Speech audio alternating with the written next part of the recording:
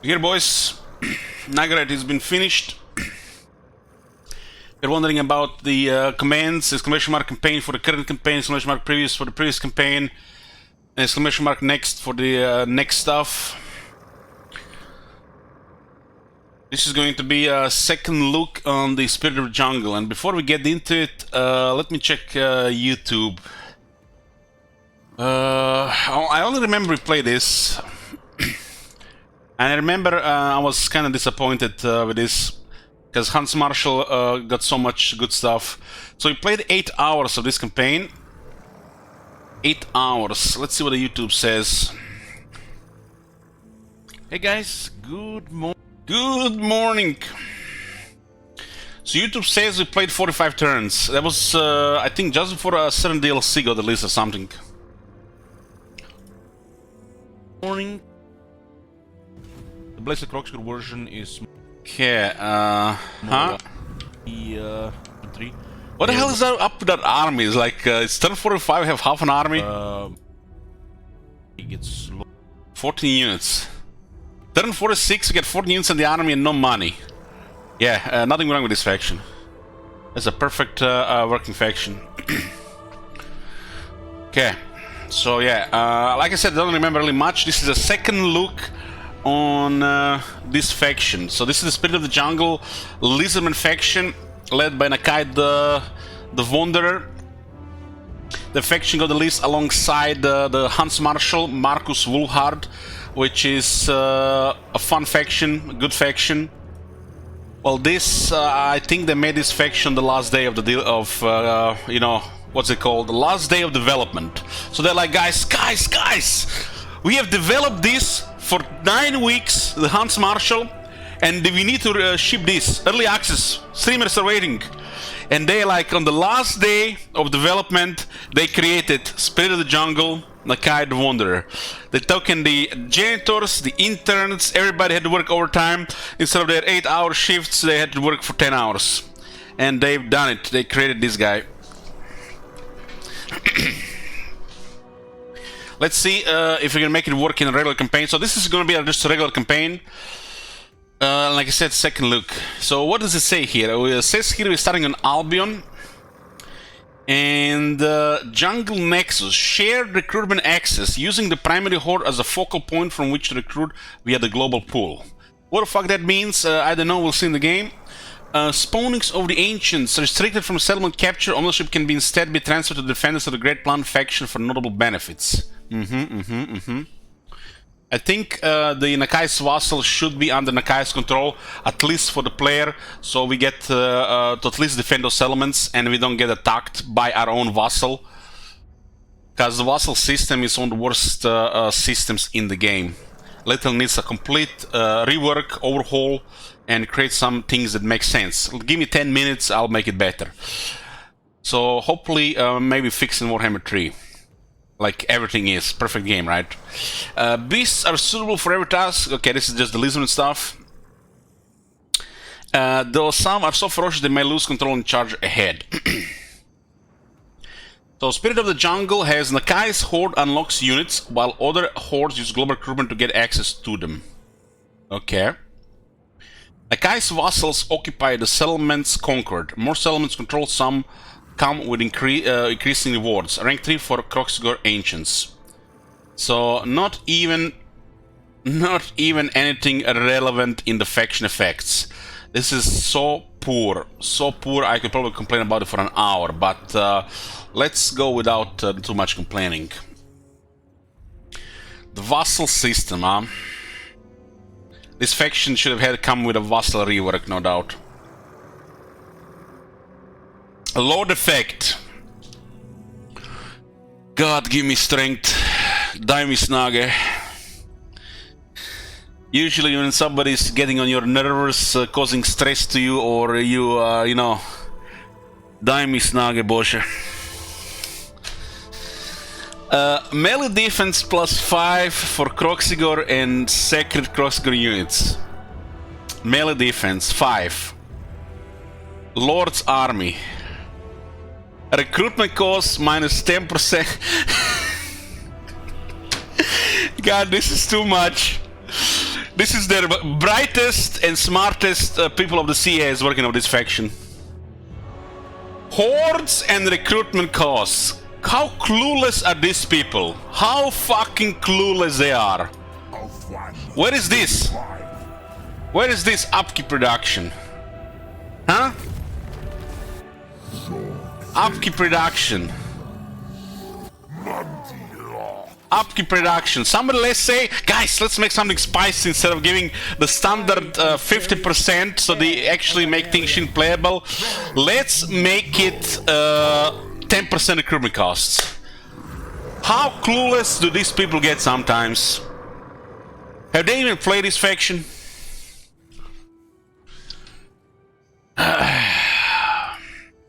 Okay, open mind, Elich, open mind.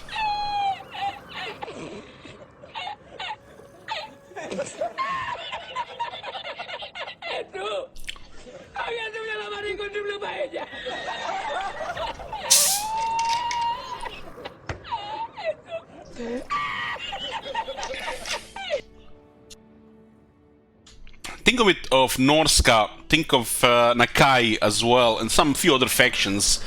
If it can't be done, does not mean it's good design or it's a fun faction at all.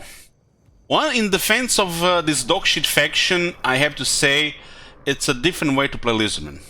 And that's literally the only thing they have going their way. Other than the bog guy looking fun, they just play different. But holy shit, man. Holy shit. If I was on the early access influencer list on that Discord and playing this faction, I would have been the loudest toxic bastards in that chat complaining about this shit during early access. What the fuck were they doing? I don't know. I guess they have a zero impact or input towards the game and just marketing the game instead. How does this get past alpha or beta version? How did this even get out of development? I don't know.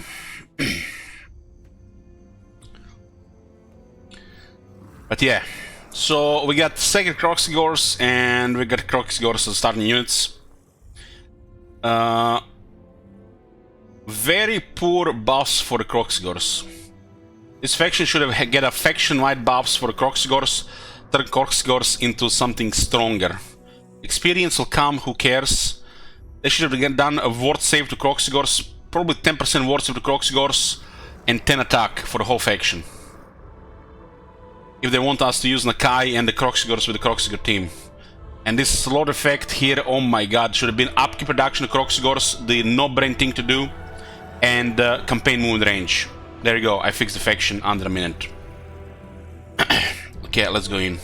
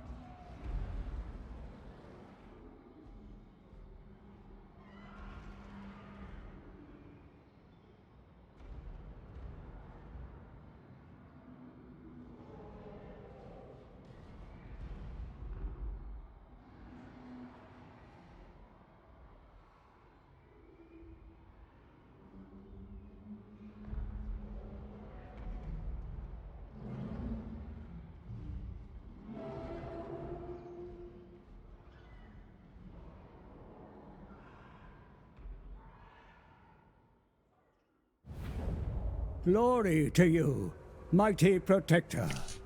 Your instincts have brought you to the mysterious. It looks like they moved him because of our card. Albion, a place of great power and ancient secrets. Here you reside within the realms of the Northmen of Norska. Their chaos-worshipping ways are an affront to the Great Plan and cannot be tolerated. Further south, straddling the River Rake, are the warm bloods of the Empire. Feeble men who will surely offer up little resistance to your mighty horde. The Bretonnians also dwell nearby, They have long sought to vanquish the Chaos Worshippers, a purpose which aligns with the Great Plan. Perhaps they can be of some use to you in this struggle. Go forth and wreak destruction, Nakai. It is your calling. Purge the world of chaos and restore the glory of the Old Ones. Last time, I think the idea was to go into the Southlands to fight the Tomb Kings and some other shit. That was a totally different time of the game. The state of the games have changed probably like 3 to 4 times since we played this last. What was the date when we played this? Didn't check the date. Sorry guys, one sec. Spirit of the Jungle. We played this nearly 3 years ago.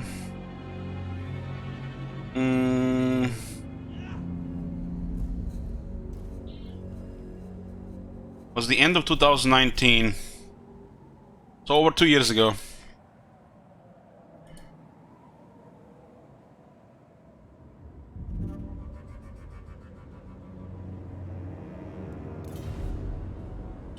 How they play. Spirit of the Jungle.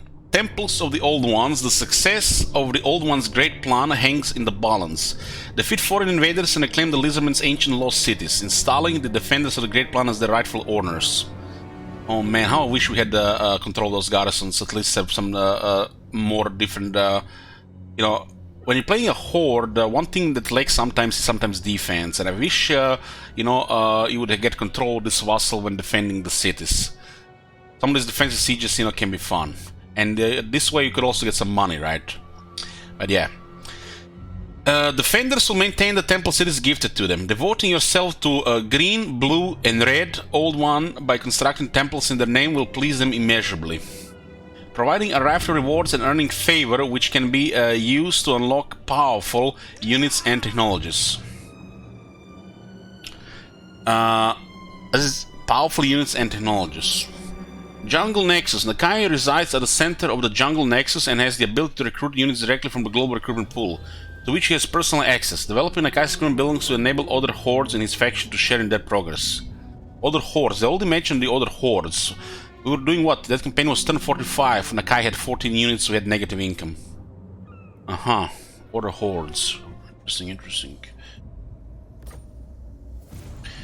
Rise of the Coldbloods. Vassal holds 4 settlements. In the Lizardman's destiny to regain and reassert the power of the Old Ones across the world where they can serve the Great Plan. Nakai the Wonder will tame the younger, weaker races where they cannot. Only cold annihilation beckons.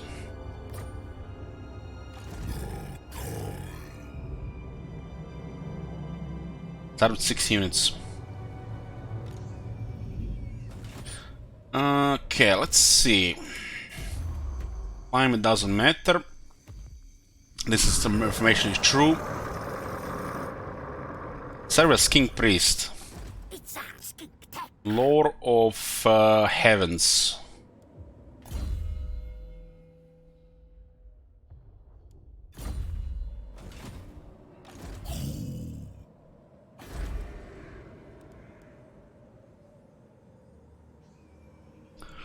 What are we at war with? We are at war with one of Heimlings. So let's see what's up. Let's go check Nakai. You can immediately see Nakai has quite impressive stats for a rank 1 Lord. Very good damage, very good attack, very good armor, very good health, even fast. Just impressive stats on rank 1. 50 missile resistance, siege attacker, fear, encourage, cold-blooded, primal roar. Has a buff which gives him a lot of attack and physical resistance, only 17 seconds though. But also affects allies in range, which is good.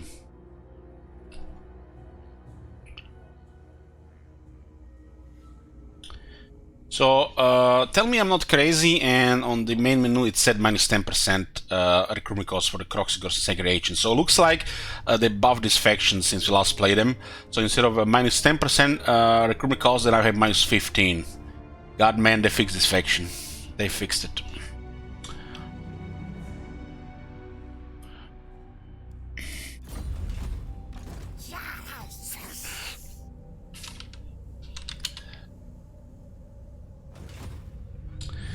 Okay. This trait on a Legend Lord makes me cry. Literally makes me cry. Discipline is better than this shit. Golden tributes. Let's see if they fix some of these items. So this is actually a solid item because it refreshes vigor. I don't remember it was actually the same stats as before. Okay, so rank 8. It's a perfect vigor item. This is a unique item. Anybody around Nakai gets perfect vigor. 5 defense, 5 ward save, and this is an enchanted item. For this slot is pretty amazing. Ogham Shard, oh god. It's still shit. 25 magic resistance and 2 campaign effects. And I think they didn't fix his Horde replenishment, it's using the old system. So replenishment doesn't do anything, unless they're in LA territory. So this is trash.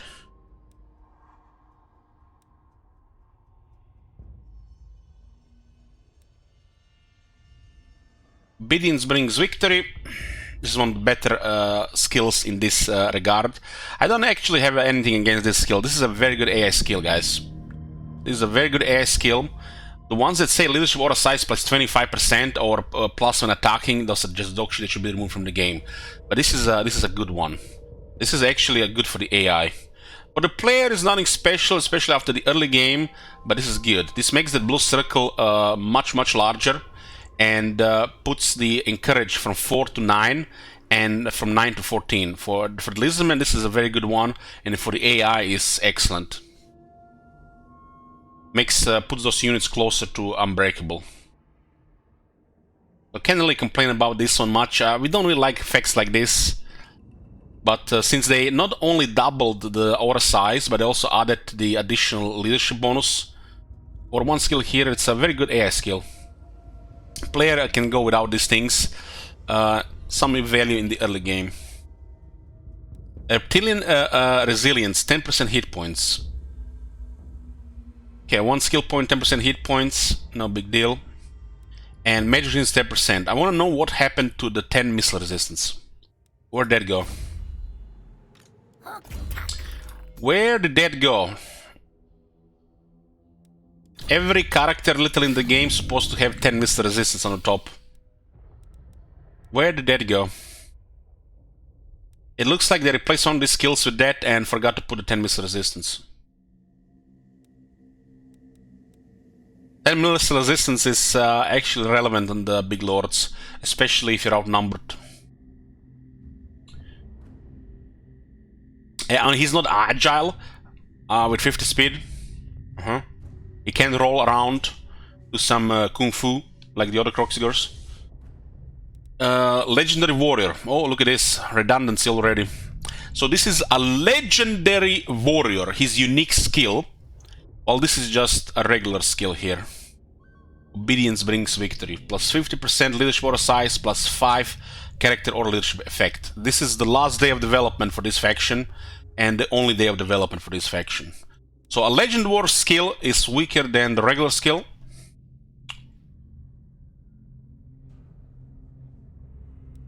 Demon Crusher, unique skill, 10% weapon strength. Let's see, Wound Maker, 10% weapon strength. 10 charge on a single entity, nice joke. Nakai causes fear with cold-blooded reflexes. He causes terror and discouraged.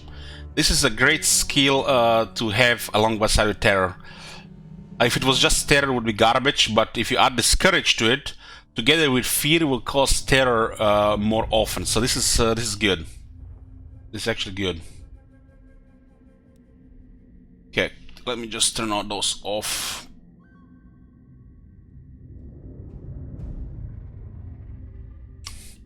First spawning. The whole army gets 10% speed, which is good because it's a shock army.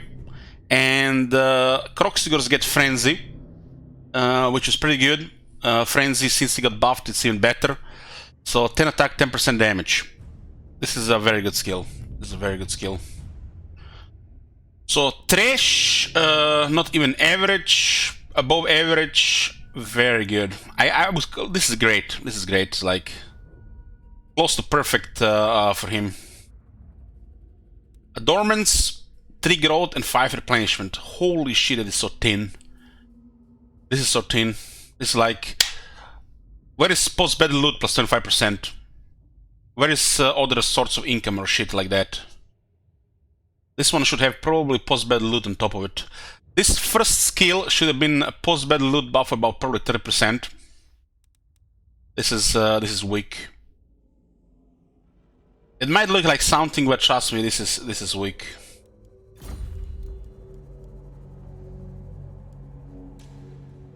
Horde growth plus 4, Horde growth plus 6, so he doesn't even need it. That is a weak skill. And you can get Unbreakable immediately, this one is unlocked. So, Trash can be ignored. Solid, very good. Trash. I guess this is a filler.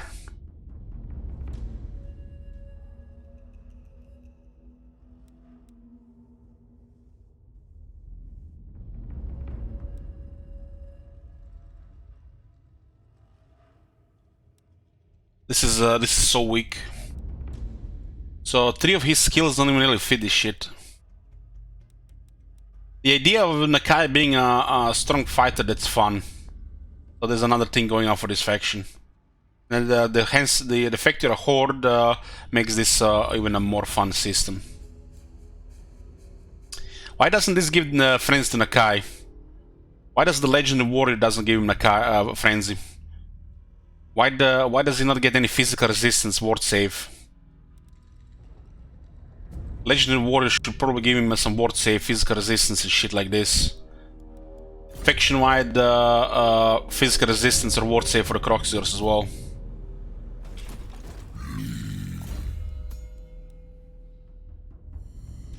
Miasma of Despair is activated debuff to lower the enemy's speed, leadership and vigor.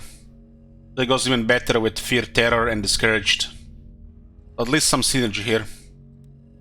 The upgraded one has a longer duration and same cooldown. They should have literally doubled the leadership penalty on this one. This is okay synergy with Nakai, but I think the upgraded one should be -12 leadership and not -16. They should upgrade the effects as well. The skills are really sad. There's a lot of missed opportunities with faction effects, with trait and the skills. They should have added some ward save to Nakai and some ward save, if not physical resistance, to Croxigors in general.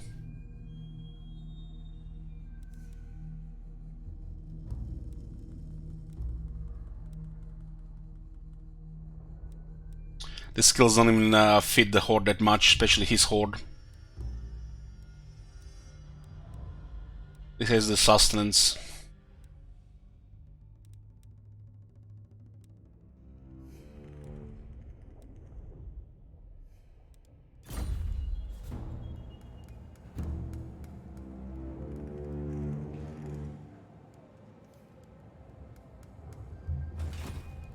Another thing that's different with this faction is the technologies, but let's check the buildings first.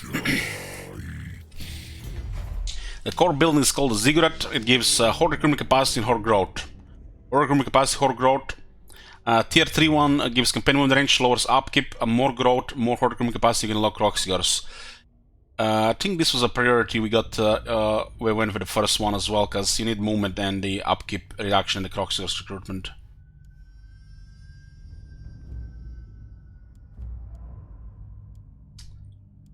So the main bonus on tier 3, meanwhile tier 4 get literally just another 10% upkeep reduction.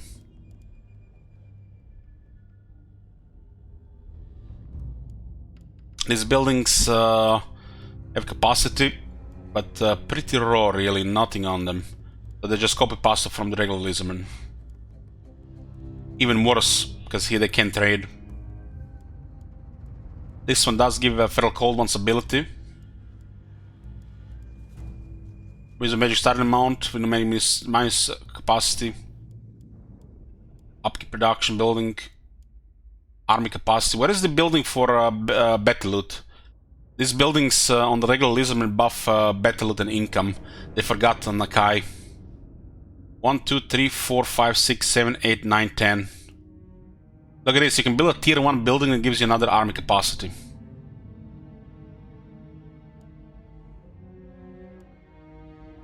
Army +1, army +2, army +3. Where is the post-battle loot?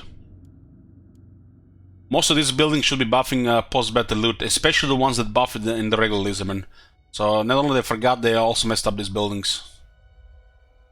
It's a 25%, 30% upkeep production on the Horde, but it comes much late. Much later. It's 30% upkeep production there. Another 15 here and 8 here. No upkeep production here, they forgot. And none here, because, you know, this faction doesn't need money. No upkeep productions on trait skills and no post-battle loot buff. And we are playing Lizardman, for fuck's sake. What is the post-battle loot? It's like one. I can almost forgive upkeep productions on the Lord, but post-battle loot on Lizardman forgot. That is an epic fail. Epic fail. Not even a unique skill here. Should have been one of these skills. Nice buff to post-battle loot. Epic fail. Lizard economy is a combination of income from the settlements and post-battle loot. But this faction not only doesn't get any, it's even worse.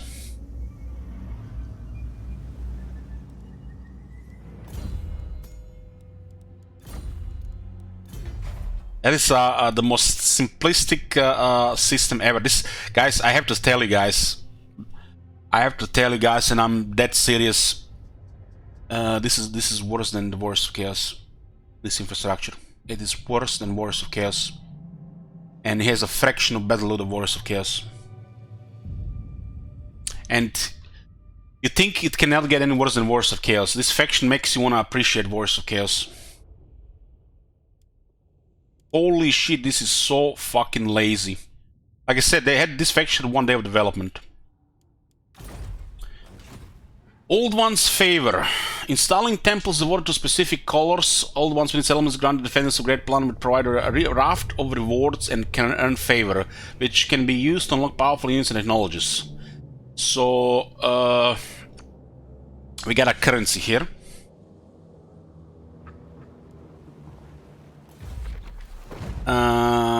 All regions belonging to the defenders of the Great Plan will cause attrition of their enemies. 5 turns center and cooldown. It costs favor. Right of rebirth, a non-replenishing army of blessed units will spawn for defenders of the Great Plan at their capital. What? Why can't you pick the city? Drink some water here.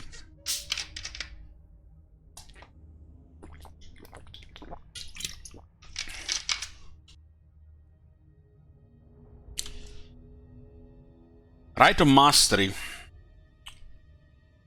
Look at this redundancy. Why not just 2 ranks for all the Kroxigors? I guess they had to put it for the Lord is different. +1 rank, recruit rank. Damn. Oh, damn. 20 armor and weapon strength on the unit that only has armor and damage. I guess redundancy is good.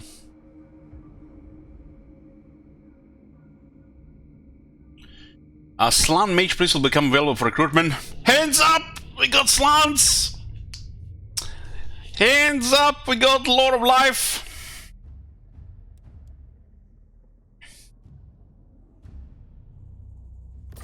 This is so poor, guys. This is like...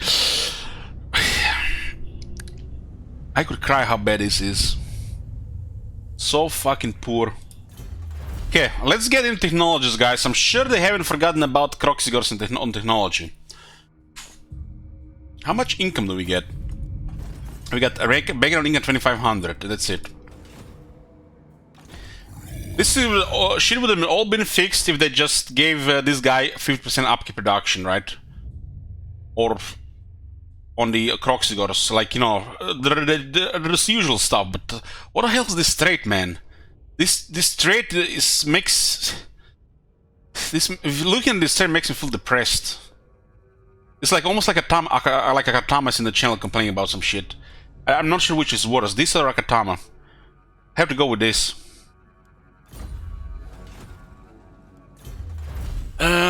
Technology. Sequence of creation. Look at this. First technology already unlocking army capacity and global recruitment. Already we can recruit a second army and we can build a building for a third army. With what fucking money? Sequence of growth, Horde growth +2, and the growth looks good even without this. Sequence of rescaling. Oh, nice. Another recruitment cost reduction. Where the fuck are the upkeep reductions? Do they know how the hordes work? Oh shit! Second technology already. Another army capacity. We can get 3 armies. We can't even afford 1 army. Oh shit! Another army capacity. Another army capacity. Devs, I think you forgot something. Where the fuck are the upkeep reductions? Where the fuck is the post-battle loot? Oh, look at this. Another army. This requires a full screen Kekwi, really. How bad this is.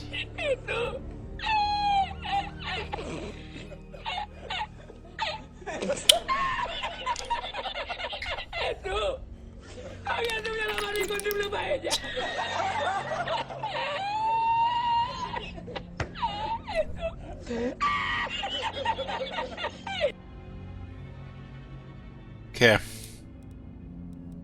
Another army. Oh shit, another army. Holy shit, you get access to so many armies. Who's gonna pay for this shit? I shown my previous Spirit of the Jungle campaign, 45 turns in. First try. We are in Southlands. We got 14 units in Akai's army. And we get negative income. With literally no treasury. Or we can't even build a building or something. So recruitment costs. Oh shit, finally. 10% post-battle loot. It's happening. It's happening. We'll get those armies 10% faster. From 1 to 1.1. Nice. Magic item drop chance plus 10%. That's solid. Untamed +2. Who cares? Or build construction cost minus 10%. Campaign line of sight plus 10% for all armies. Campaign movement range plus 15% for armies. Now that's a good one. Now that is a good technology. Shit, that is a great technology. This is the good shit. Sequence of war goes into ancient fortitude. Immune to chaos attrition all armies. Okay. Champions of the Horde. When normally killed in action, your heroes will be wounded instead. So there's a technology that grants heroes immortality, if it works. My cursor disappeared. Okay, my bad. Sequence of targets goes into sequence of unification. Diplomatic relations plus 20 with Lizardman. Low recruit rank plus 3. Attrition minus 30% casualty suffer from all attrition. You know, guys, minus 30% immune to chaos attrition. I mean, this one makes sense. This one is solid. But you know, if you're gonna go in those territories, like if you like want to go into Norska and you know, get some brain hemorrhage and shit in that climate, minus 30% attrition costs from all attrition. So I think that one is not good, considering.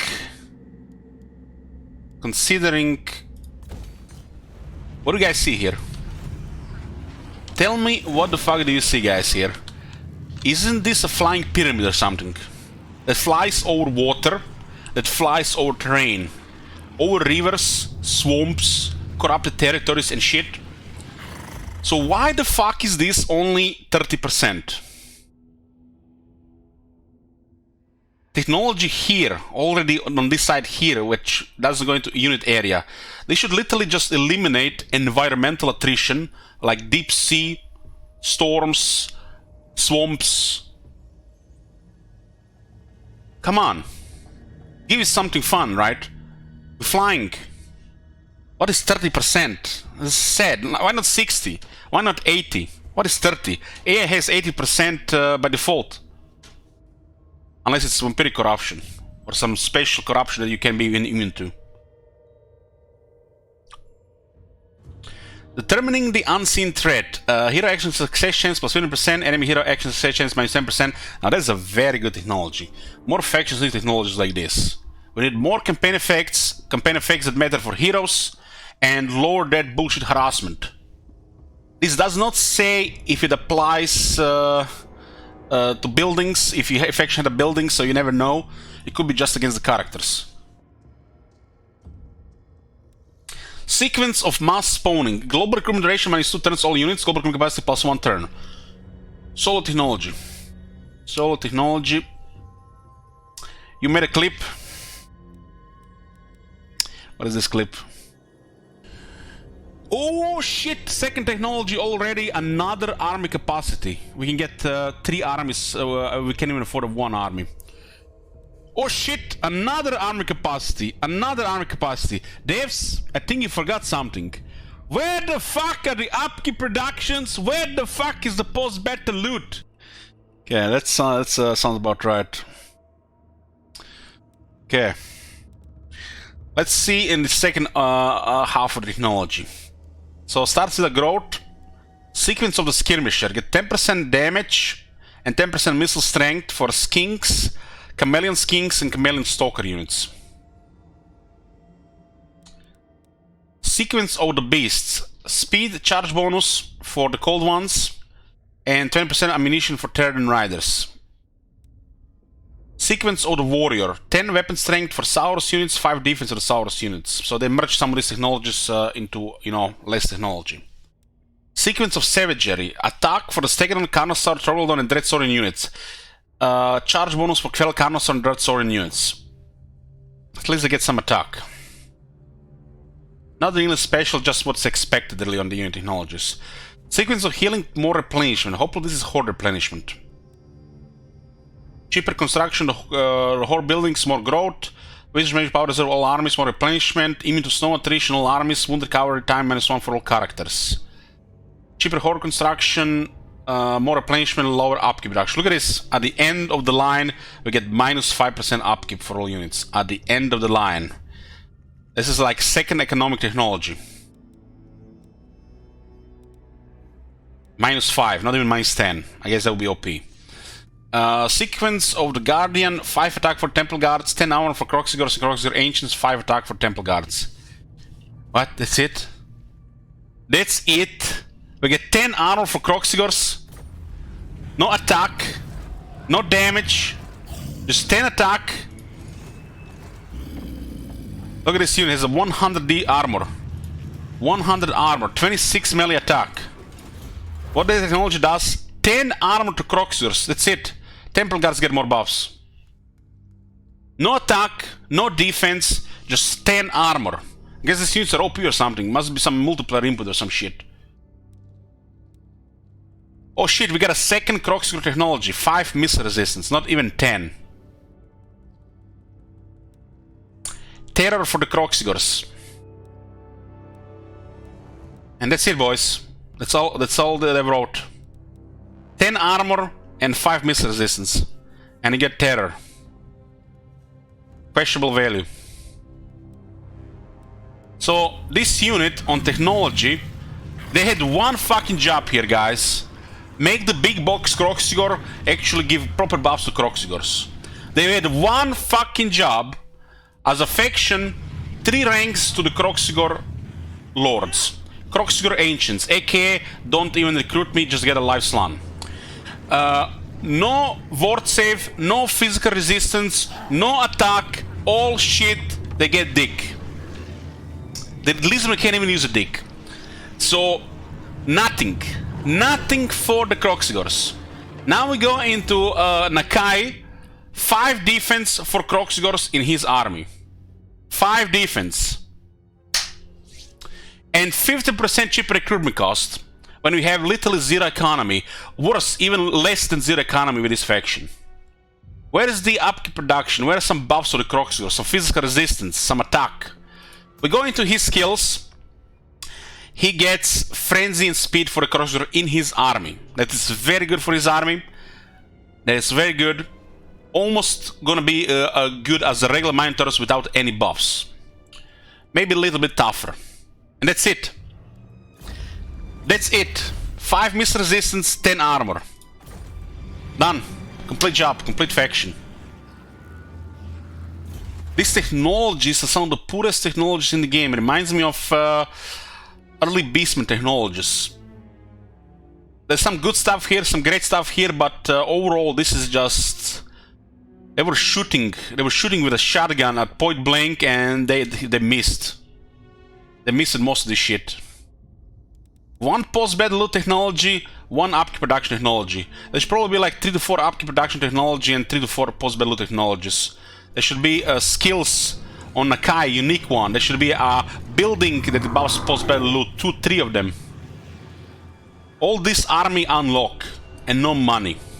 Don't worry guys, people have assured me this faction works. You just build up your vassal and it's all good. As long as your vassal don't declare war on you. Okay. Let's see if we can make it work. If we don't get shit RNG.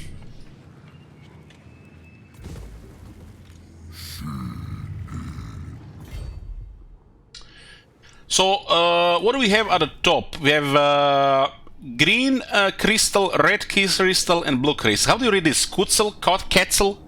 How do you read this shit? Kotzel? Kutzel? Kitzel? Q? Fucking hell, give me an ancient Mexican translator here. Somebody give me on a quick dial an ancient Mexican translator so we can actually pronounce this shit. Ketzel? Ketzul? Pretzel? Oh man. Kettle. There's a Z there. So it has to be read as a C or a Z. Okay, so we got so we got Pretzel here, which is the green one. Those who love war in defense of the great plan worship the warrior god Pretzel for guidance and protection. Okay, got the green crystal. Got the red crystal Itzel. Sacrifice the triple horned ruler of the lizardmen Itzel and sure blessing upon those wishing to master the mightiest of beasts. Zolanka, I think this is Zolanka. X is red Z, like... Though Zolanka's the Lost is rarely invoked, his followers believe he will one day return from his eons long all but impossible mission. So we got 3 different crystals here. Green, red and blue. We can click on this button here. With an overview of construct temples and unlock powerful units and bonuses. Okay, maybe we get some more effects here. I don't even remember this shit. Pretzel, Itzel and Zolanka. Temple of the Old Ones, we see a currency display here, which says we can get it from missions, defenders, establishing temples, we can use it in the rights, temple rewards, technology. Okay. So on the top we got Glyphs of Defiance. Inspired by the Old Ones, Pretzel's specific carvings etched onto the temple city's walls can stoke indomitability within the cohorts defending it. What does this mean? Does this mean all our vassal cities get this buff? But they don't have range units, so it's not gonna help them that much. At least they can hold for a while. I mean, if you have multiple armies, you could patrol the vassal territories. So you have a buff that helps the AI, and we all know how the Lizardman AI auto-resolve works, right? Some of the worst dog shit in the game. The only hope for the Lizardman AI is the Fog of War. And don't get me started with that. Okay. So what is this? 5 turns duration is not even permanent and we need to pay credits for this? Okay, so I guess it starts from the top to the right. Clockwise. Pretzel Patronage. Protection of Pretzel ability upgrade all armies. Melee attack plus 4 for the Skinks, Saurus and Temple Guards. I guess Croxigor is asking too much. Maybe on the other guy. And this is a warrior god, huh? 6 defense with 4 attack, and we got recruit ranks. Protection of Pretzel is units vulnerable to damage, does not apply to summoned units, unbreakable. That's a very good one. Very good one, 55 seconds. Damn, that's an ability. That's a good one. Finally some good shit, guys. Finally some good shit. This is a good ability. Doesn't even have a long cooldown, 90 seconds, not like 2-minute bullshit. I think Tone 1 is at the end. Oh shit, you're right. So it starts here.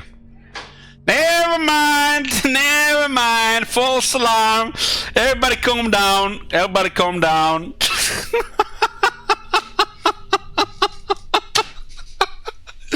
This fucking faction, man. Fucking hell. Oh boy. Okay. We have to start here.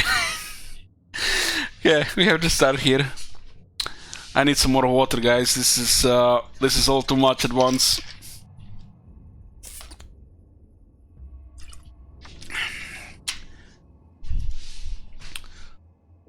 Okay, so I'm not sure what does this indicate. What does this indicate? Does it require 4 temples or something to reach this one? 1 temple? I guess it's a 1 crystal, so it requires just 1 crystal, or is it 5? 5? 5 for this? Not even Croxigors? At least we get the buffs for units. I guess you only want to use Croxigor for Nakai. So we have to grow a large vassals. Really massive vassal. And hope Horde doesn't attack them.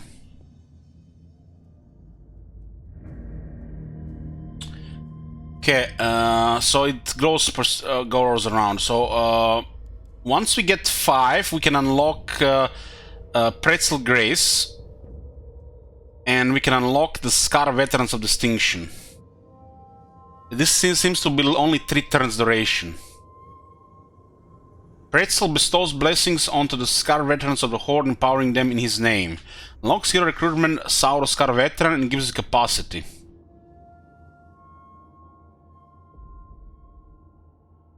Okay.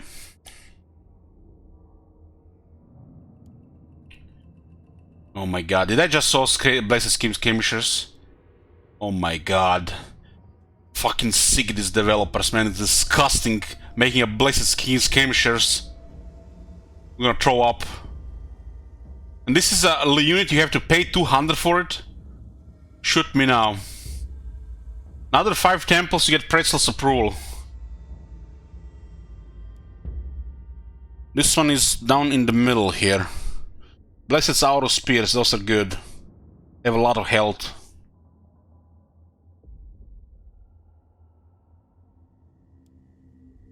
Pretzel Honor, this is where we get the ability. 15 temples later. This protection is 35 seconds, so it's not even the big one. It has a long cooldown to 2 minutes.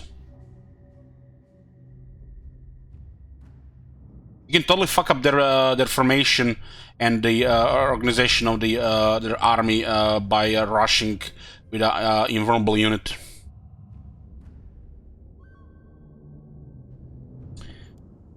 Blessed Cold One Spear Riders. I like this one. I like this one. They have big health pool.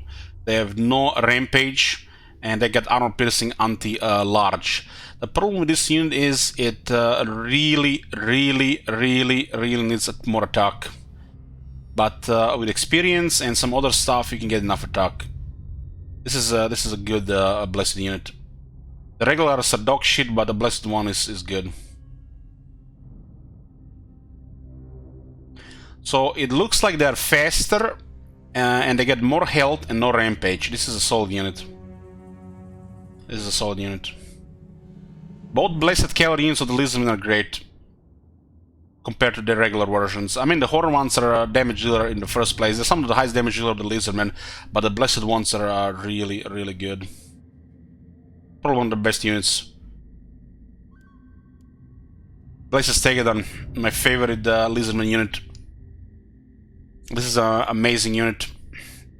You get a fucking living tank with a ballista that does poison as perfect vigor as well. This thing costs only 388. Guess we might have only some kind of upkeep reduction. This is one of their best units, if not the best unit. We need 500 to unlock this, huh?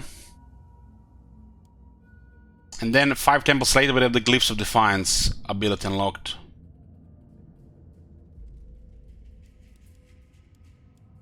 Was it 25 temples?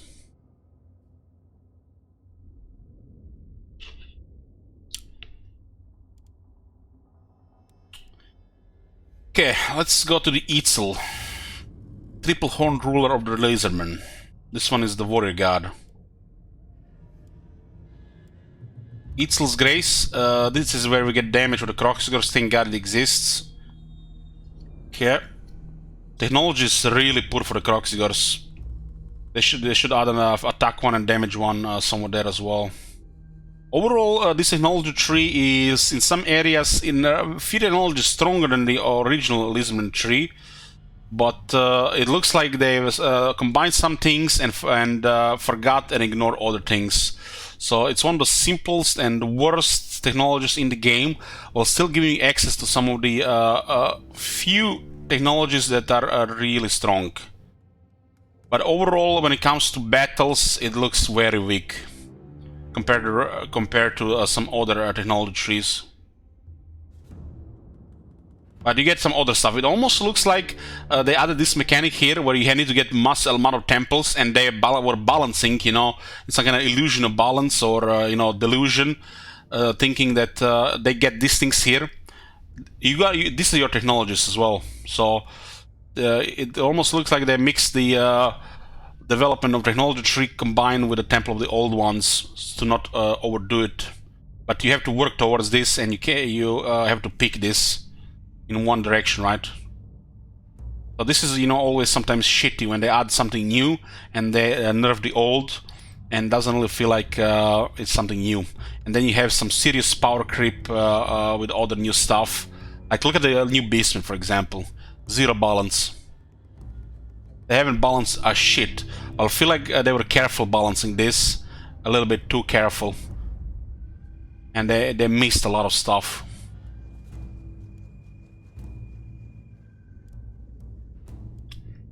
King Chief of Distinction, so this obviously is King Chief. King Chief is good.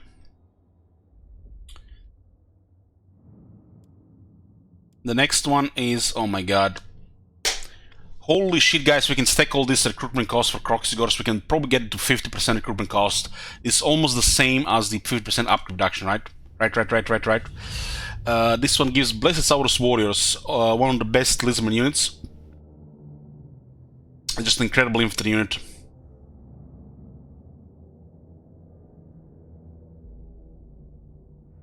Perfect Vigor Warriors. Put this one's next to Chosen.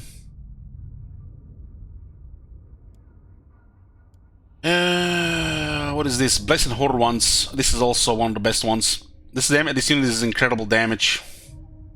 48 guys with 41 armor piercing and 60 damage. And they can get even more stuff, more attack and stuff.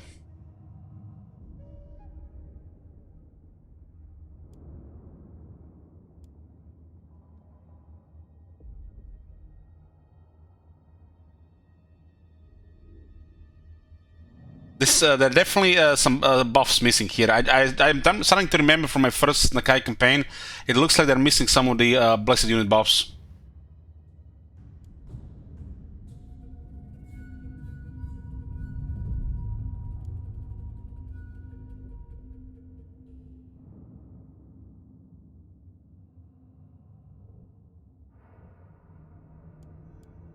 Eitzel's Honor.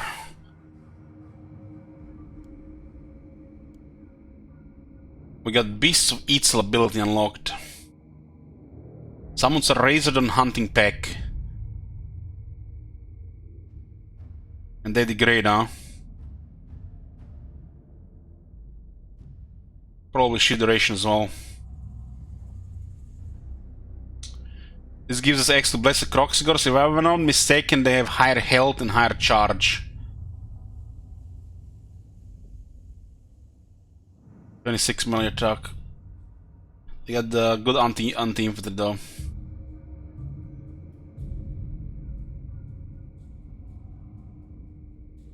Isn't it a little bit weird that Croxigors do less damage than Trolls? This unit was neatly balanced for this anti-infantry. Gotta be a multiplayer thing. There's a Blessed Carnosaur, this is a good one as well.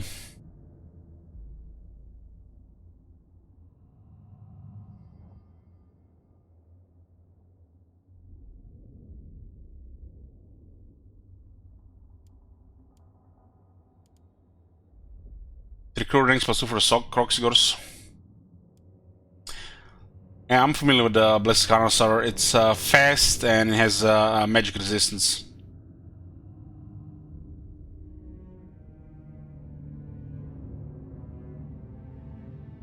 Marcano says, Elich, understand what they're doing. You aren't supposed to have any unit in your army, you just recruit 90 Croxigors, fight your battle, and then disband them all. That's why they are free recruitment cost.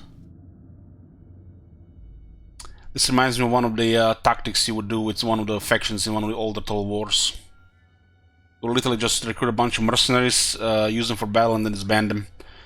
Their recruitment costs are like non-existent, while their upkeeps are ridiculous. Gain complete visibility over all your vassal territories.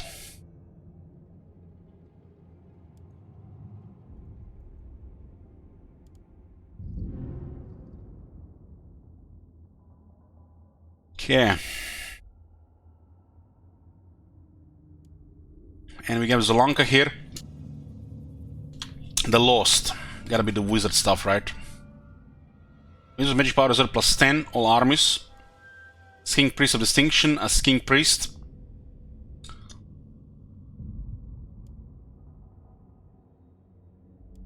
We got the Blessed Terran Riders and Farlige Bolas.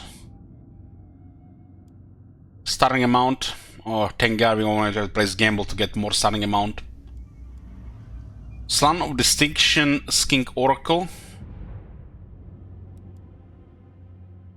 Recruit rank +5 for Slan as well. Storm of Zolanka, you get a Vortex.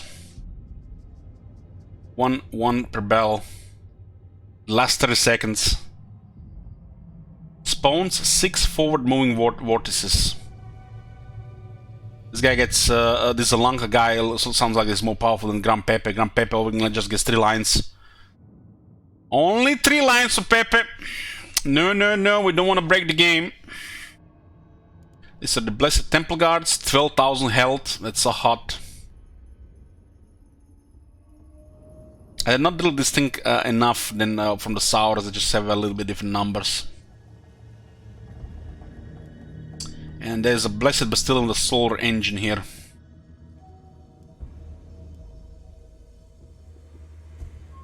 Winds of Magic cost -10% for Lotus of Life, Heavens, Fire, Light, Beast, and High Magic. Damn, that's good. And get 2 storms on the Zolanka's Patronage. Tribute from vassals +50% if you get Celestial Beneficence.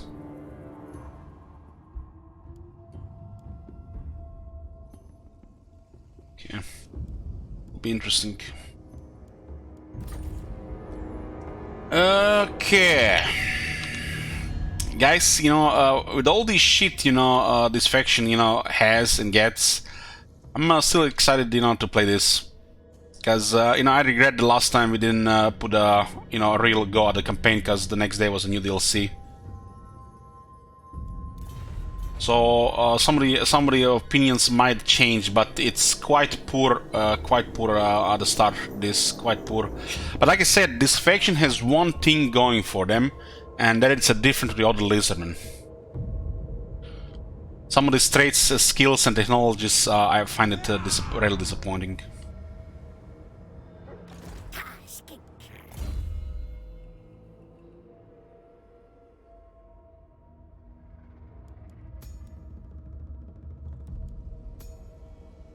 Of course, the CA fucking spy is determined to drink my blood.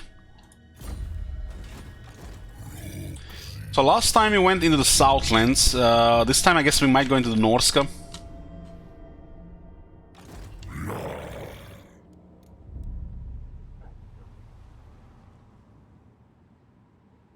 Wasn't this building tier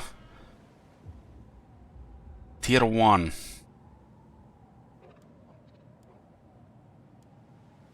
Wasn't this building had one? This is something different compared to the usual one.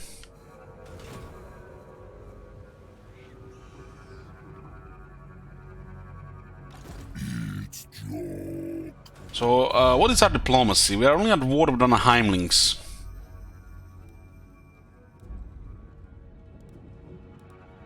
At least we don't have a version with Bretonnians. You come to Bretonia, stranger. You might get killed by Marienburg, so we don't want to engage diplomacy. What?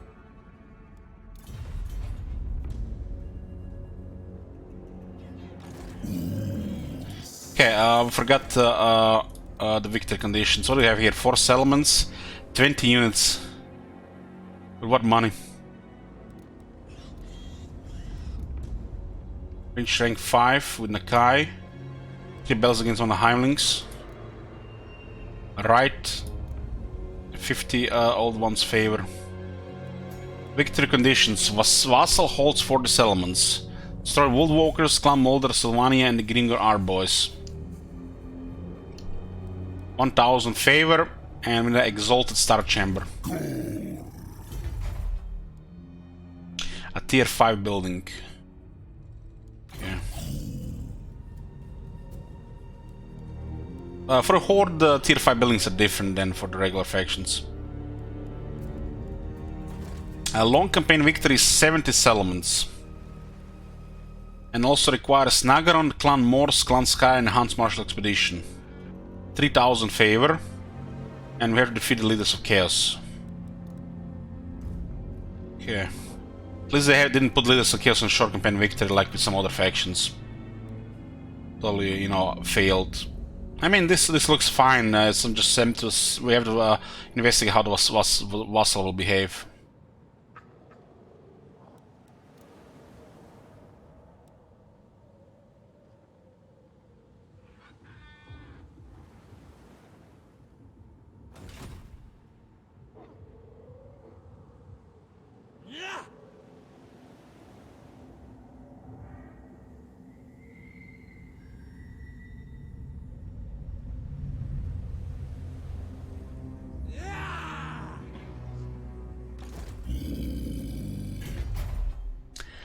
The Chameleon Stalkers on the Brave Spawning Chamber. Kotal on the Vivarium. And there's a Feral Troglodon on a Salamander enclosure.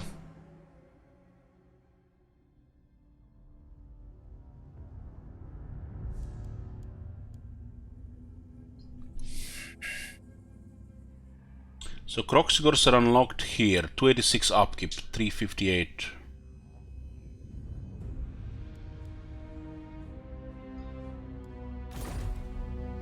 Upskips seem very off. What is the upkeep reduction of the first tiers of building? Why not 5, 10, 15, 20, 25? Like, look at these buildings on tier 1 and tier 2. And it costs 4,000. This is so fucking sad. There's like nothing in these buildings and not even upkeep reduction. And it's 4,000 for a tier 2.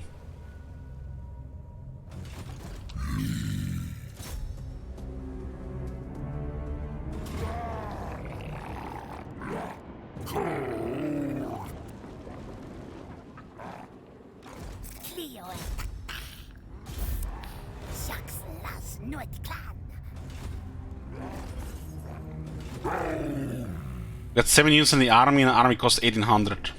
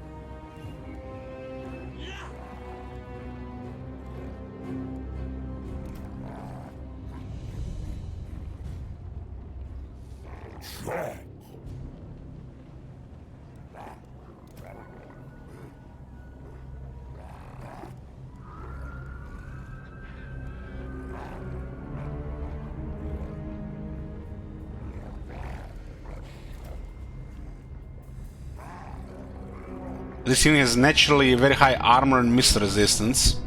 This is their natural state of things. And technology gives them more armor and more missile resistance.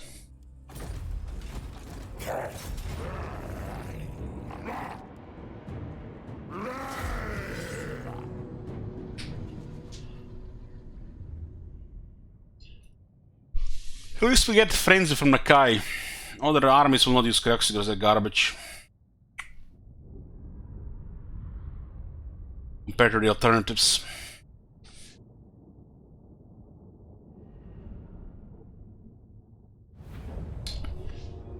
How long before Elish loses his mind of wonder? I lost my mind a while back. It belongs to Slanesh now.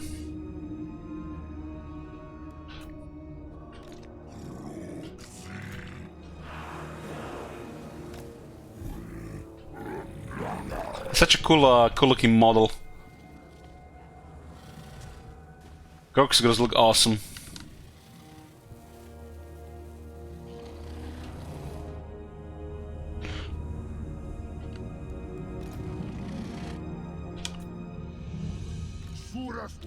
So I got one spears and one club.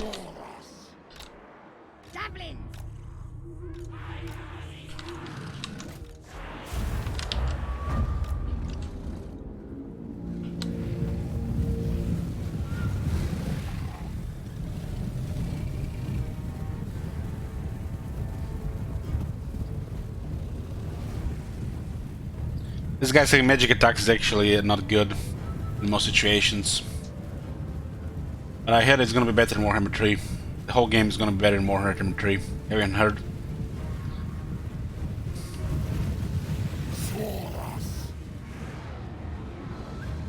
Leaves the regulars on those Marauder Hunters.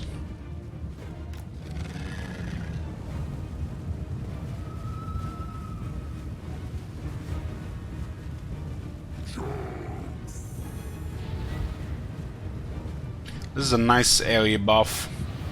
17 seconds only though.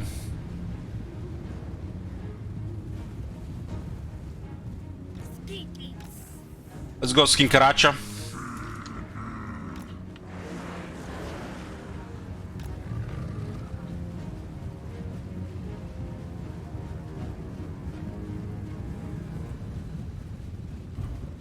Those are the champions.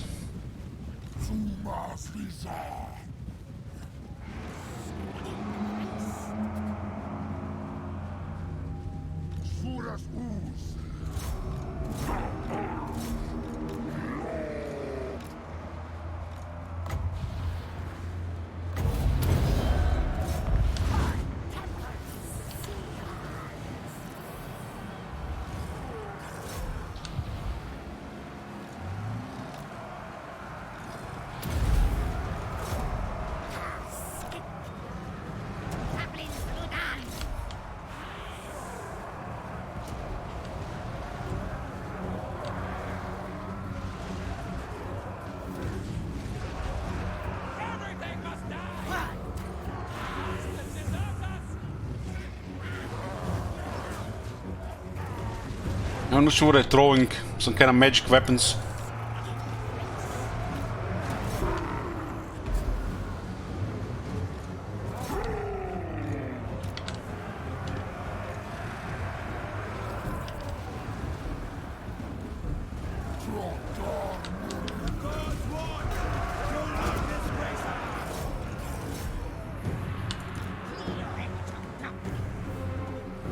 These guys are in trouble here with my harmonic convergence. Feels good to be able to cast magic again.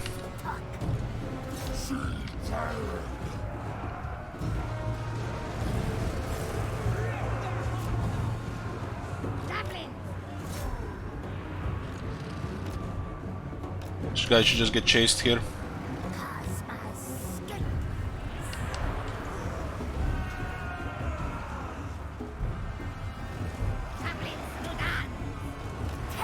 I flanked them, they'll route.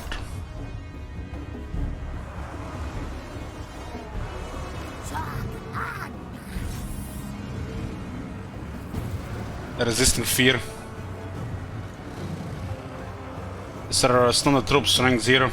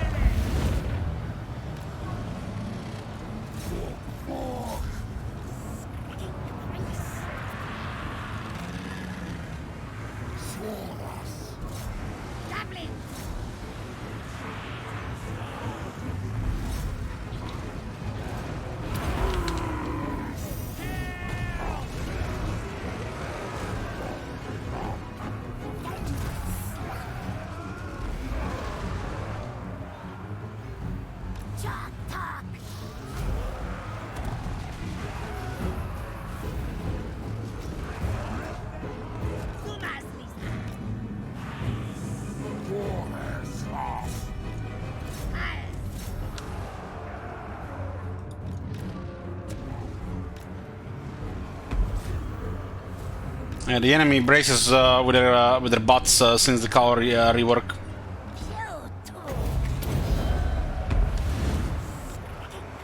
There's a bend over and they take the charge, no damage.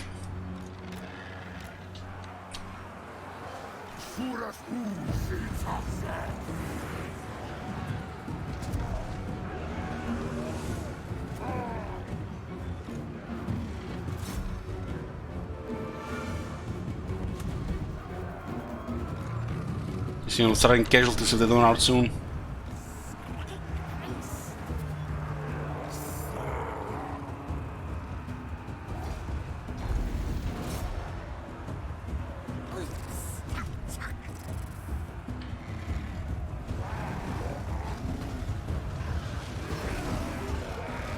Pushed this health too far already.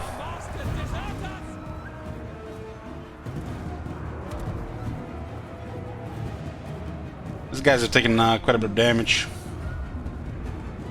They're fighting 2 units though.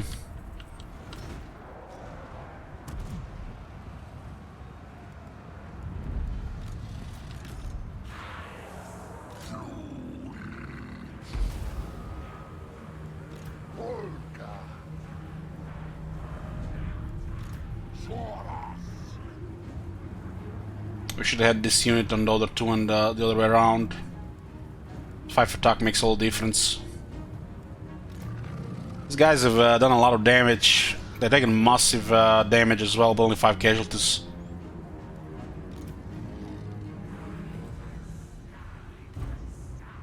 Maybe I could have gotten away with the skinks on the hunters. Going for Bloody. Bloody is actually excellent on Nakai. We should get it.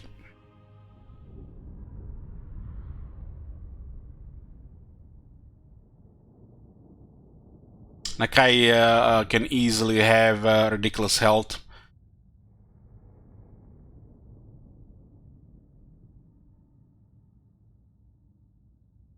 The Norscan Marauders have not been underestimated due to their rage mechanic. That is true, FGK is the worst passive, one of the worst passives.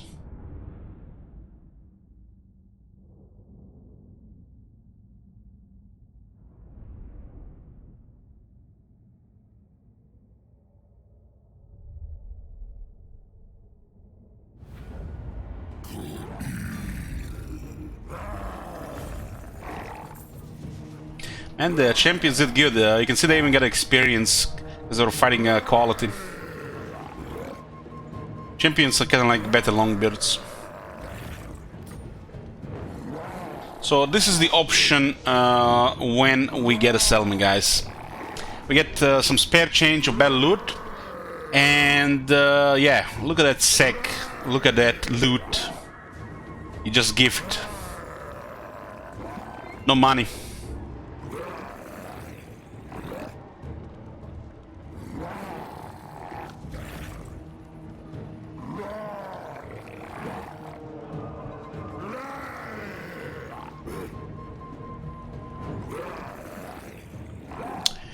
Itzel is Kroxigor's. Pretzel is the general stuff. And Zalanka is magic.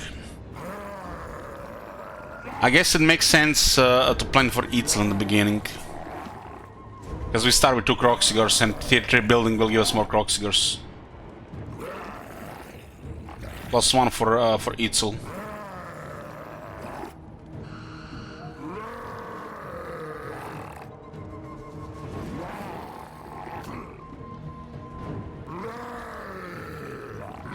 If you mouse over here, focuses mainly on winds of magic and magic using characters and can unlock Storm of Zalanka army ability, creates powerful whirlwinds. This is actually kinda good that they actually tell you what it does here. Focuses mainly on Saurus and can unlock protection of Pretzel army ability, grants temporary invulnerability. They're all 3 have some good stuff. Focus mainly on Kroxigor and Blessed Beasts and can unlock Beasts of Itzel army ability, summons Razordons. I think this is the worst ability, but it can be useful.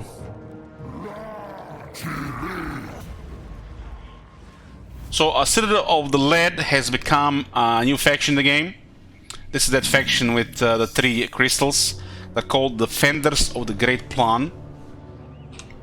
And they are a vassal.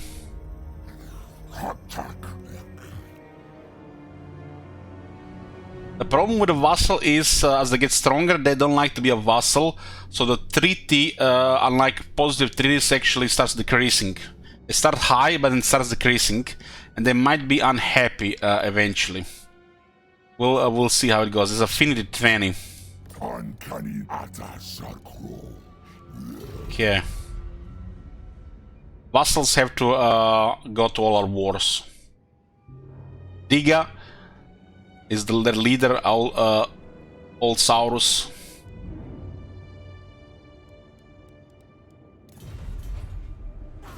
The garrison is not bad, it's okay. I just wish we would get control over this.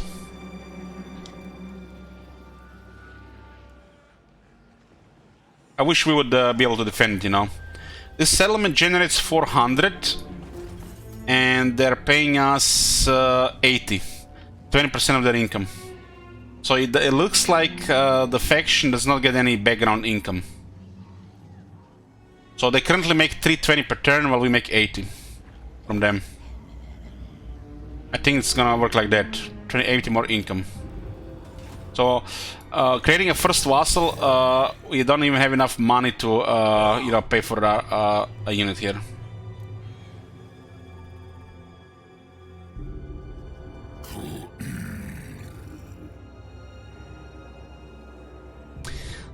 Sometimes hostile AI will wanna attack the player via, you know, proxy. So they might do like something, you know, cheeky and then declare war on your ally instead of you. The problem is, one of the core issues with the vassal system is you're supposed to be the one doing all the decisions.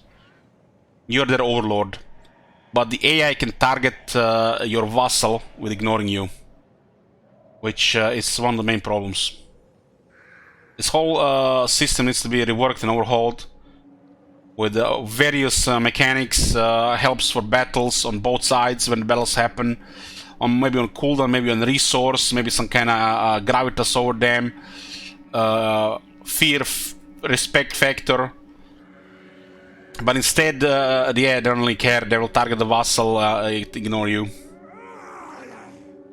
It's literally just a shitty ally system with no depth. And it's been like this since Rome 2.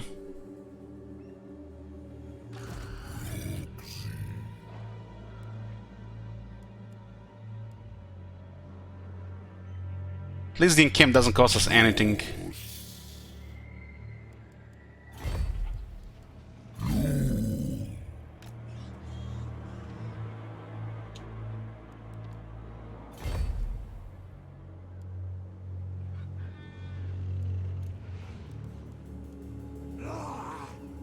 Why is the first building cost 4,000 doesn't do anything?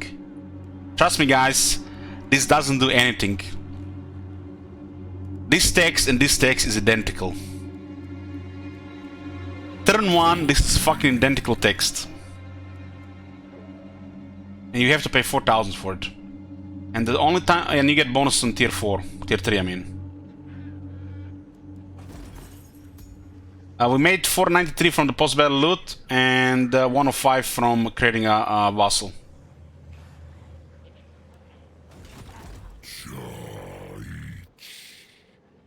Marsh tents and ambushes, I guess, Raz's throw. Like, what the fuck is this? This is identical text. This should have been 5% upkeep reduction, 10% upkeep reduction, 15, 20, 25. Post-battle loot here, here, and here. 2 more buildings with post-battle loot. Who the fuck designed this crap?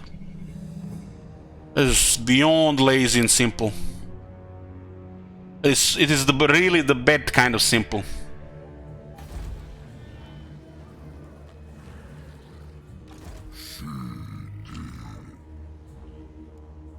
We should get some clubs.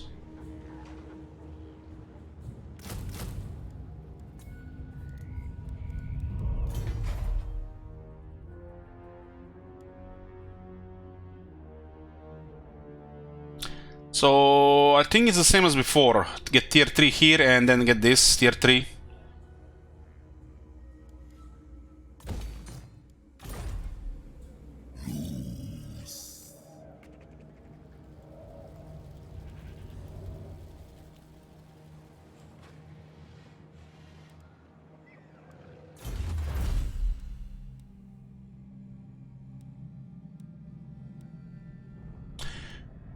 Saurus don't even get attack technology with this faction. Oh my god.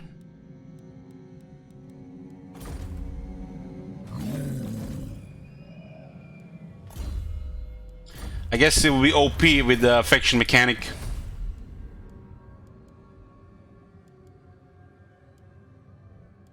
They actually get worse. Their faction mechanic gives worse attack value than basic technology for the Lizardmen for these units. Yes, Temple Guard's a little bit better than Saurus because of this.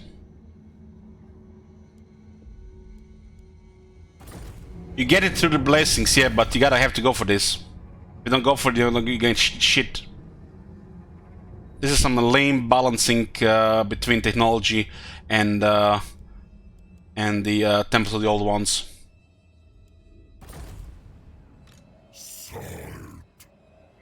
Guys, just remember the Hans Marshal's mechanics and what he gets.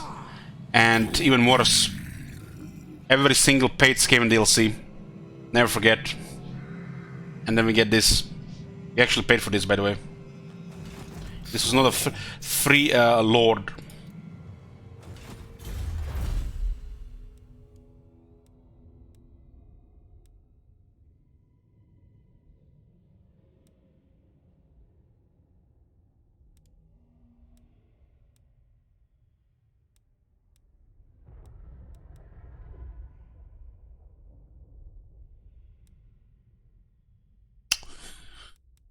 Sequence of the Warrior seems to be the most beneficial one, since it's a reliable infantry. But this army will eventually just want Kroxigors for the infantry, not Saurus. Kroxigor and Saurus don't work together. They're both serve the same role, except the Saurus is gonna get murdered. Kroxigor is gonna get murdered by AP large, anti-large AP. Well, the Saurus will get trouble against some large stuff. They will do better than Kroxigors. I guess if they're high rank, it doesn't really matter.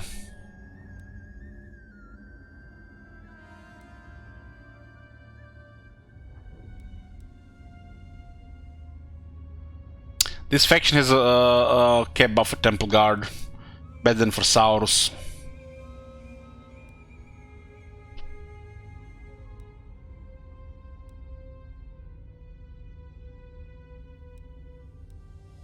Oh, nice. Just what Kroxigors need.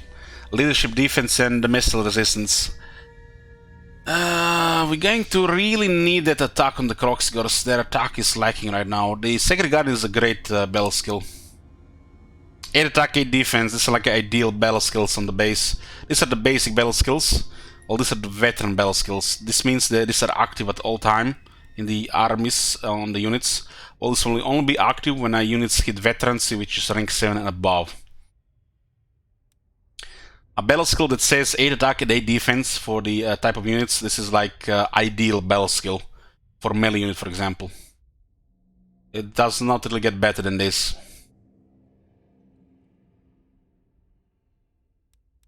This is slightly worse, but still acceptable.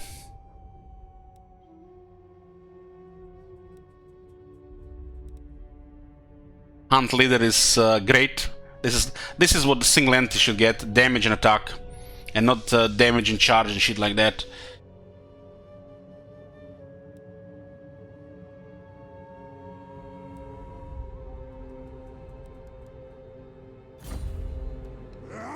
So we did first battle, we didn't get in a level up because of the Pyrrhic victory. So we got a little bit of growth, and so we actually get extra growth for 3 turns. So that makes the growth buffs pointless. The campaign skill and the unique skill and even technology. I guess it will speed up the later hordes. And we have this immune to attrition. Having arrived on the island of Albion, Akai's force has come prepared for the reconquest of the ancient Lizardman settlement of Conquata. So we are immune to attrition for 10 turns.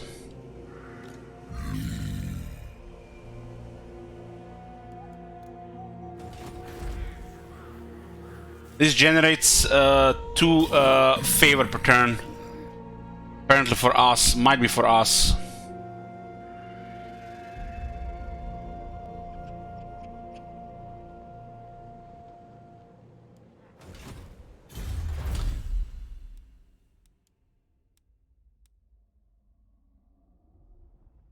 Income from sacking settlements plus 5%. Funny, I didn't see the sacking option. Must have missed it on the interface. This is amazing, but this will make battles a little bit easier.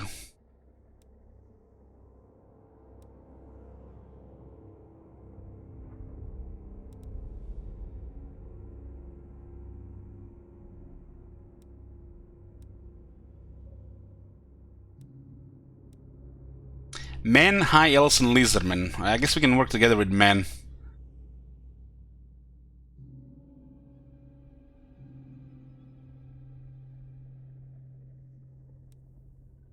Let's go with Sequence of Creation. Totally useless technology, doesn't do anything. This is the first technology for this faction, guys. Just, what do we think about this? What do we think about this? Army capacity +1, global currency capacity +1 on the very first technology. What does this do for this right now? What does this do for the first 20 turns of the campaign? It does nothing! Dick! Who? What? Stop it, Elich. Stop it. Blood pressure.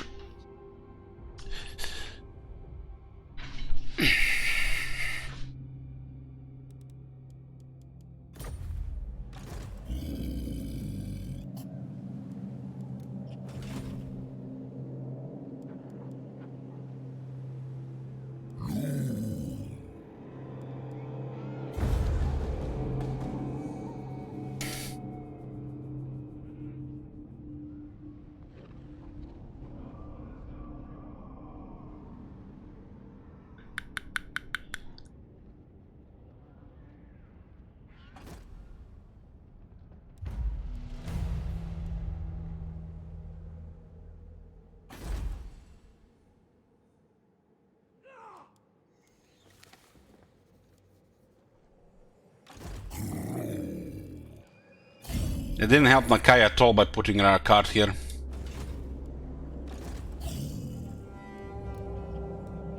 I think throwing further salt to the wound is that you can't even recruit skinks on turn 1.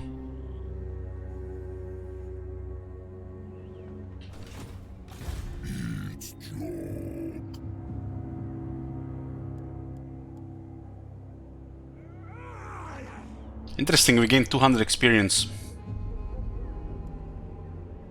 Might have been due to the encamp stance.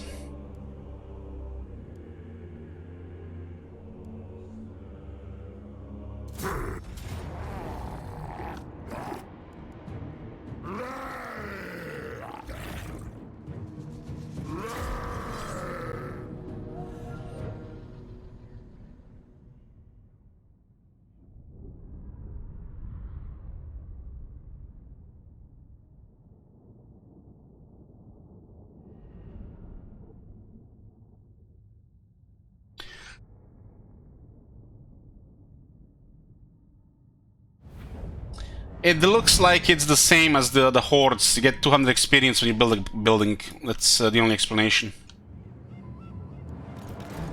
Remember, we learned, confirmed with Malus how the Black Arcs get experience. Which can be used, you know, to level up Black Arcs, no problem. At the cost of population, a little bit money.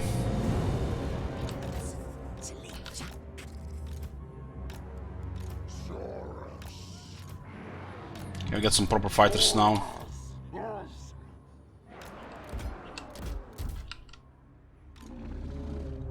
When Horde, like a Black Arc, builds a building, they gain 200 experience.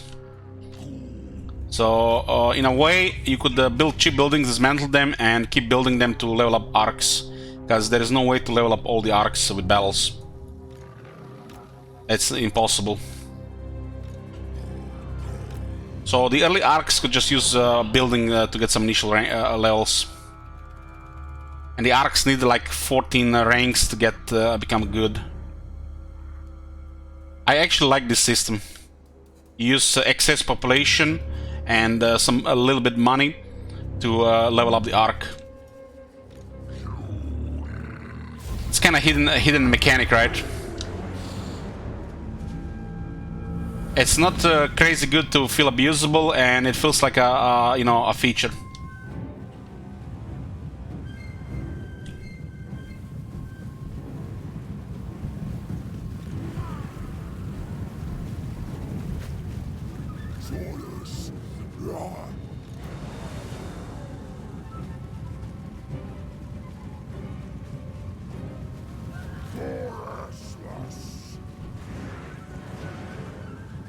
God, I hope they buff the shields in Warhammer 3.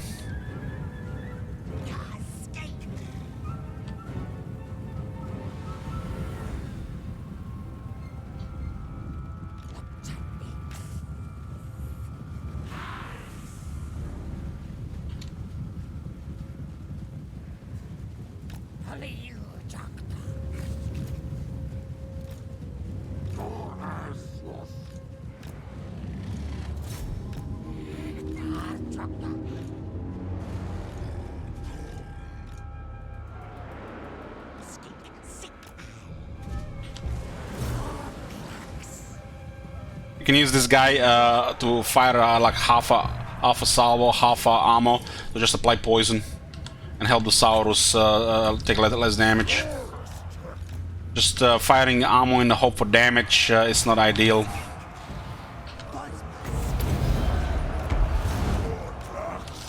Because they have not enough ammo.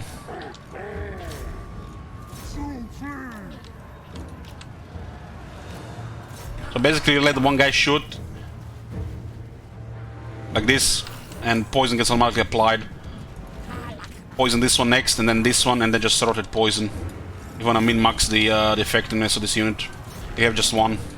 Don't try to use ammo for damage, use it for poison. See, unit is poison now as well. You can just poison this one again. Just let it one shoot, that's it. That poisons again, switch to the next one. And that's how you get effect from one skink cohort. Don't try to use it for damage. And the enemy gets weak and you can flank. They have 46 speed.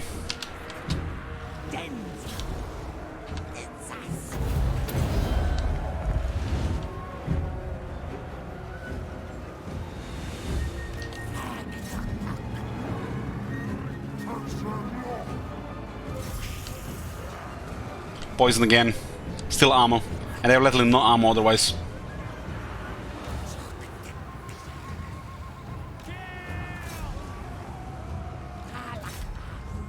takes only one projectile to hit the unit and they'll get poisoned for 10 seconds.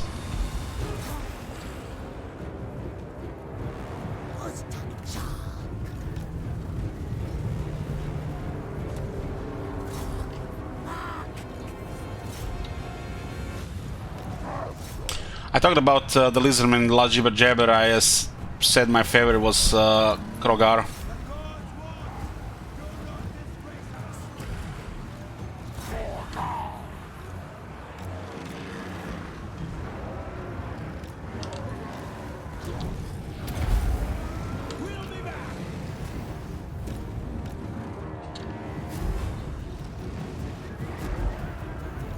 I find the guy cool, but his faction is kind of shit.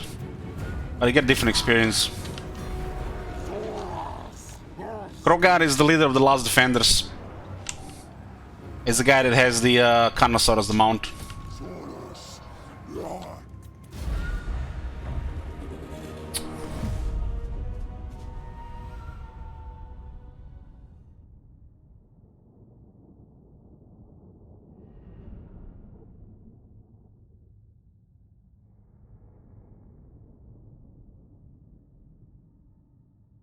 Yeah, the Black Ark should have a stance for experience. I agree with that, 100%.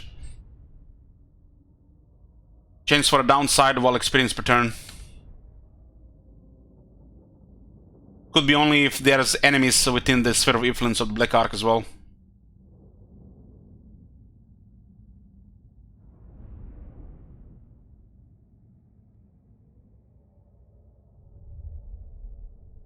First Warhammer took me was Last Defenders as well, wasn't it? Yeah, in the early access.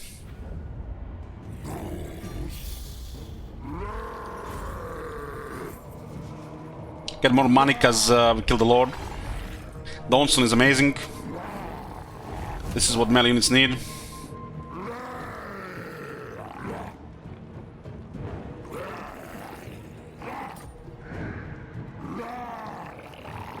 So Capital gives us 3.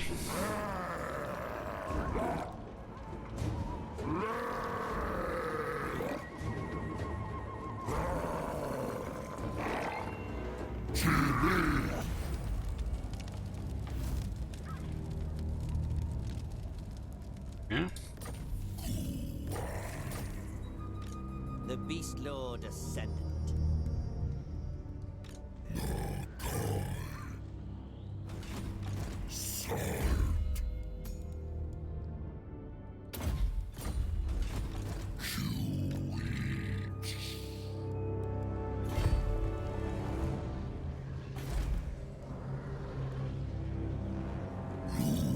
Capital also generates 3 temples and 6 favor.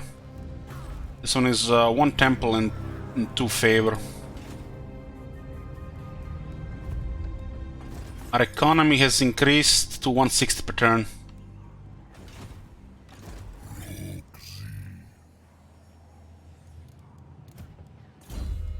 Very important to unlock Wind Blast.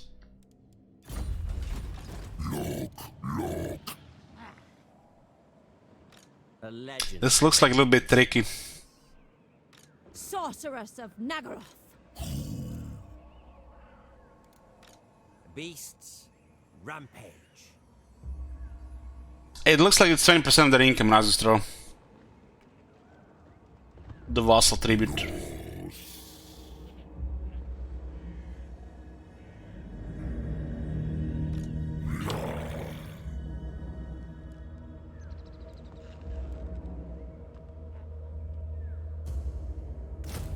If they have large, the Spearmen over the Maces is a huge difference. All shall behold my... He starts with this item.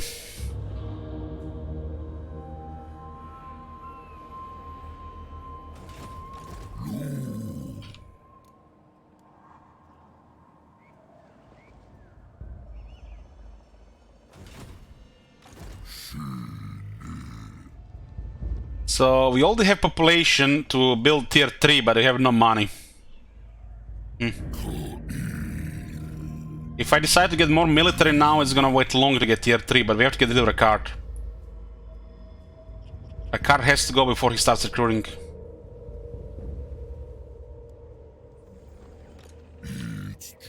So we can't take that luxury.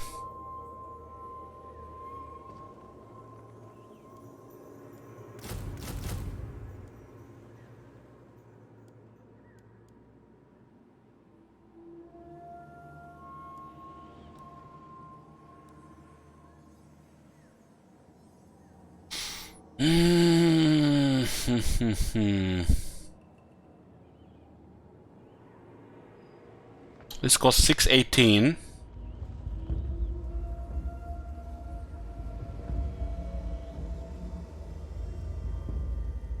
If we trigger turnover attrition would be really bad.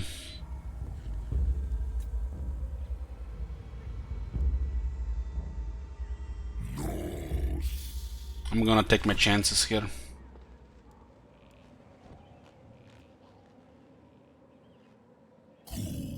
I'm gonna get rid of a card before he recruits. It might be a problem. So he declares war and disengaged. He declares war on my vassal. This is not how the game's supposed to work. If you want to declare war, you have to declare war on me, not on my vassal. This is one of the problems.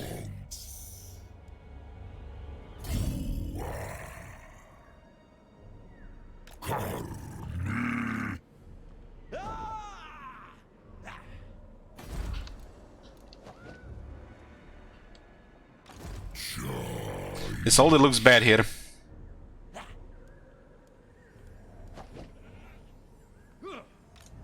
Fool.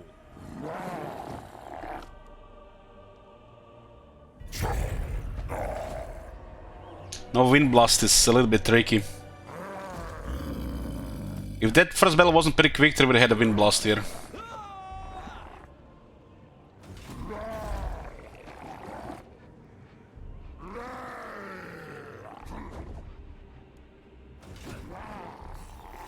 This is such a shit system.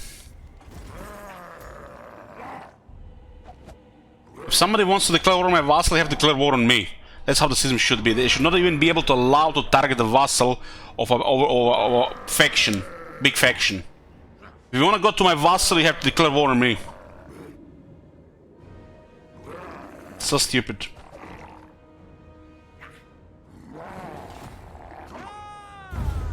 You might get too many units. He didn't move, wow.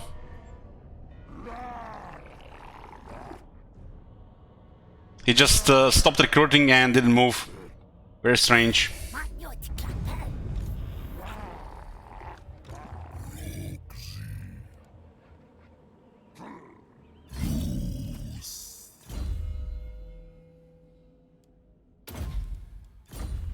Absurd.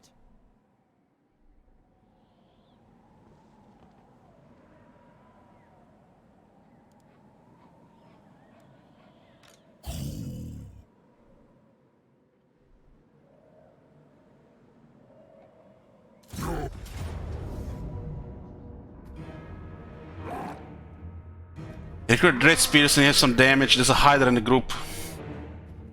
If we get defeated, I think we can flee north. But it will be really bad if we get defeated. The power is 60 at least. There's a bolt thrower here. Bolt thrower makes things complicated.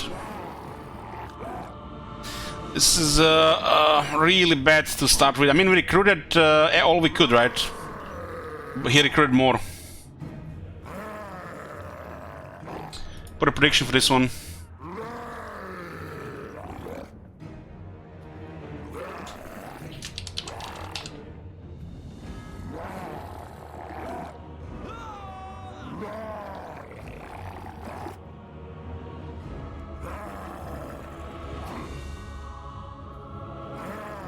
We could also just been patient outside the settlement, right?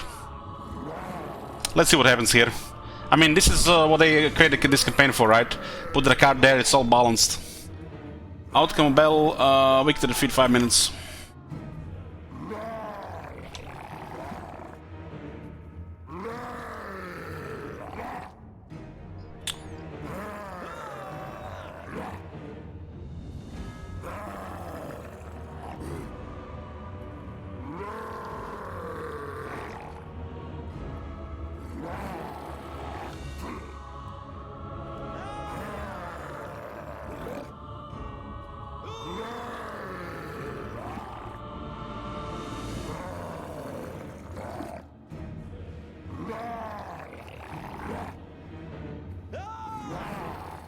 gonna send one of the Saurus on the cart.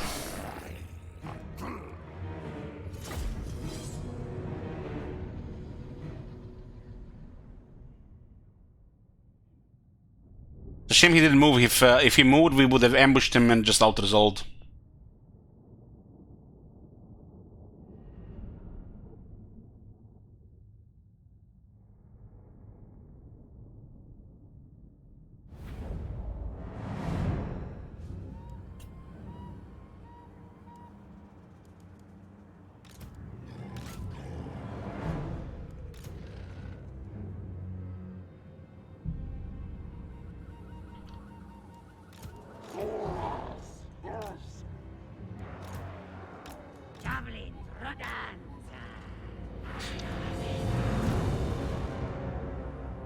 It really sucks that he has artillery unit.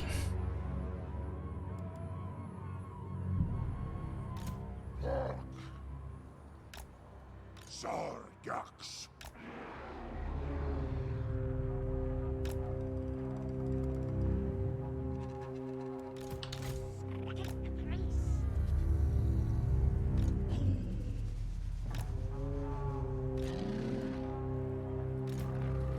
Gotta be careful picking targets the Croxios in this fight.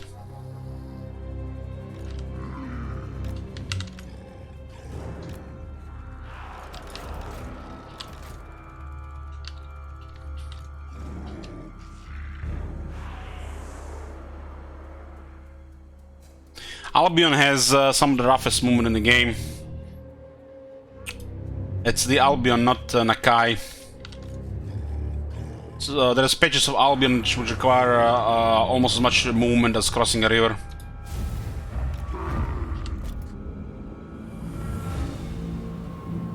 Croxy got us a penalty in the trees. Nice.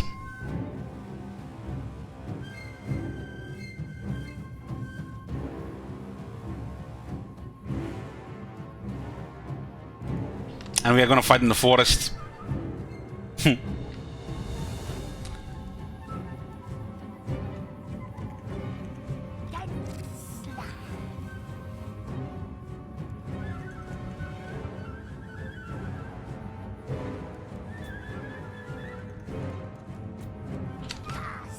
There goes Vigor.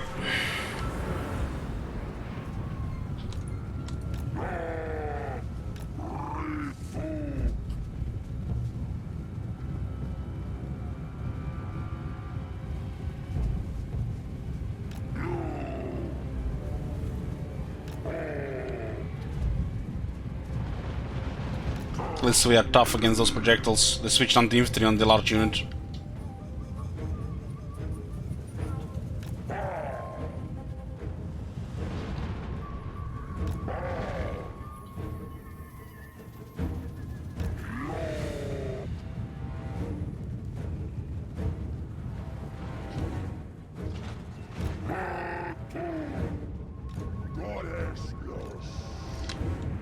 We are gonna be fighting uphill.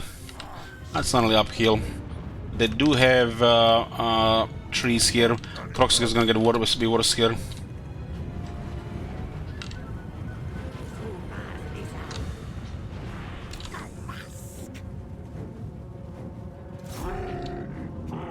There's a Hydra here. Hopefully not lucky with bread.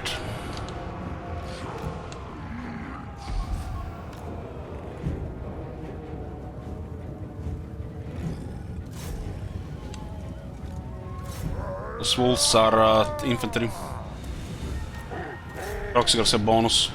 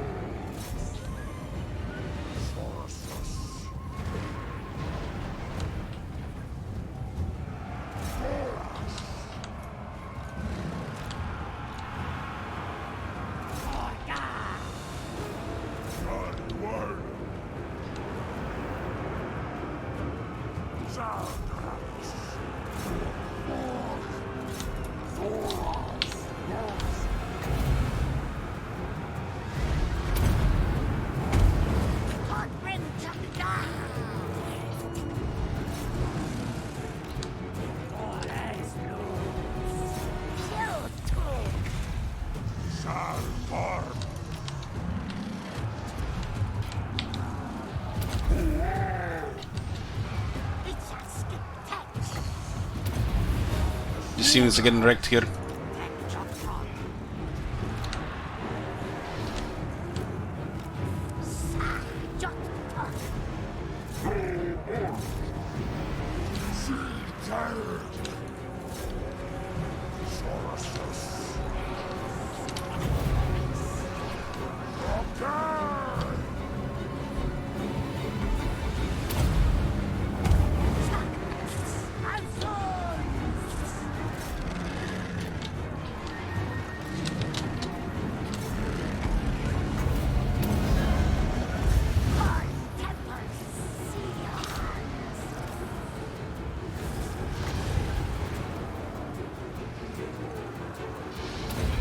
Why this unit wavering on this thing? It's got him Hydra arm.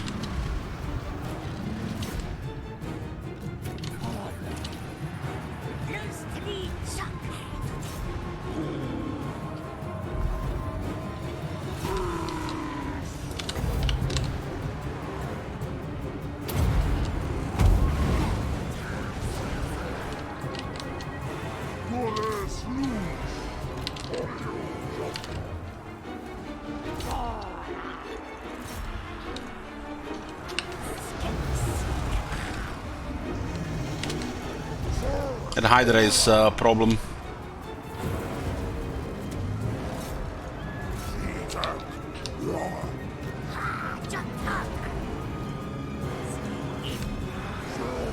Look at those bleak swords are finally routed.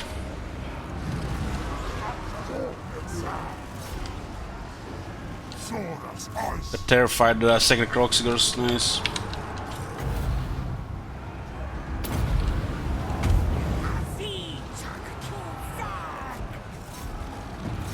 This is looking bad even with Wind Blast.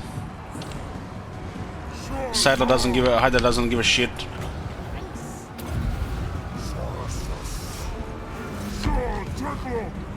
Red Spears and Giant Wolves are killing the Saurs there.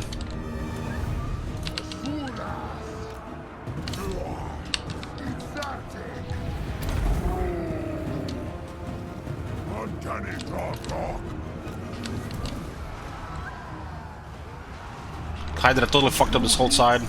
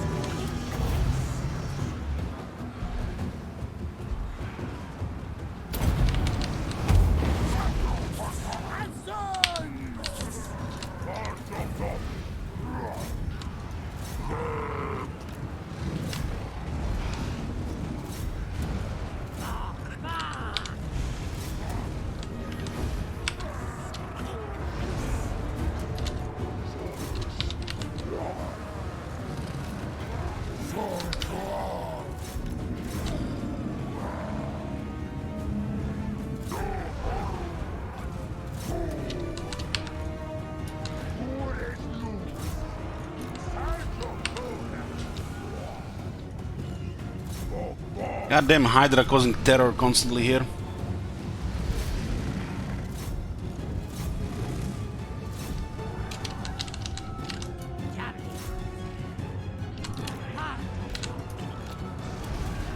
It's gonna be done with that Hydra, I feel.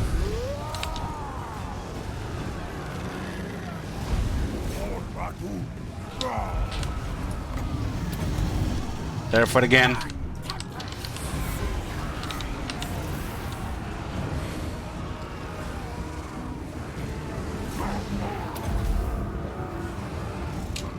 Hydra has way too much health at this stage of the game, I think, for us.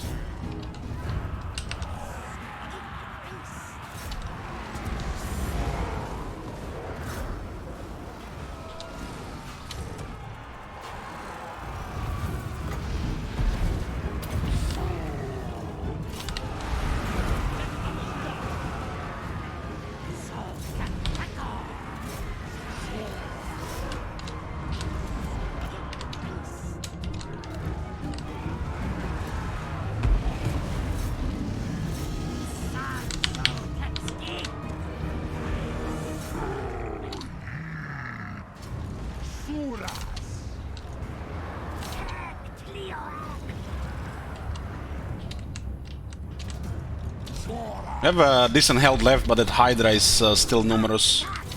Numerous health left. Heals, no doubt.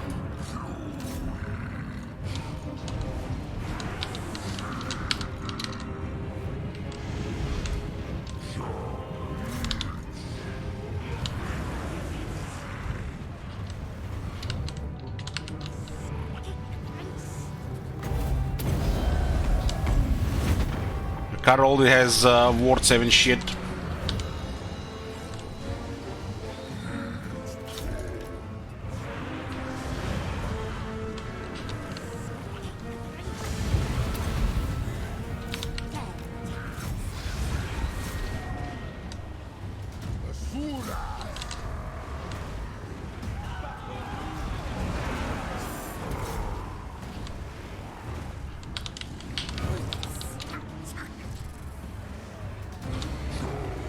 Come on, get rid of the card.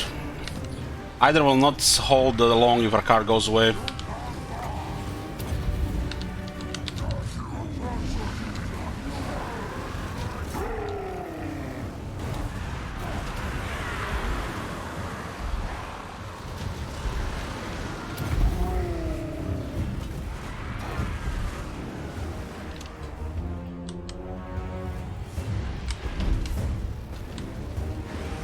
He's taking damage, but he's account leadership like it's nothing. He was wavering twice, you see that, saw that, right?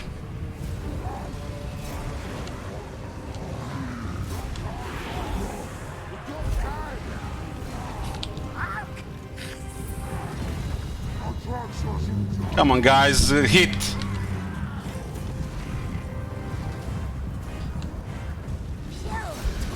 Got the cardinal routed twice.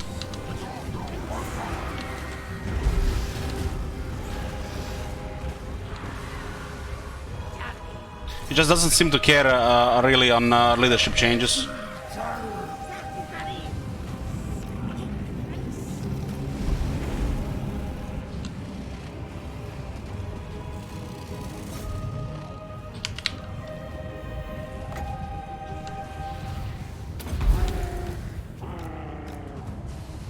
Get rid of that Hydra.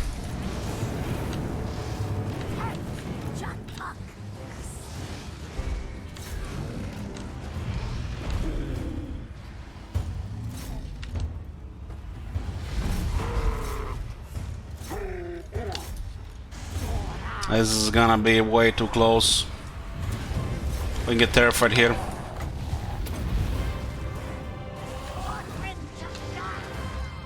We can't really move anymore. This might be just route if we get terrified again.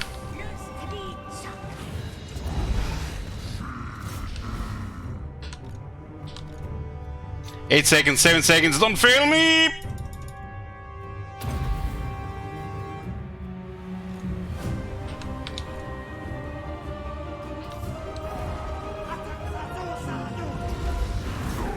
Either was healing.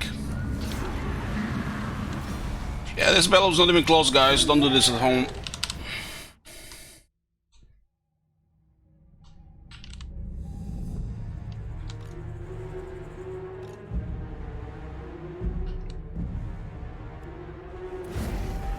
Going for bloody.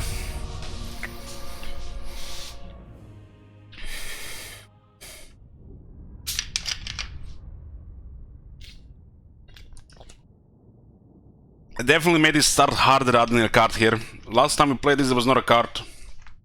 Fucking hell, the card is made to counter this guy.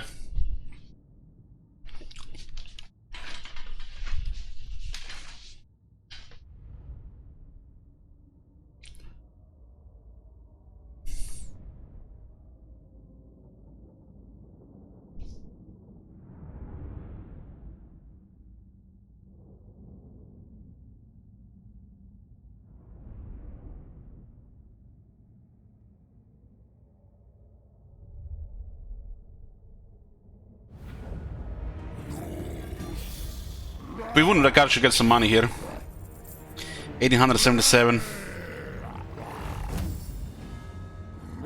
That was a costly battle here. 70% people went for victory, yeah. Well, enjoy your shekels, boys.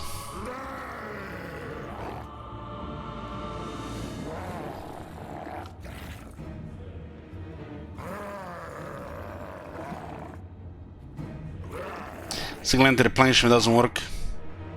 Wizard MVP, those wind blasts made this battle possible. It's possible that it determined, made sure that he didn't get routed from the Hydra switch too early on the Kroxigors. When you're desperate, you know, every bit helps.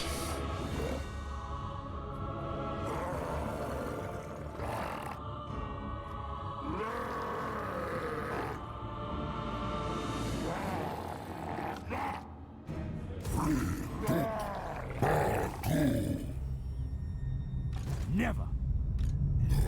Yeah, but this is no victory at all. We can't finish him off.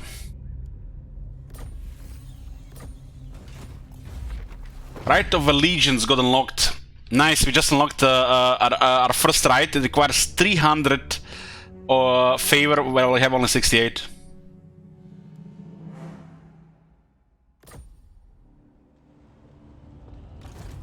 Looks like this is not over.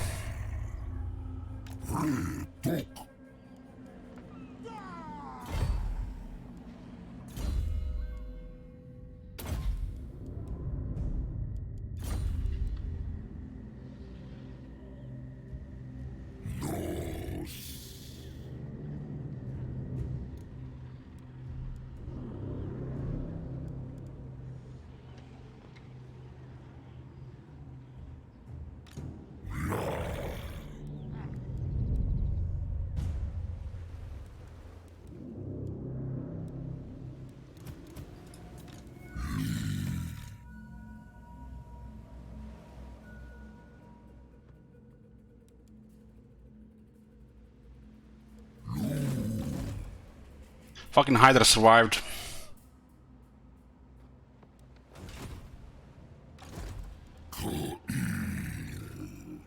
This building costed 4,000, really does nothing at this stage of the game.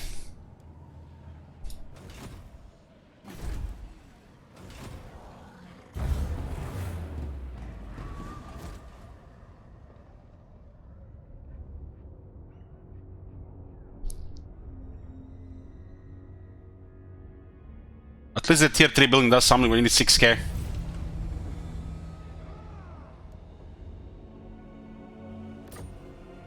What is this foolishness? The goddess forbids it.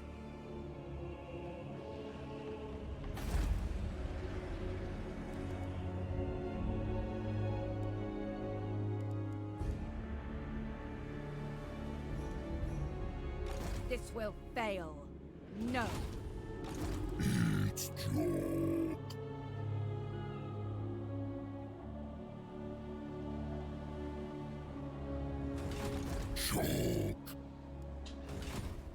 Zaza Sorga, you Tulak.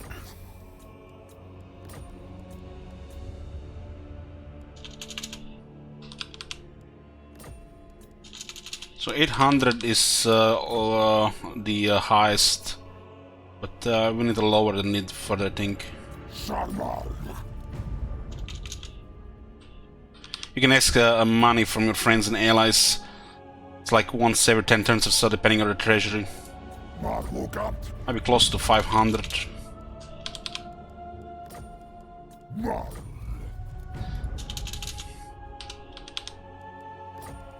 Take thee away.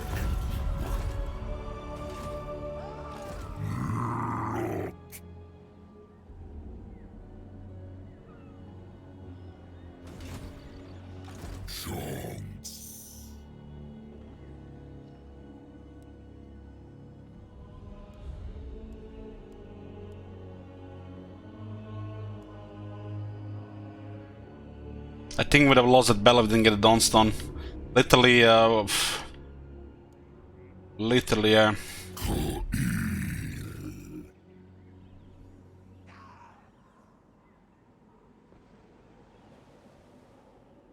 My visions predict failure.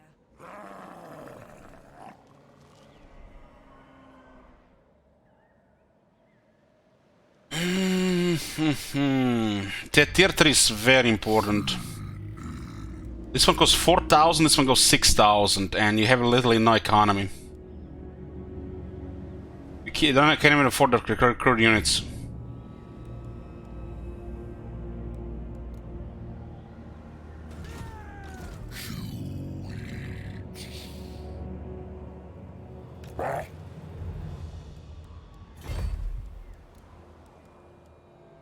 I'm gonna demolish this building so I get this sooner. This has served its purpose for now.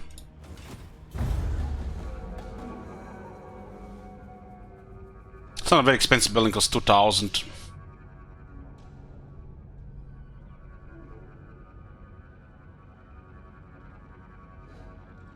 Albion was much easier before a car got added.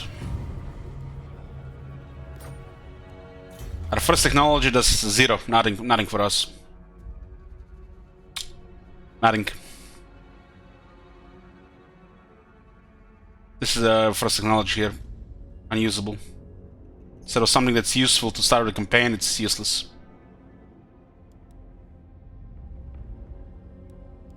Let's get import diplomacy, so vote a little bit RNG.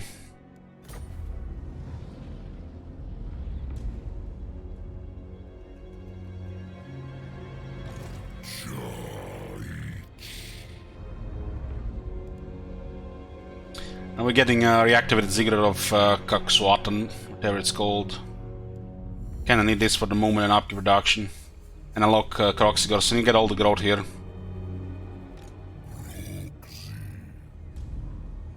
You waste my time.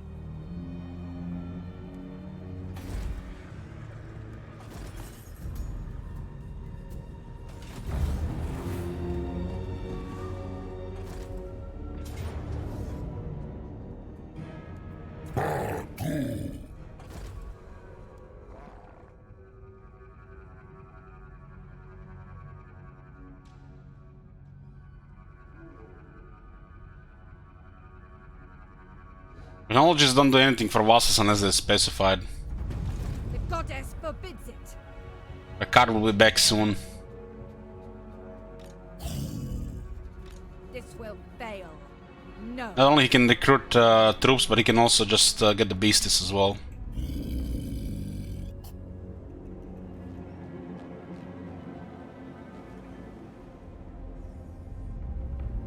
What is this foolishness?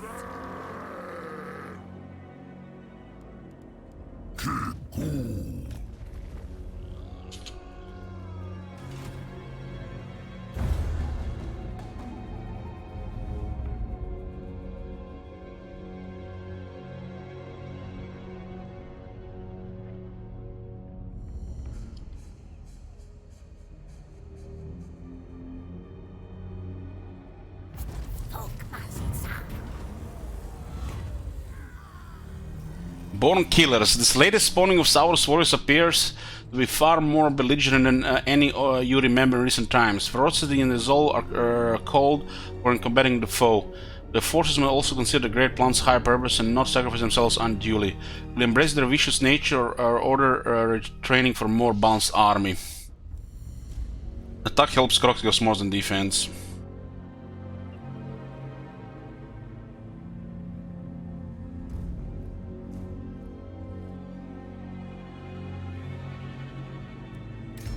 Because they have those big attacks that if they don't hit, they might just cause some knockback and shit.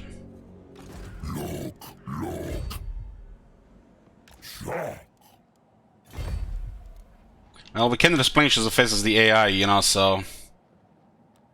They got us there. We could have gotten this on turn 8 if we had a little bit better in that battle. The fact that the Hydra survived sucks. The Hydra is a nightmare for us right now.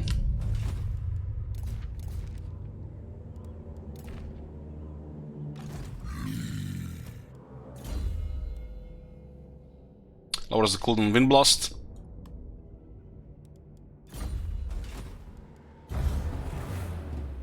I don't think they put any thought into it, into Nakai after they added the card here. But they didn't put any thought into Nakai when they were making this faction in the first place. Use the crippled system to build this faction around.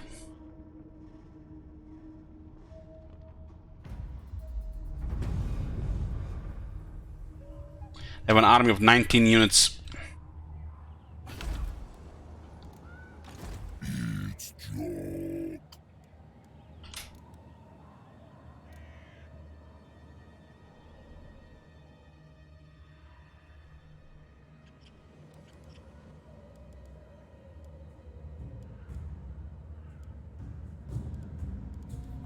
All these units are useful right now.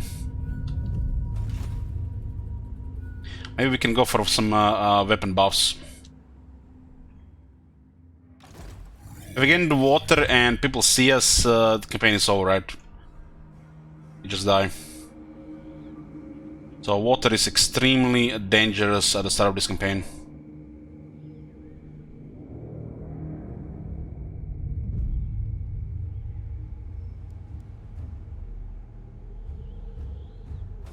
And if we don't get Albion, we lose that initial income. Last time there was not a card here and we could just leave. Right now it's not even safe to leave.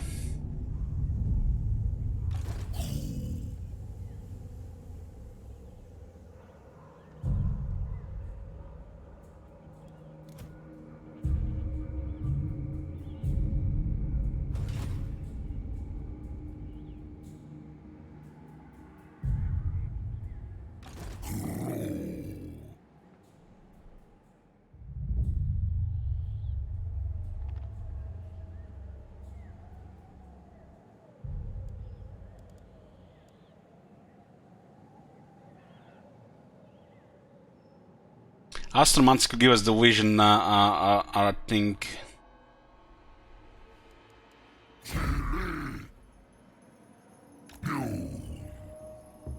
Absurd.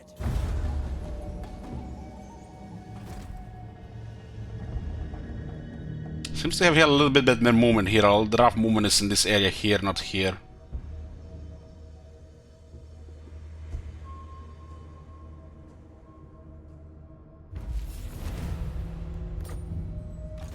Fool.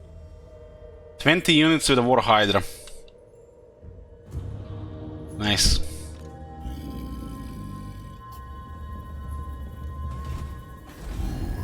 Suas quantis cosmos annex.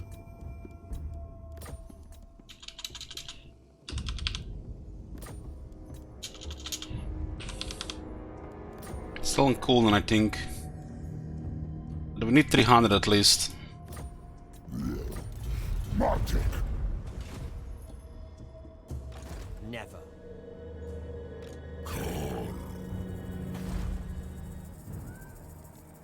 An insult.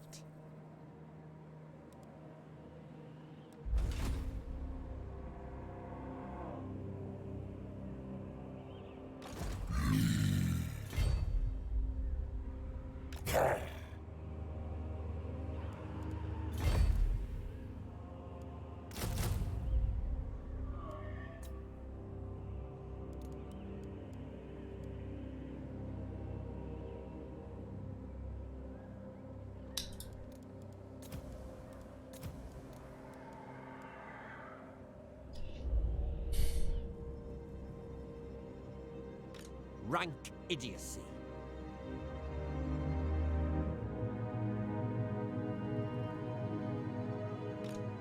It's joke.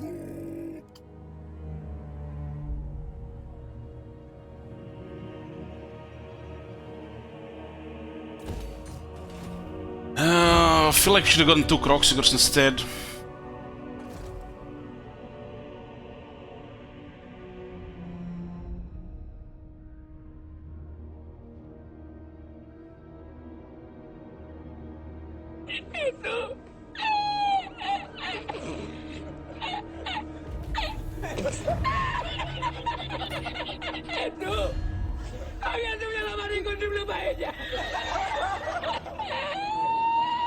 Tremble before a car.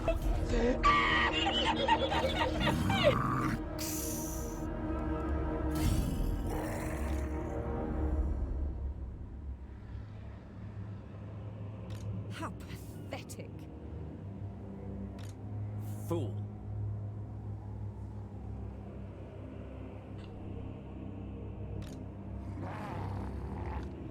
Rekono says, I would already be assaulting Reichland by now. Sheesh, man. On your second or third attempt, Rekonos.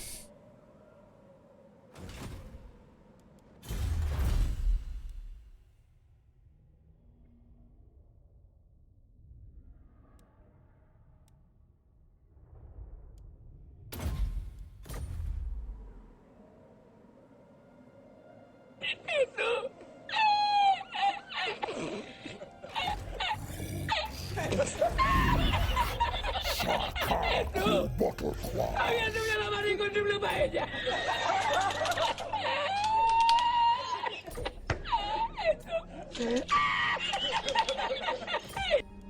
Sarmal.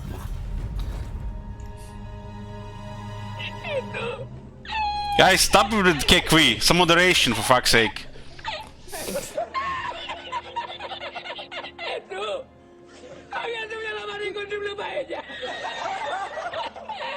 Come on, guys.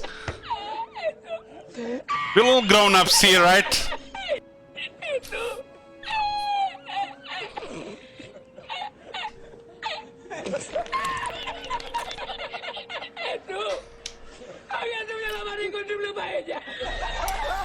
You guys, be right back.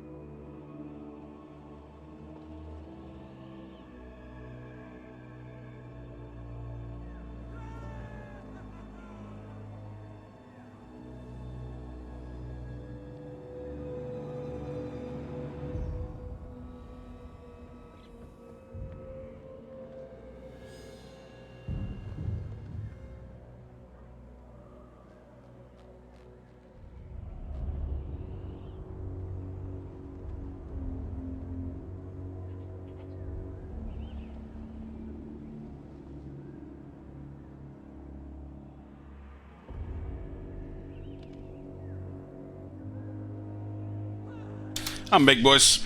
Got me a coffee. Where were we? So Rakar has a large army and we have only 8 units.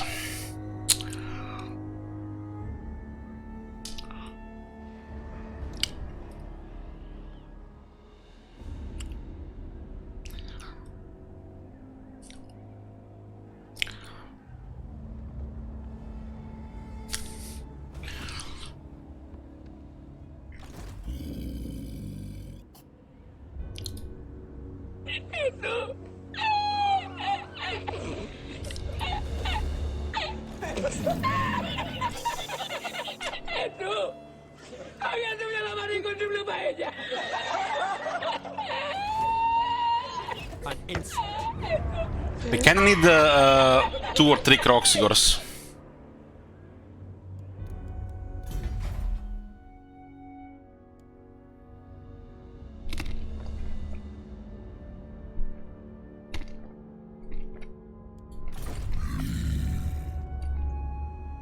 Absurd. Rank idiocy. Never. It's drunk. Sight. See what happens here.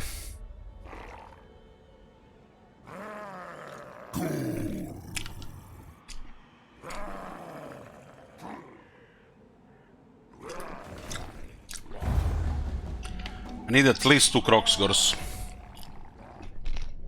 Ambush was foiled, so he moves.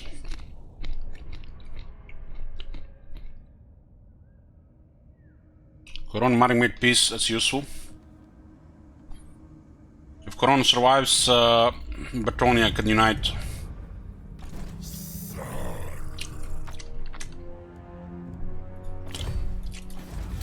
Chasar. Good ace.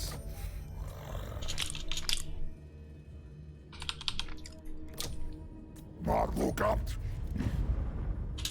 This is some cooldown, so can ask building up again. Saltic. And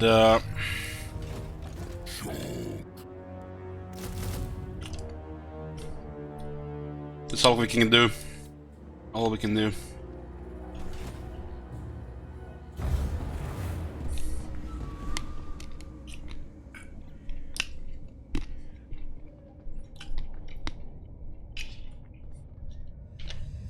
Well, the mechanic is called the demanding mind, where you see begging.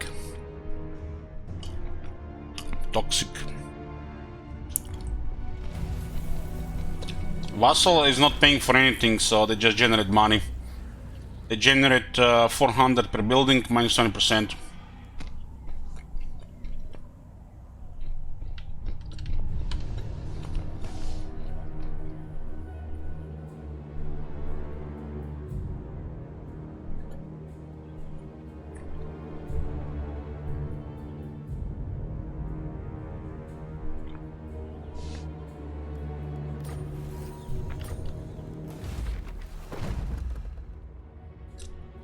This one costs 3,000. I guess you have to recruit Croxigors for that one.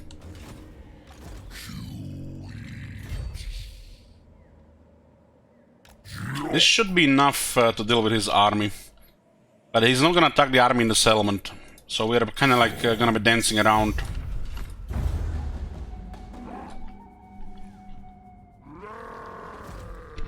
Okay. We got him.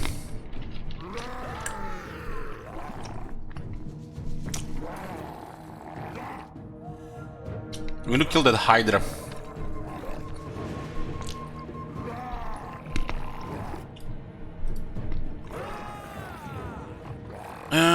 Pyrrhic victory, huh?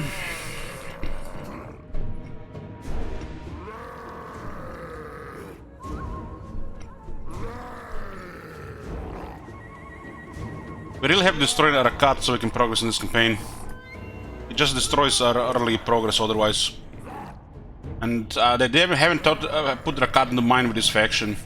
Rakat makes this start of this faction extremely difficult.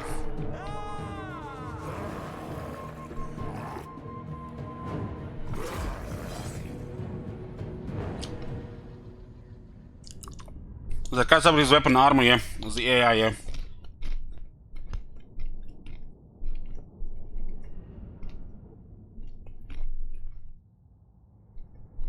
Hydra is an excellent unit in fighting like this.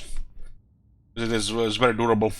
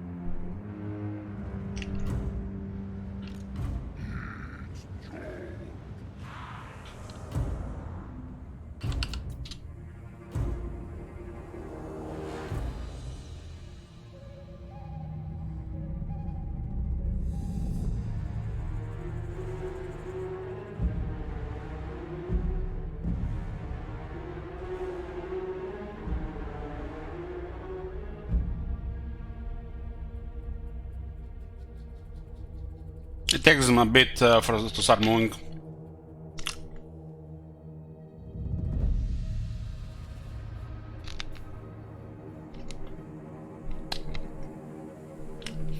What's up with you, MATLAB, to uninstall the game? What the fuck would I do for the next 3 weeks?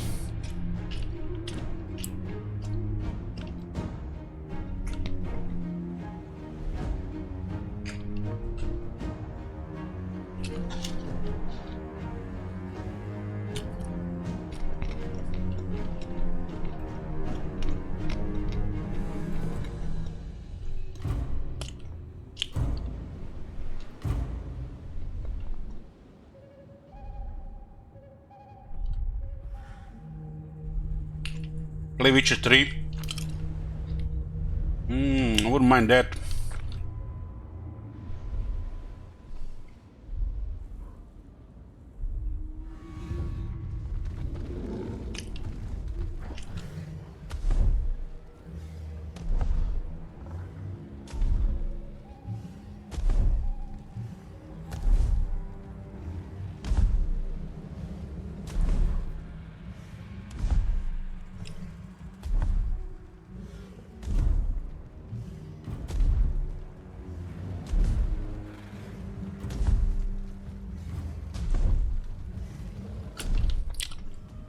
They're moving information. You can see that they're moving at the same speed. That a unit cannot move that slow otherwise. It's a mechanic.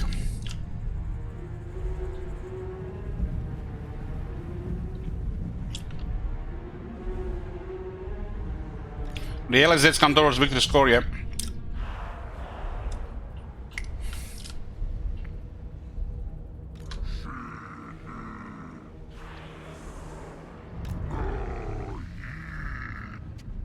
Hello, drone. Yoo-hoo.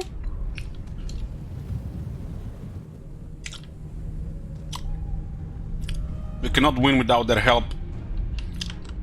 And we need them to follow up. Their city already looks like gotten shit, and we need like 2 turns to reach the city.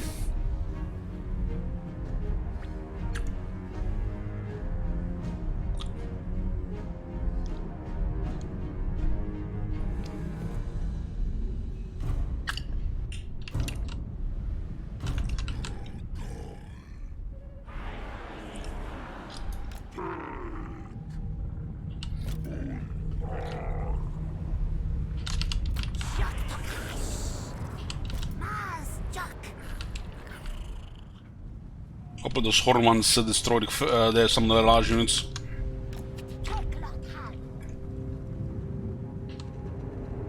Oh, those bastards are suiciding.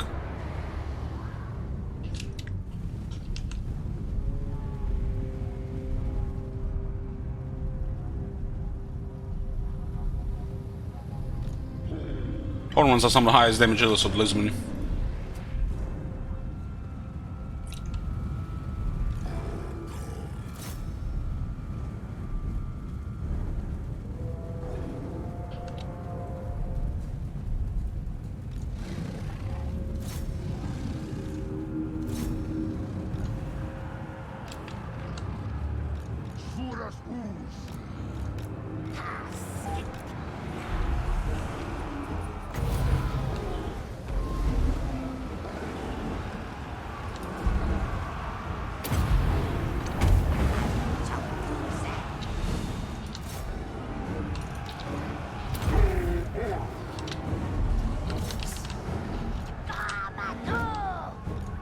It's the Hydra. Here. Area needs help. The swords. That needs help. 3 units.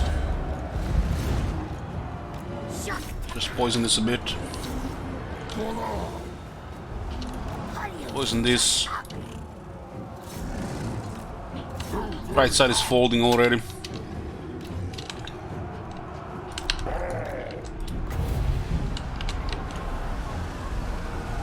Ricardo's pinged Carnosaur.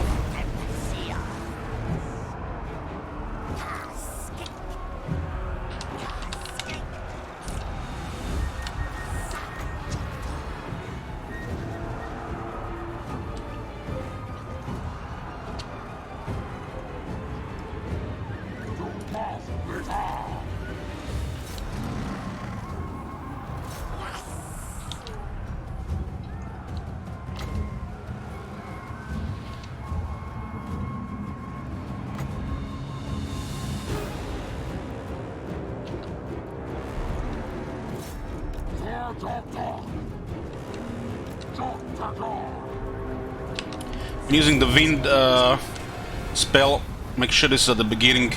The biggest damage is around here. You don't get a full indicator of where it's gonna hit.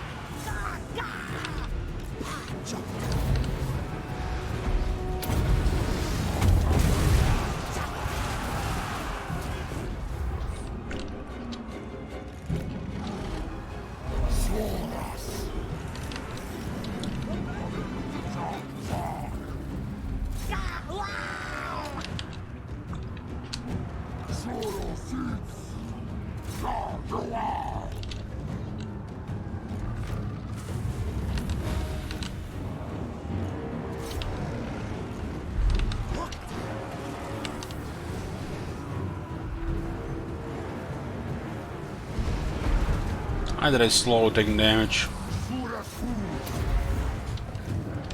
The card is in trouble.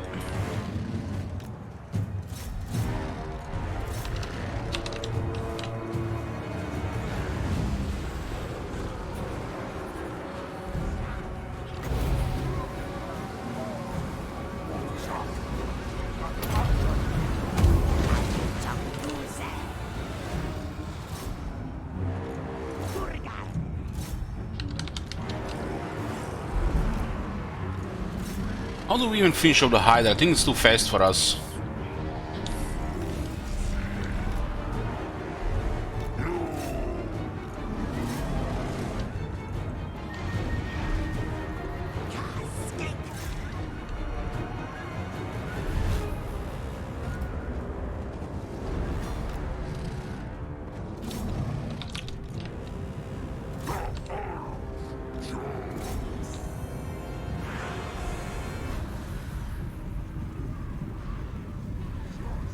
Still, the Hydra is still regenerating even while fleeing.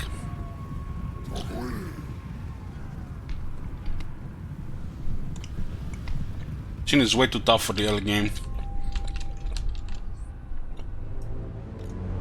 Unless you have some archers, of course, and just easy.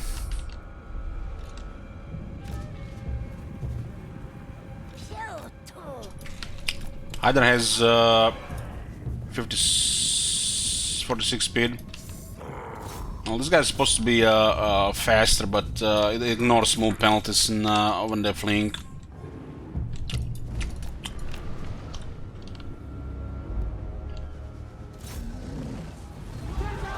We need to destroy a cart and go into Norska.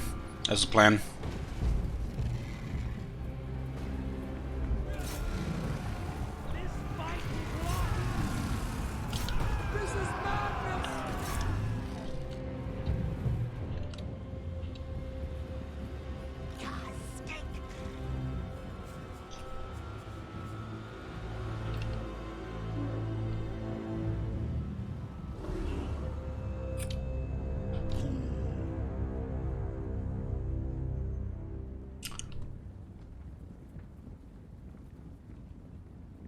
He's moving about 42 speed here. One day we'll see the debuffs applied from the Vigor. Technology isn't there yet.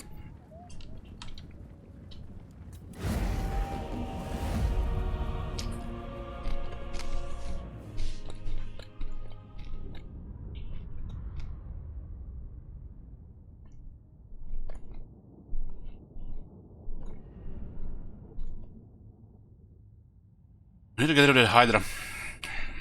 And then take the city. The city looks like walled up already. This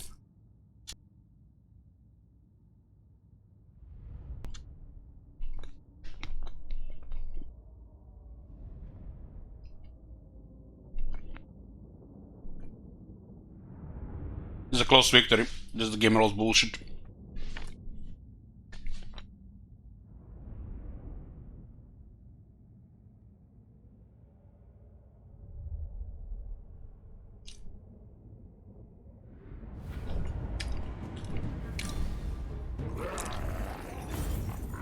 Got 1039. I did get wounded. Yeah, another 1100 here. It's too much to ignore. It'll cripple replenish for 5 turns.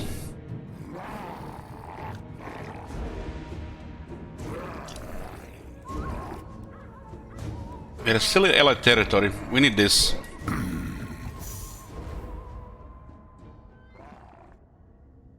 If we have follow-up, the army is destroyed.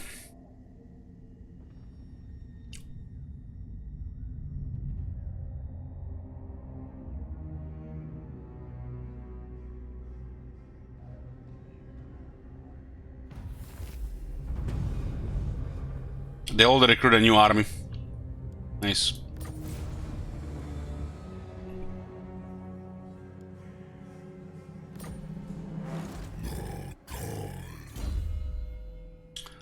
This gives us 4 attack for the Kroxigors and Temple Guard. This makes the Wind Blast even lower cooldown and cheaper. It's the Obliterator of Infantry in the early game. Item Mastery buffs Kroxigors on.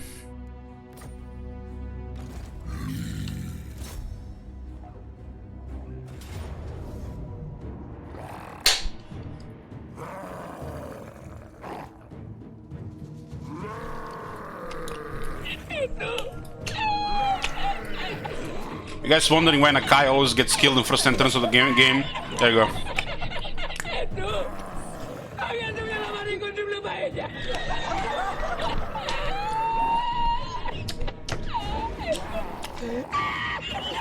Remember guys, the devs are playing on normal. There is nothing wrong with balance of power.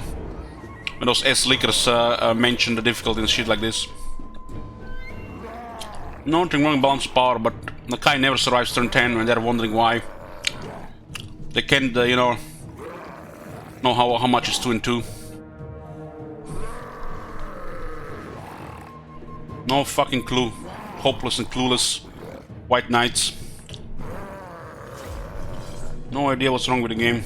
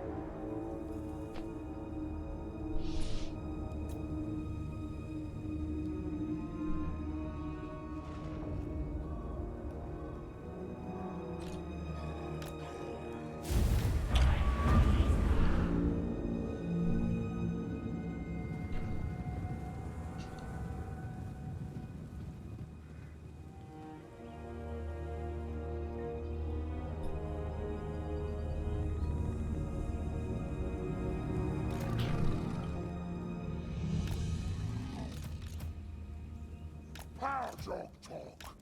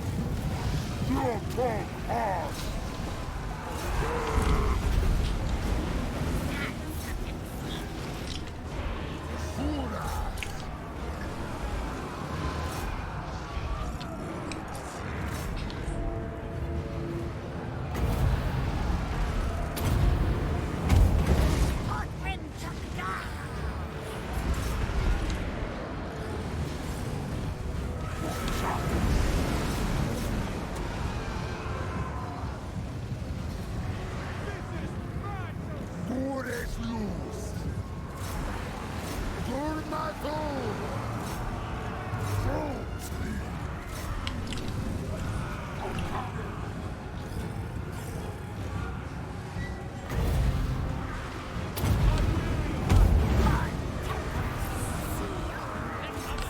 Hydra's dead! Hands up! Fuck you, Ricard, from your bullshit!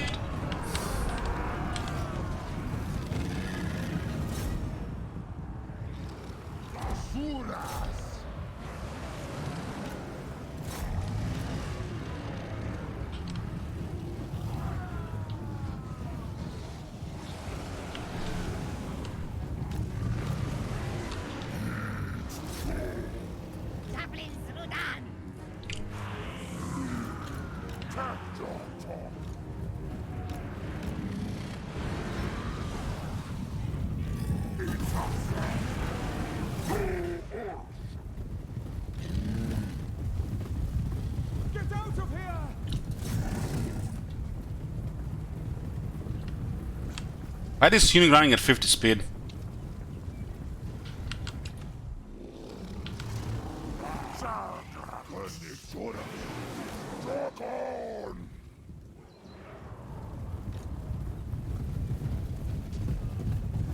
Slow down. This extra damage on Croxigos makes all the difference.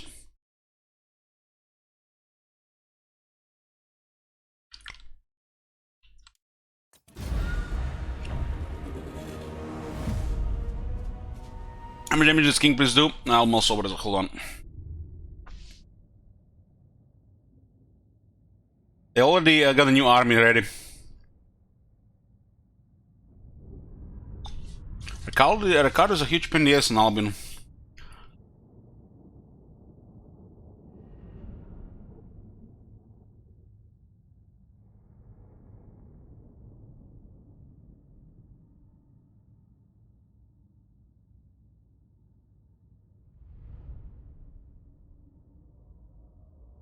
Yeah, they have a garrison in walls.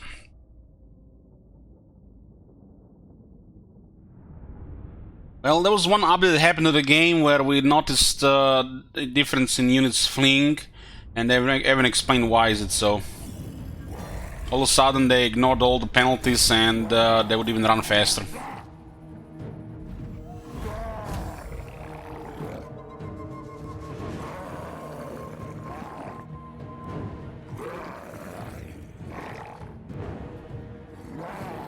Uh, 7,500 English cake. Oh, we got replenishment, nice. The replenishment counters the ransom penalty.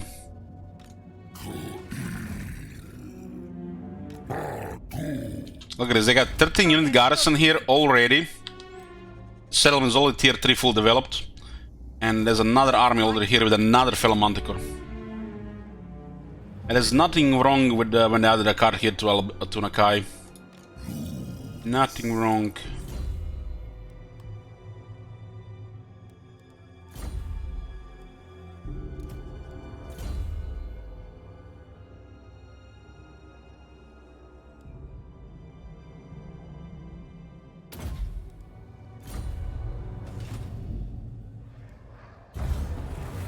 How many units are gonna add? Another 8? They're fleeing, thank god. They're out of those instant units. Thank god! I mean, if they had another 8 units, they've been really bullshit. They're beaten, man. We beat them twice. We beat them twice in one really hard battle, and in one regular battle. Would have been such a bullshit to recruit more. My visions predict failure. They run out of these bullshit units that get appear out of nowhere.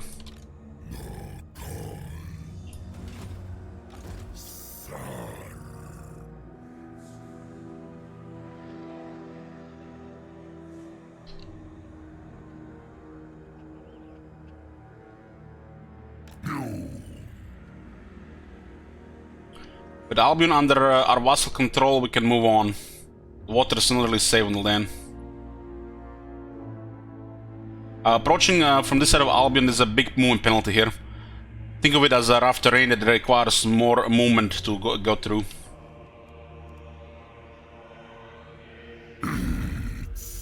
What is this foolishness?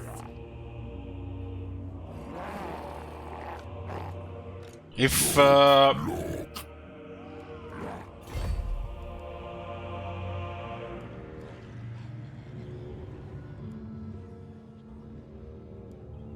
replenishment is at 5% here.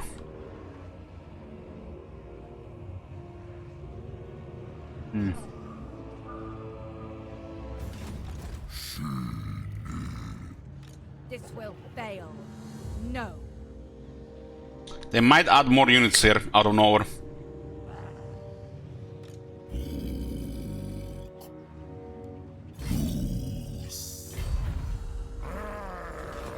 This is not over yet.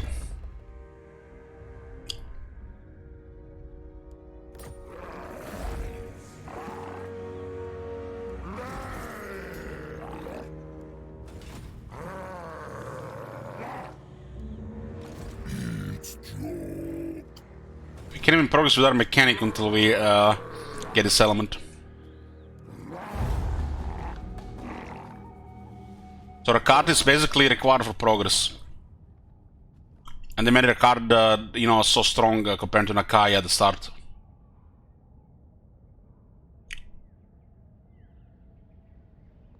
Literally, your mission is to take Albion. And the card is just feel like so overtuned compared to Nakai at the start. The goddess forbids it. How many dark shards in this city? Failure. 2 dark shards. What is this foolishness? At least they will not have the city in range, right?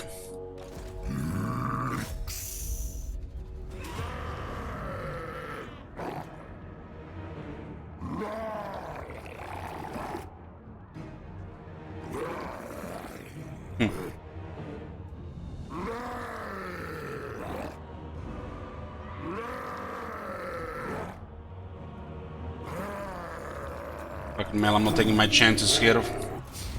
Get me damage and armor.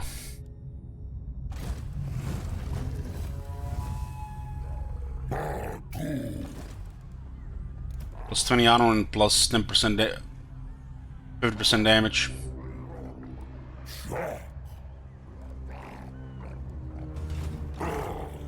This lasts for 5 turns. Only +1 rank for new recruits. Jesus. They went to Pyrrhic victory. Nobody dead.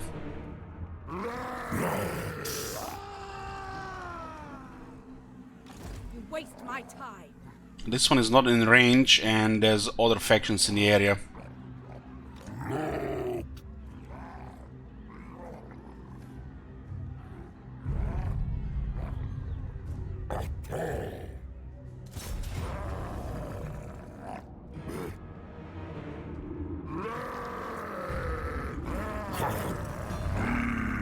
$12.58 and we get +1 for Eitzel.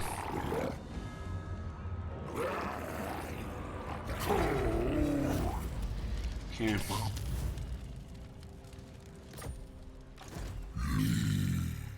Good thing we don't lose most of our movement.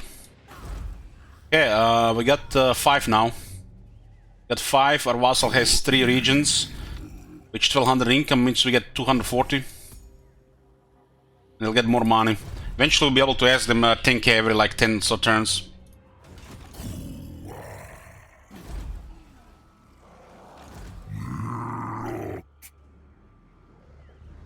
This will fail. No. The goddess forbids it. I wonder what kind of garrison is here when we create it. Are they full or what? Need to replenish. What's the next step? 6,000 for this.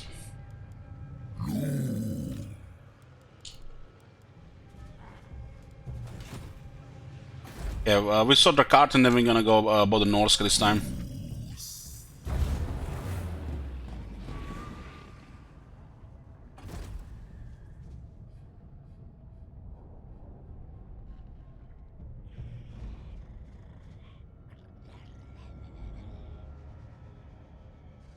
Nice, Arela actually won. Okay, that was intense start of the campaign. One of the most intense start of the campaigns in the current game. But what do you expect? It's just Nakai, a real shit faction with a brutal start. When they added their card, we made it worse.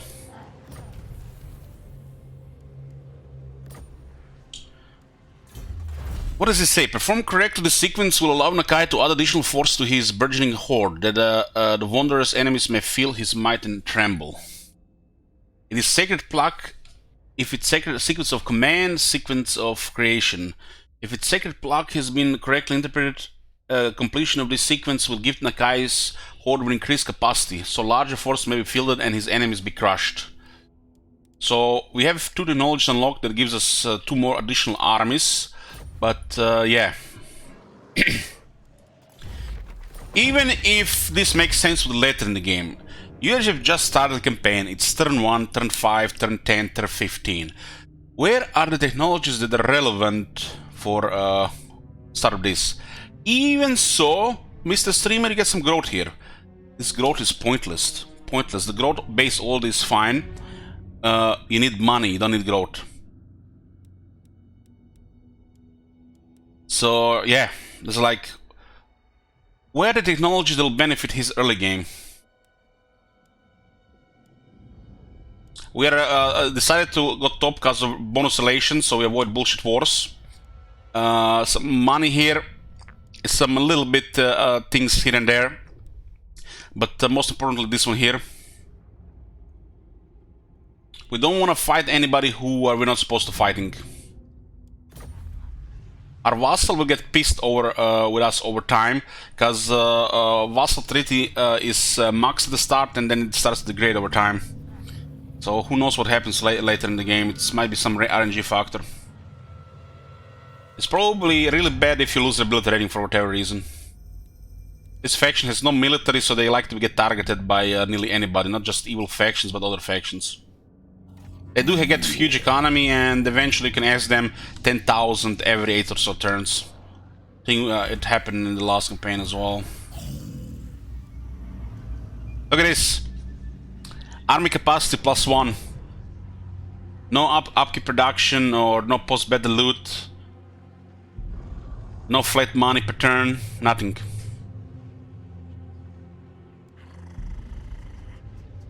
How do you earn money with Nakai? 2 ways.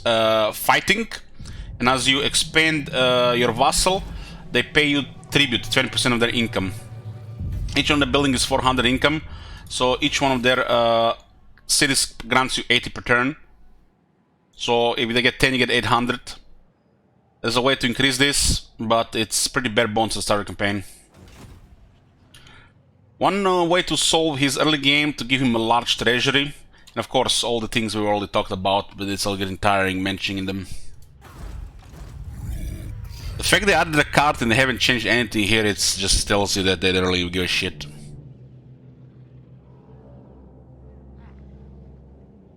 Now, the vassals are always the same. They got Defend the Settlement and the Temple. Always the same. They generate you a favor and money. And they will get a massive treasury. And you can ask them money every 8 or so turns. Demand like 10,000 when they get a lot.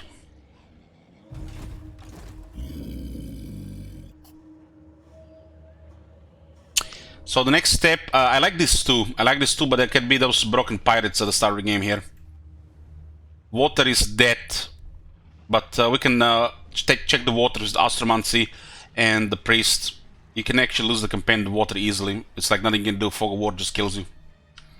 So I gotta be a little bit careful with that.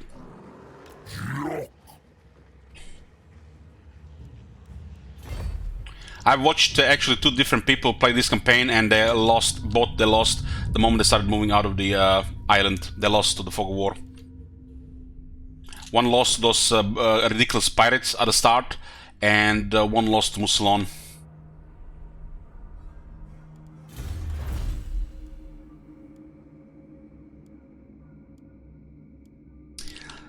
Income from sacking settlements, but we can't sack settlements. But we get 10% more better loot. That's literally the only income technology we got. This one here, and this one lowers upkeep, and that's it.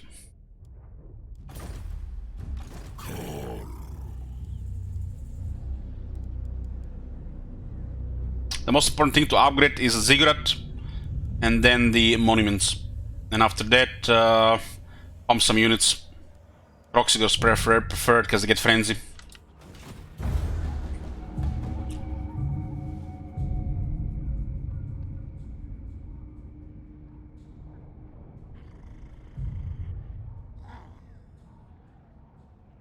I guess this could be the second income for this chance, but that seems very low. Feels almost like loot income, not sec income. So this could be the source. Knowledge regained. The discovery of an ancient plug has revealed lost knowledge which may increase the magical effectiveness of the Great Slan Mage Priests. Not by much, but even a small geomantic advantage may contribute to the advancement of the Great Plan. However, such things are expensive to research, and so must be carefully considered. Will you commit your precious resources in furtherance of the Old One's designs, or is it such a minimal gain not worth the cost? That's actually a very good event. 20 power for 10 turns, but we are poor right now. Knowledge can wait. The Great Plan must always consider the bigger picture, even where magic is concerned, lest the foe acquires the bleeding edge and steals the march. So, to get safe, to be safe in the water, you can do 2 things. Thing number 1, Astromancy Stance. You will see when we end the turn. And thing number 2, you can use a hero out of the army and scout. These 2 could be powerful melee buffs or battles, and we want to get them. And then we want to go into Norska. Do not sail blindly, you'll just get killed. It's just 2 RNG.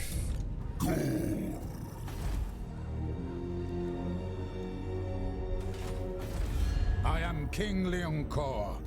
So, do you come to... Absolutely not! We got plus 10 there, but it's not enough. At least he has enemies. Northmen come. The guys are only worried Marimus, so we can backdoor. Yoo-hoo!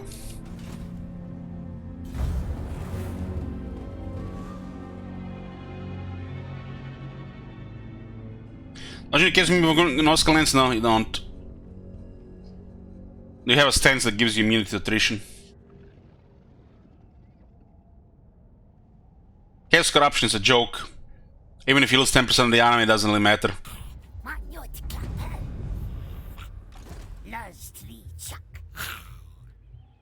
Okay, looks like the waters are safe.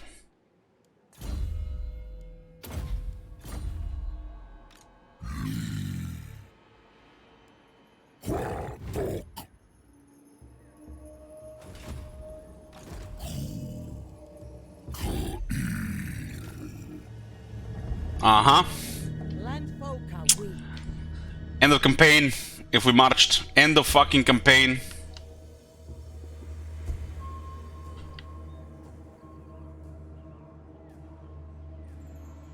This guy was here that didn't see the pirates.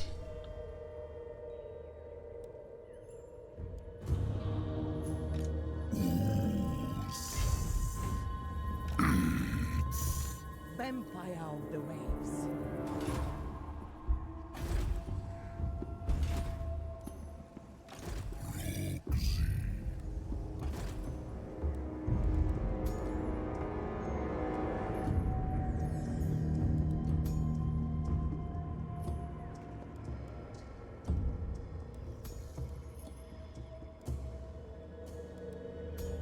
This guy is cheap, 179.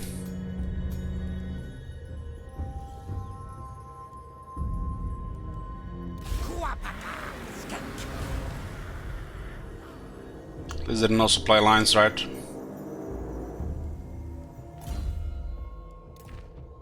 The insurance policy.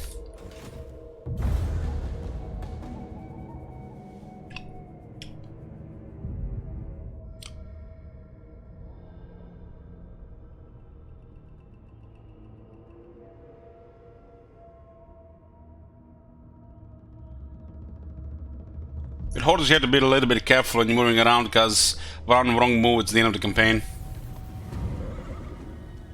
They were not close enough to declare war.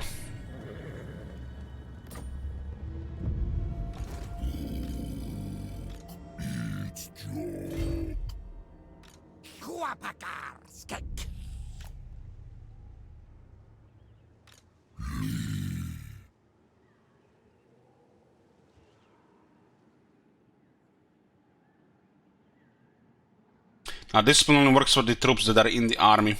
The crew are restless. They will literally levitate over the water, and there is attrition. I guess only the elves get good stances. Why would Lizardmen get anything special in the water?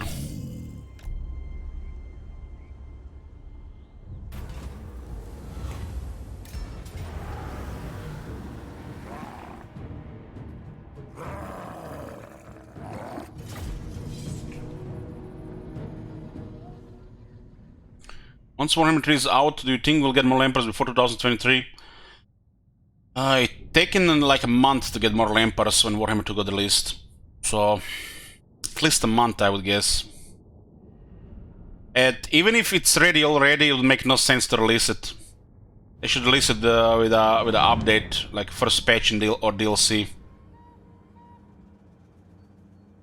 Keep the excitement and the novelty of the new game going further. It's bad for business and bad in general to release immediately. Let us enjoy the mini campaign for a month at least.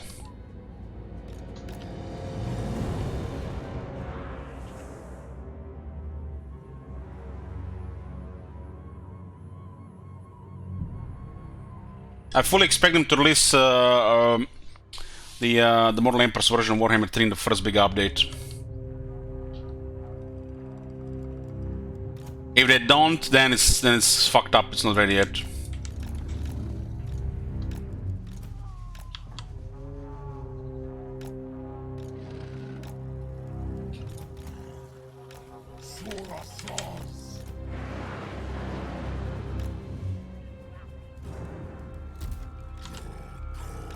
We have the skin cohort for poison if we are feeling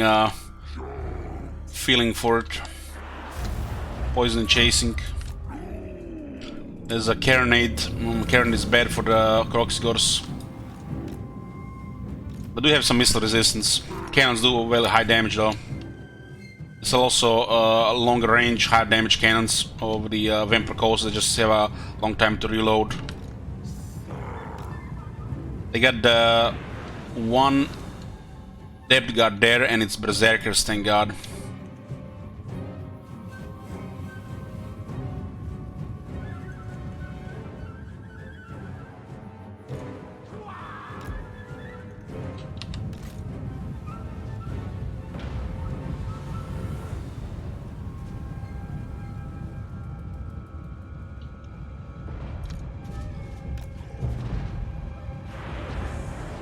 We hit that one with one of the Croxigors.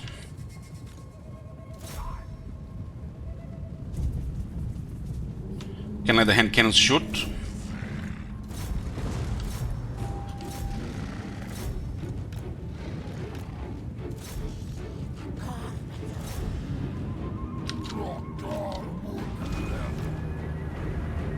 Missed the resistance, huh?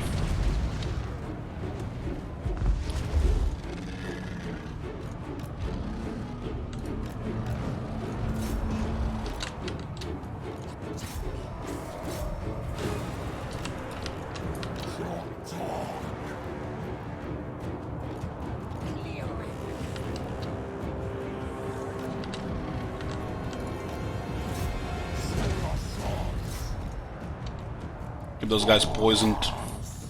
For God.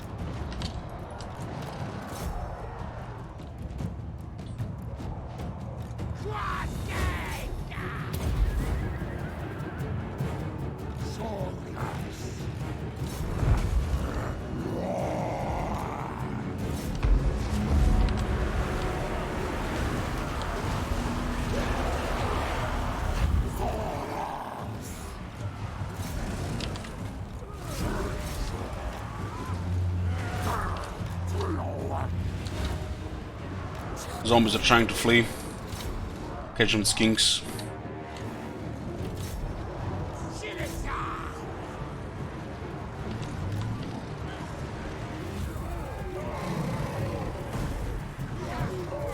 Currently have attack buffs going, right?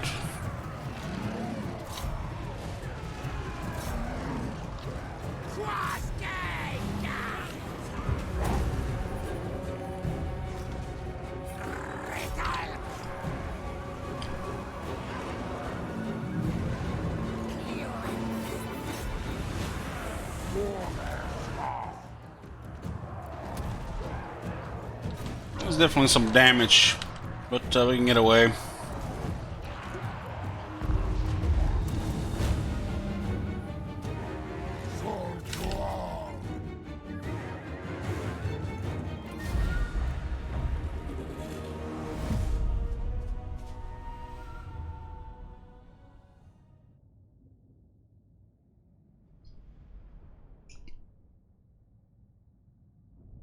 Carronade is the only really problem when you're fighting shit like this.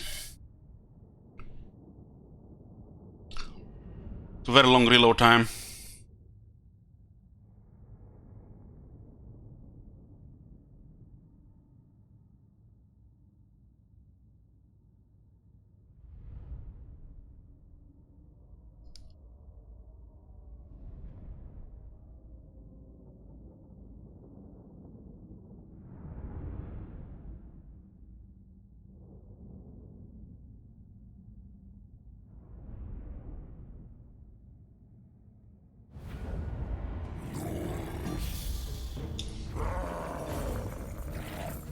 Working harder, Dom. We need to kill and eat. 8,000 makes all the difference.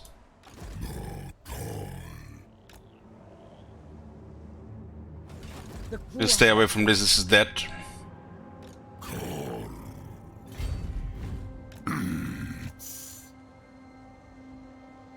Deep water sign even next to this.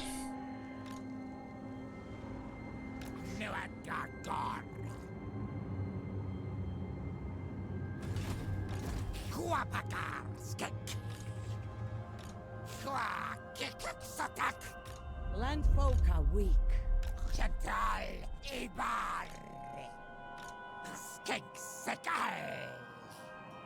If they sail towards us, we're gonna have to declare war.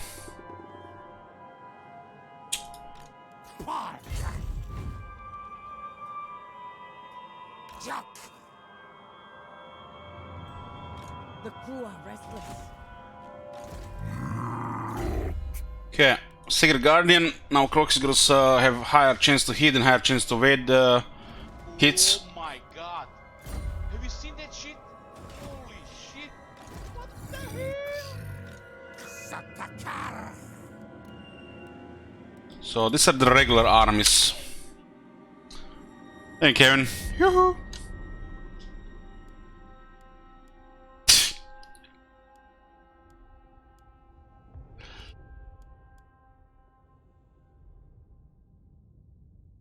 So the core building is 2 growth, 4 growth, and 6 growth and 5 upkeep reduction.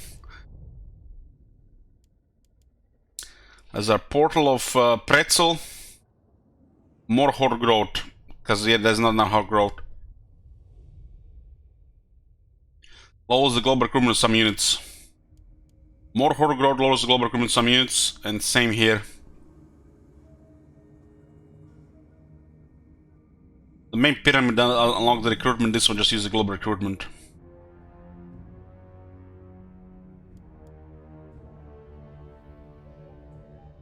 Got all this Horde growth. What the fuck is I'm gonna do with this Horde growth? This is not even a tier 5 thing. Does this give capacity? Everything is Horde growth. What is some post-battle loot? This Horde growth can help with recruiting more hordes though.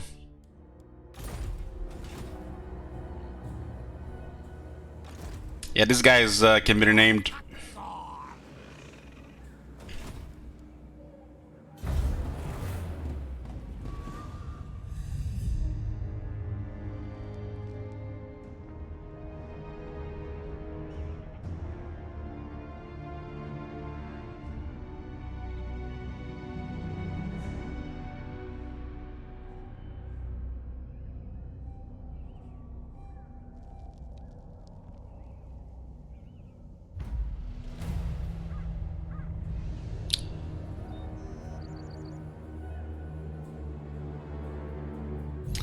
The card is not a unique name.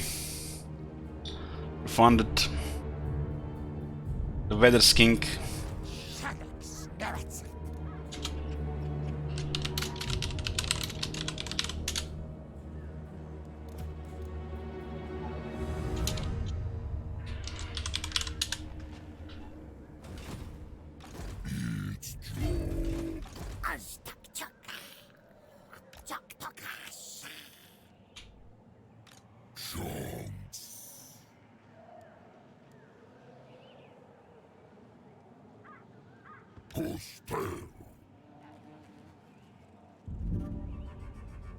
So the replenishment don't work here, huh?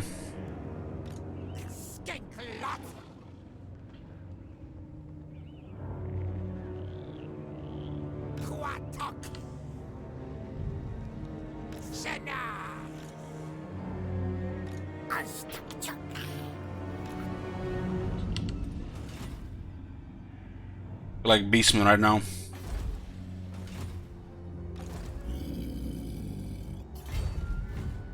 No, we can't risk that.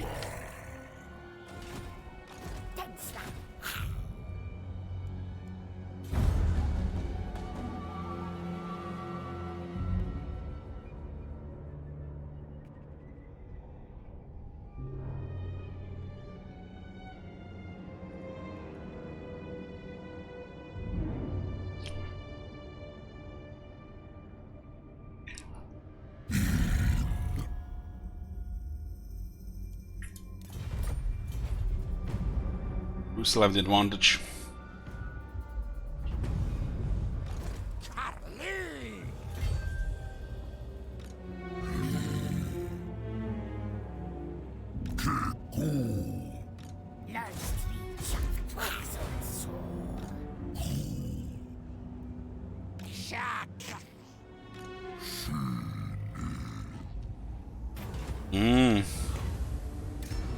It attack your defense for 10 turns and Assault Servant.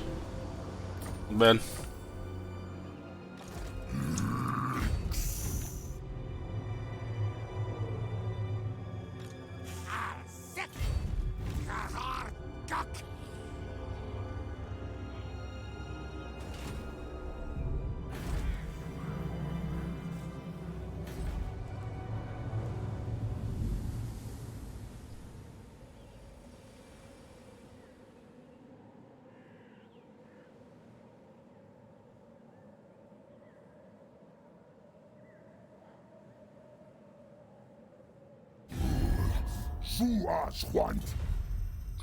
We'll time it on every 10 turns for asking money.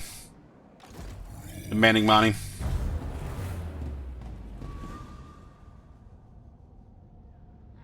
We're better at Minotaurs, of course. Crossguards are tougher, but they have no offense like Minotaurs. Minotaurs are faster and stronger.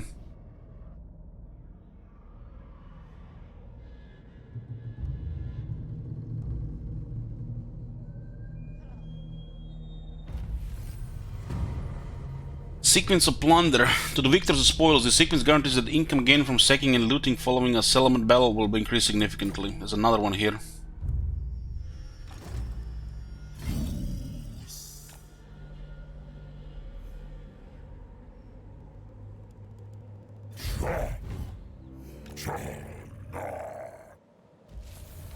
Another bell.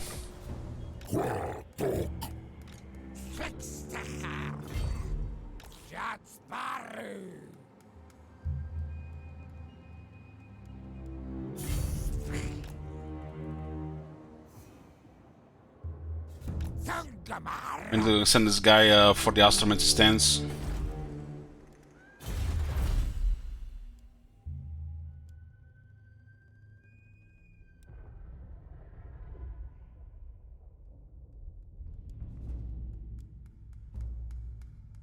Problem construction costs minus 10%. Sequence upgraded infrastructure. This sequence, if completed as per the old one's code instructions, will mean that the construction is swifter and cheaper for Nakai and his brethren. I wonder if this one works all the time.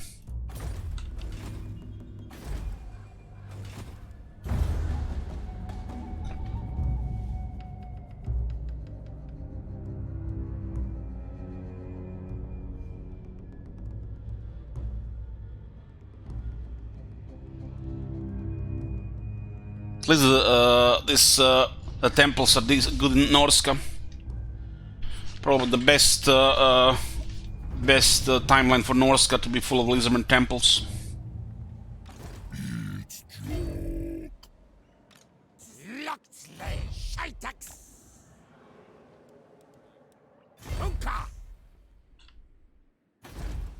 How strong are Bjornlings? Bring death. It's definitely stronger than us. Yes, your will. These guys have no enemies, so war will happen unless we invite them. But we can't invite them because we have no enemies. They'll declare war immediately. Another faction to beeline us on.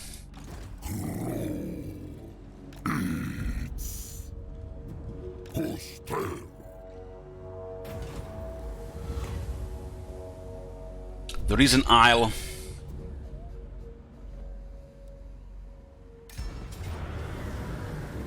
Mortar this time and pole arms.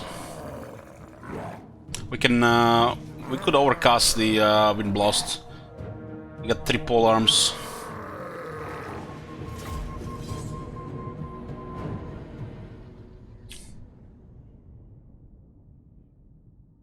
This time we'll make sure the Saurus are on that unit.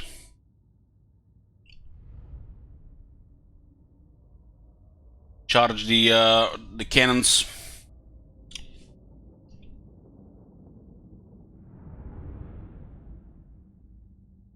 I don't wanna provoke the Bjornlings immediately. Anyone will just go after us because they have no military. They might not declare war immediately, but it's unlikely.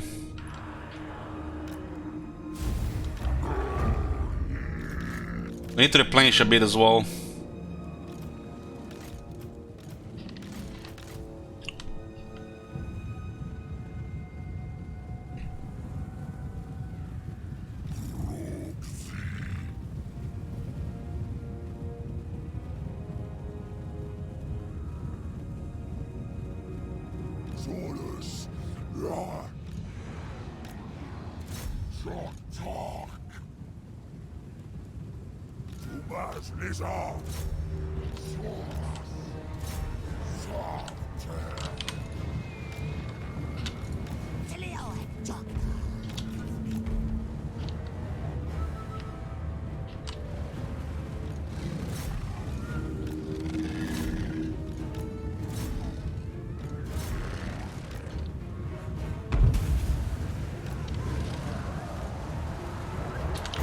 Let's debuff them here.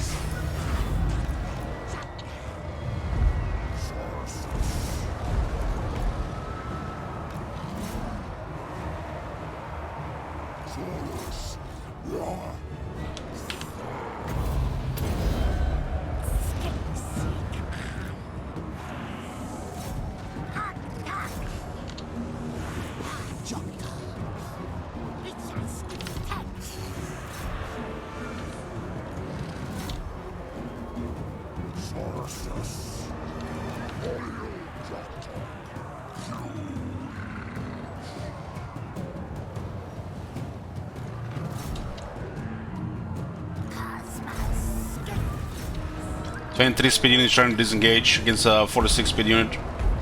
This guy has a halberd. No.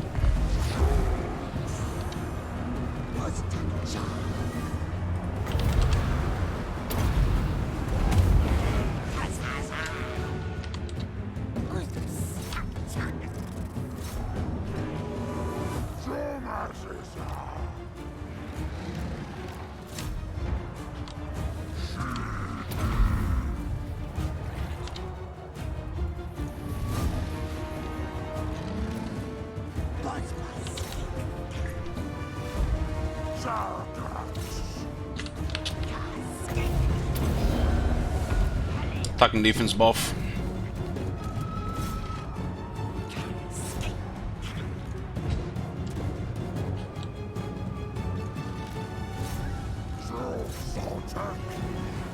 Yep, Garrus was under a lot of pressure here. Should probably disengage these Croxes before they kill one or two.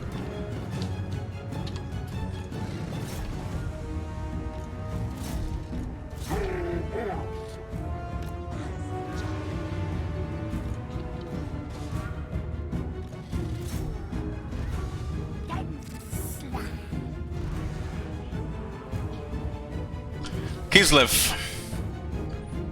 A new chapter of the Space Marines.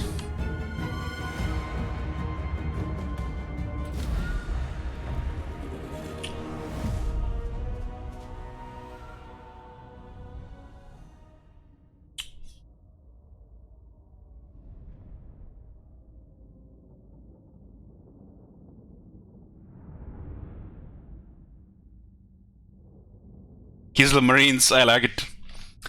It's better, Kislev Marines. Does this faction get Croak? I believe every factionalism can get Croak.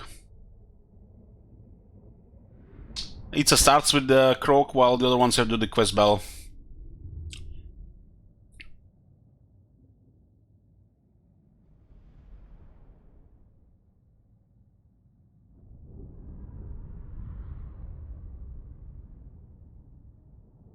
It's all the big difference getting that bell skill for the Croxigors.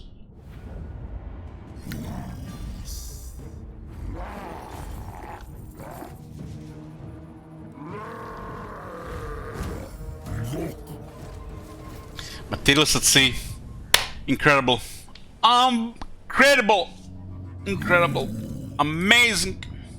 Doesn't even work on hordes. Oh boy.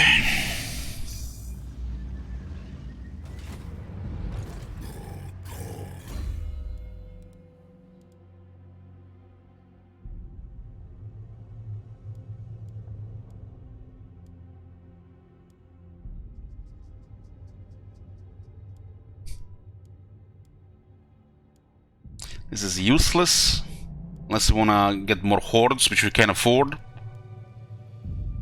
Bad.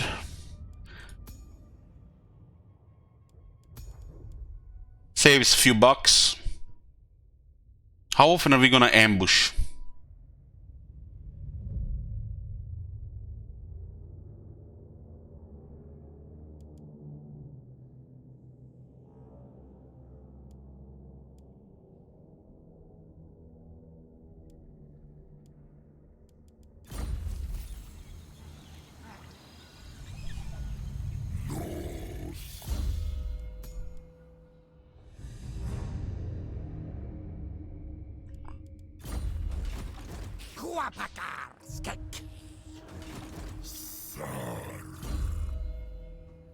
We need the Germanic sustenance and renown and feared. This is like the absolute must here.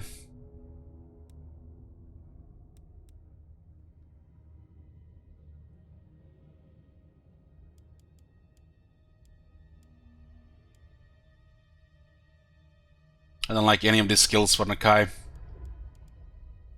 The ancient cunning seem like might have a use once or twice in the campaign.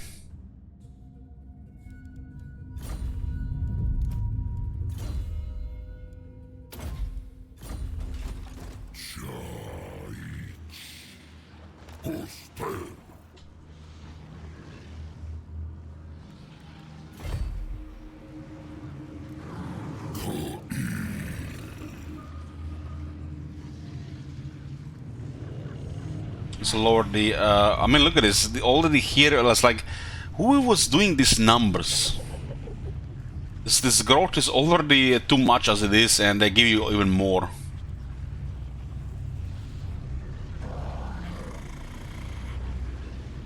Got a Feral Cold One's army ability, huh?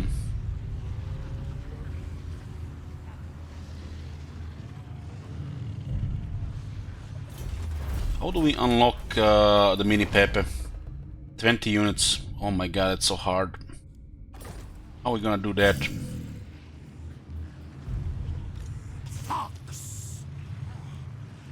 Like, look at these two buildings and they give me. Okay, let's just stop here. Let's lower the up by another 10%. And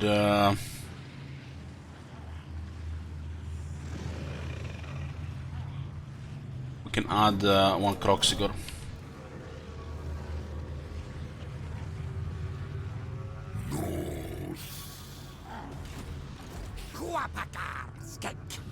It looks like to enable one, it looks like just temporary. So you need to get more from the Horde, technology, whatever.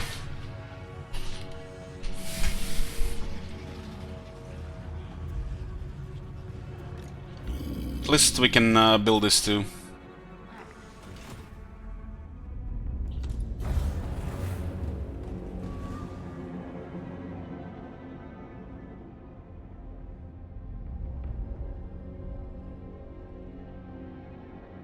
They added so much growth and everything, and they forgot post-battle loot. It's clearly obvious the post-battle loot was totally forgotten.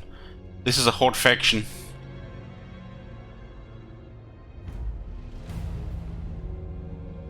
The base income from this vassals should probably be 40% as well.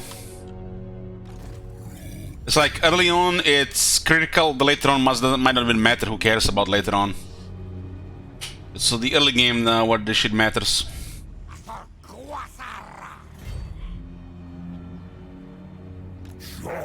So these are Chaos Corrupted lands, but we got in camp. But they see us coming. For some reason the replenishment is kept at 5%. This is also the worst Horde replenishment in the game.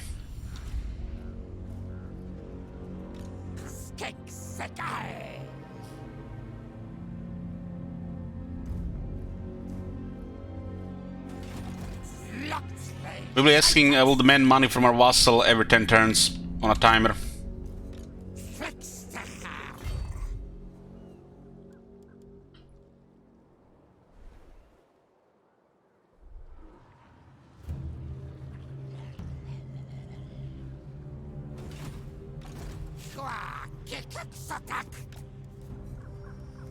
The Vedas King will be useful for now. This lord is cheap, so insurance policy as well.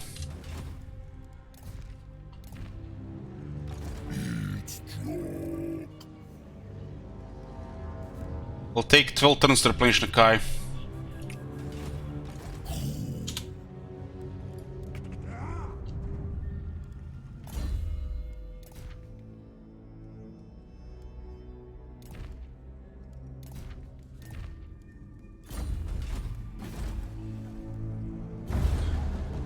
Maybe the technology improves on camp replenishment in enemy territory. Maybe it's the Horde replenishment, not the regular replenishment. This is a Warhammer 1 level of replenishment. Actually worse than Warhammer 1.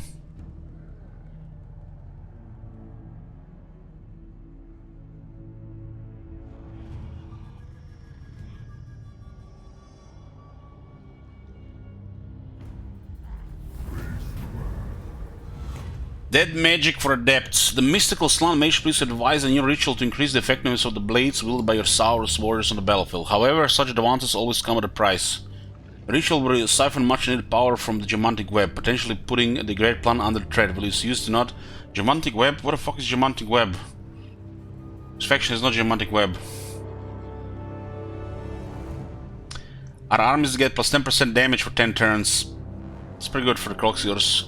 Literally for all our units. At a cost of 20 power, but we just get 10 power from our follower.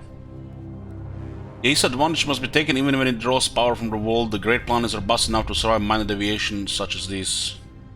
Now is not the time to risk weakening the Germanic web. The world is at the edge of a precipice and every ounce of power is needed.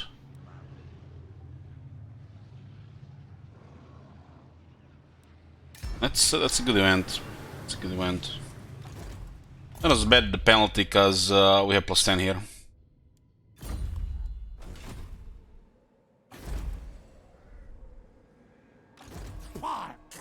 So Bjornlings, are they at home? This is getting worse and worse, huh? The 3D was 110, now it's 58. By the light of the lady. We need to make sure we don't start random wars. I'm listening. I have said. Bloodthirsty. Are the Bjornlings at home? There's an army in one of the settlements. It's probably in the Peck Ice Bay. This province is big. The Vanaheim Mountains. One good thing about a Horde, when you encamp, you get a vision over the area.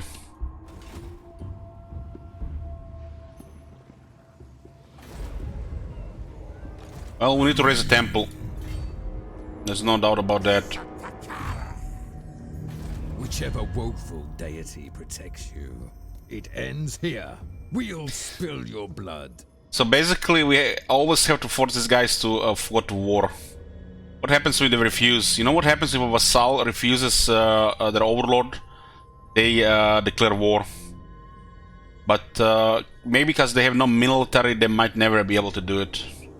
It makes no sense they'll be able to do it with no military.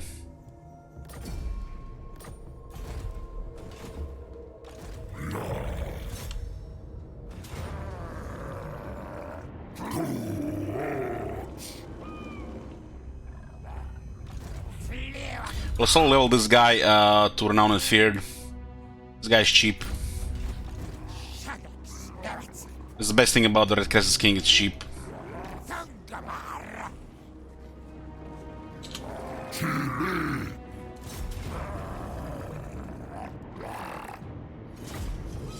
By taking this territory, we'll get an allied territory, which will increase our replenishment a couple of times. And we'll get another 80 income and another temple.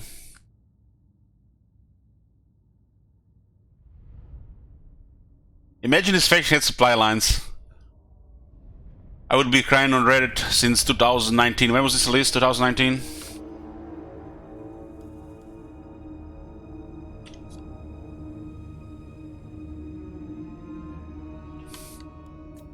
I didn't play this faction on release. That was just before we got to doing all the campaigns on release. People were bothering me out the stream why I'm not doing new factions on release. And we started doing it for the first time with Malus. We started with like first 70 turns, and then we started to 150 turns to work towards short campaign victory. Because people want to see all these factions early on.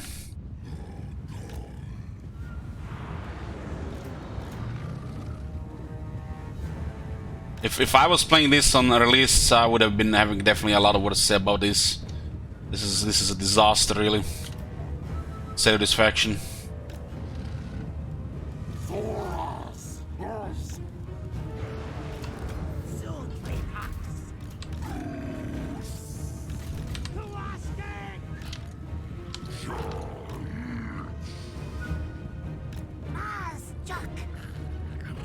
But how am I knowing if the faction is broken if I don't play it?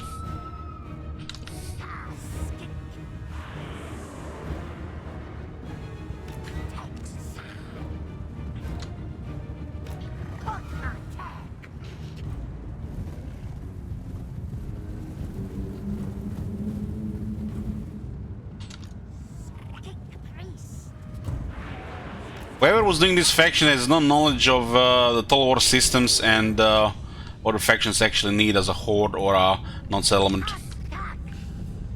They were it looks like they were so focused on creating something new, gimmicky, and not really giving the faction, you know, what they're supposed to get. It feels so fake. It's all fake and low effort.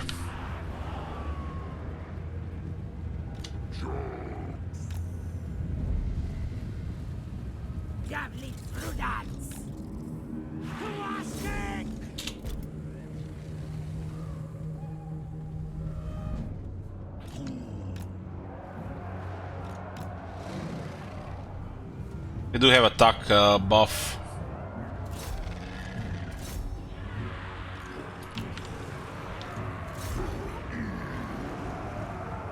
Order spirit in the trash if you have any buffs. We'll debuff the trolls here. This is nice against Norscan or Chaos.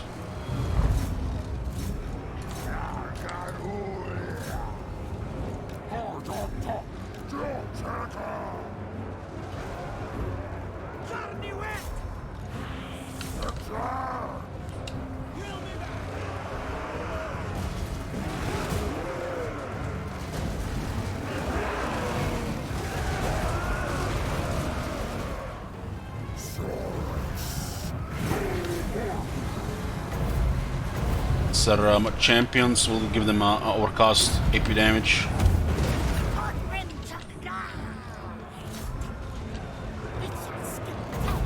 And they're outed.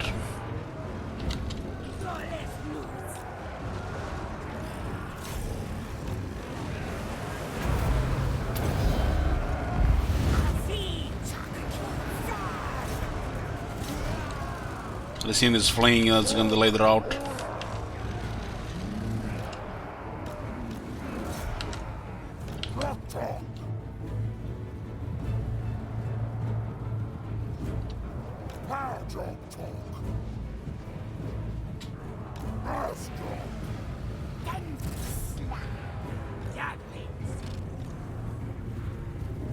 Currently have extra 8 attack, 8 defense from the treasure event. When playing melee armies, the treasures are the best way to buff the army. You get 25 fees resist, you get regeneration, you get frenzy, get 8 attack, 8 defense, you get armor, AP damage, weapon strength. All amazing buffs on melee.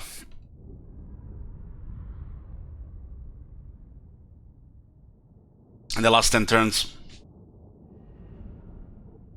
The whole army gets this buff, by the way.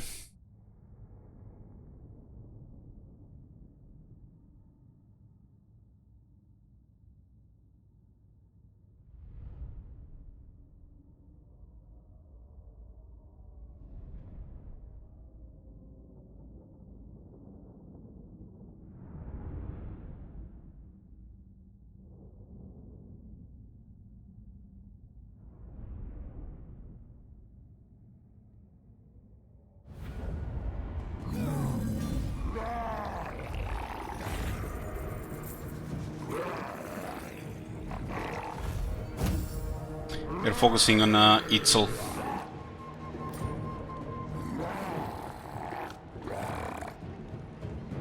So this is considered Seka.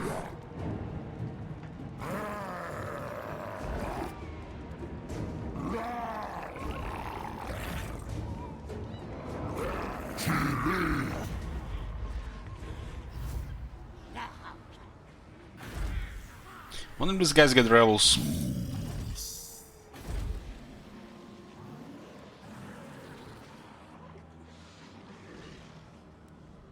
Probably. We need the capital for this to be effective, but they probably have just an army full of rank 6 marauders. Can't just go into the blind zone, they're gonna have somebody scout eventually. If we enter the territory, we could get a vision of the whole region. Special thing with the hordes.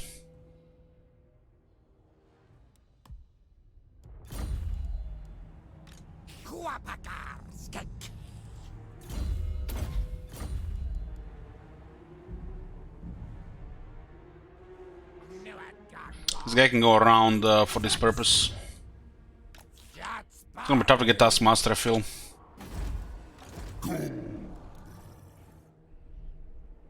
So a unit of Croxers costs 234.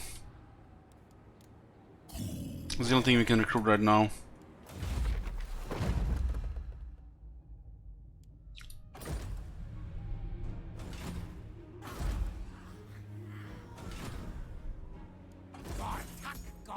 We got 4 regions on the vassal. Can ask money in 4 turns. Demand!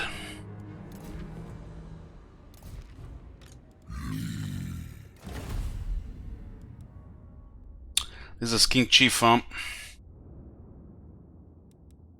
King Chief does buff replenishment. But we'll also could give us the vision. How do we go with the traits with this faction though? Sounds like it's gonna be impossible to even consider cycling.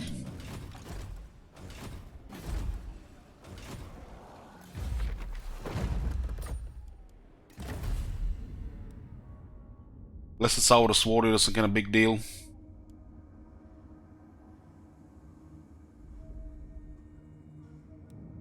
Unless the horn ones kind of make more sense though. Some won't be able to keep up with Kroxigors. This is better for the second army.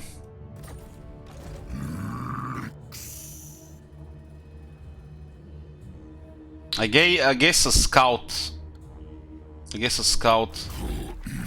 Scout makes sense. King Chiefs of Distinction. Itzel bestows blessings on the King Chiefs of the Horde, empowering them in his name. Unlocks hero recruitment as King Chief.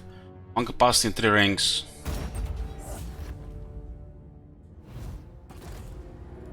And this lasts 3 turns. As a Perceptive, Weapon Master, and Cunning.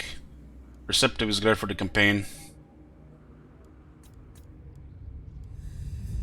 Weapon Master is not bad.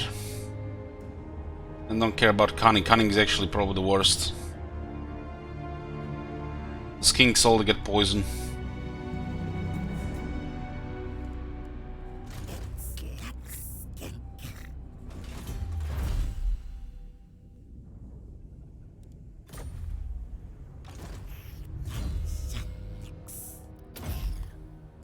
Win a scout.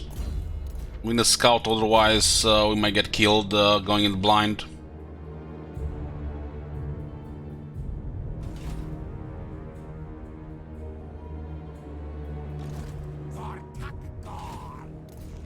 Don't you want to ambush the Horde requires deployment, investment of time as well. You lose all initiative. The only hordes that want ambushes are the Beastmen, because they can ambush and attack. Ambush is going to be very situational and requires, you know, different approach. Which, if it's not an attack, it's the worst approach.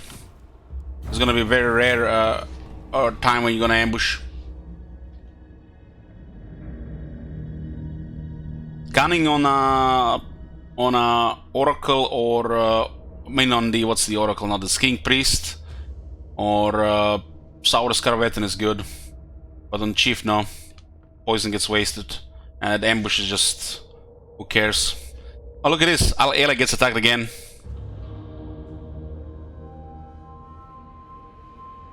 Why would anybody attack us? Let's all attack our ally.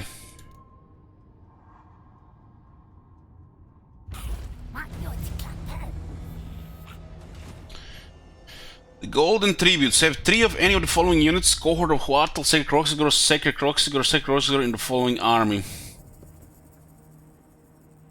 The mighty Kroxigor, ancient known among the Lisbon as Nakai the Wanderer, is encamped in the jungle when his king attendants bring news of a disaster threatening the very beating heart of Lastria.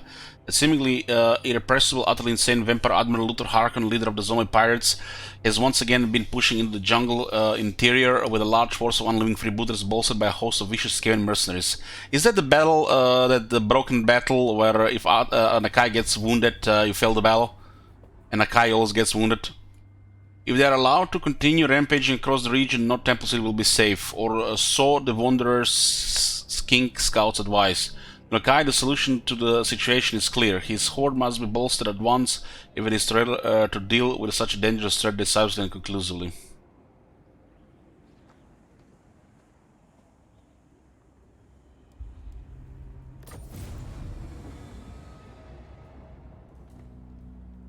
And the second quest starts as well, the Ogum Shard. Move any character to the following region Conquata. Why is this rank 8? Why doesn't he get this in like on level 1? So does Nakai basically don't want Gork wounded then? The all-known and seemingly ever-living Slann have revealed the location of several ancient structures in the locations right across the world pond, which prevents the forces of chaos from spilling out into our dimension and marauding across the old and new worlds.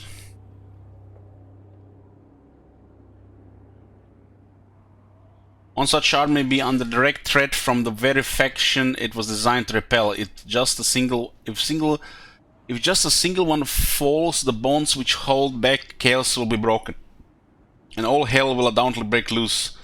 A situation as grave as wide-reaching in its implication as this must be investigated fully. In any event, defend the shard no matter what happens and whatever the cost. Your prestige grows, my lord.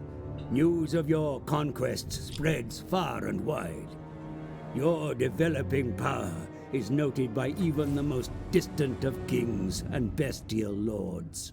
Vassal wholesale settlements, the next step. It's simple. The more and bigger temples to the glory of the Old One's timeless... It's simple. The more and bigger temples to the glory of the Old One's timeless vision the lizardmen can construct, the greater the power that will be vested in them by their ancient, erstwhile yet all-powerful gods. So we need to get somebody to Conquata.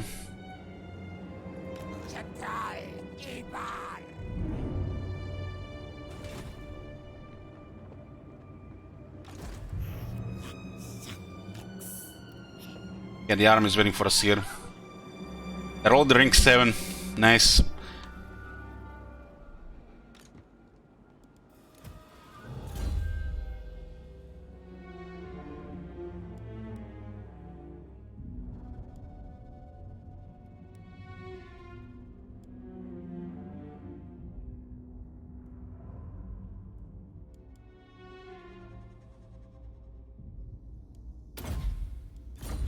Good corner with Sandora. It looks like this place will rebel with the Chaos Rebels.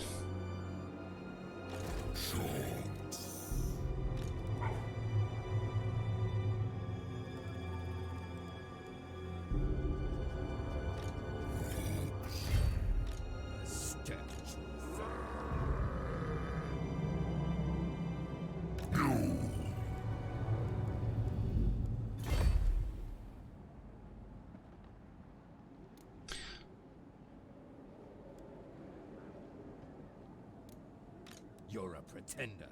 We need that capital.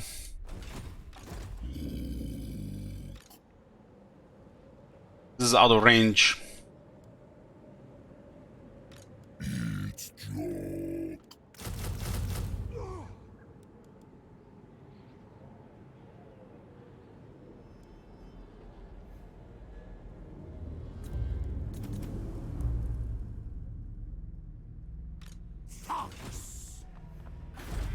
Can ask money in 3 turns. Won't just rebel over and over, and not if we control the province.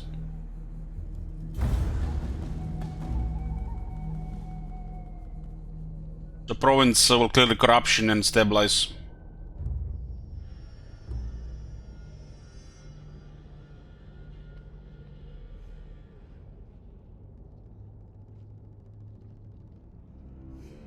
Each city will give a public order and untainted.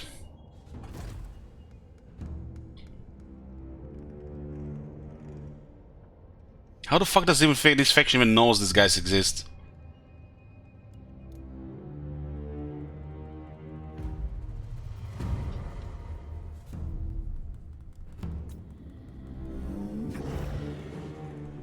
Apparently they respawn there. Okay.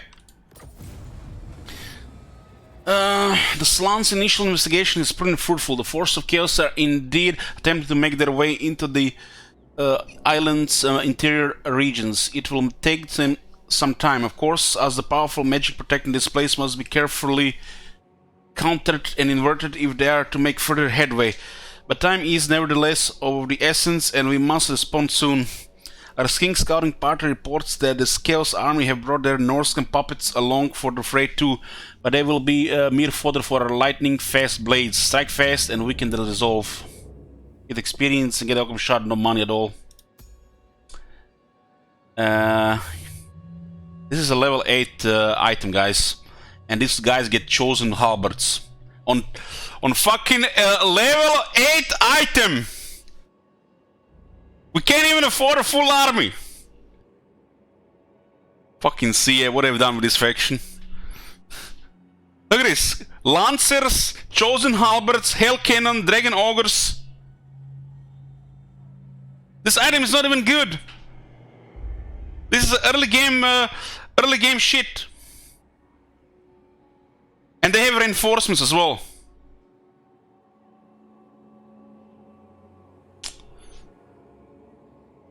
Guys, must be me, guys. Tell me it's me, and there is this faction is fine.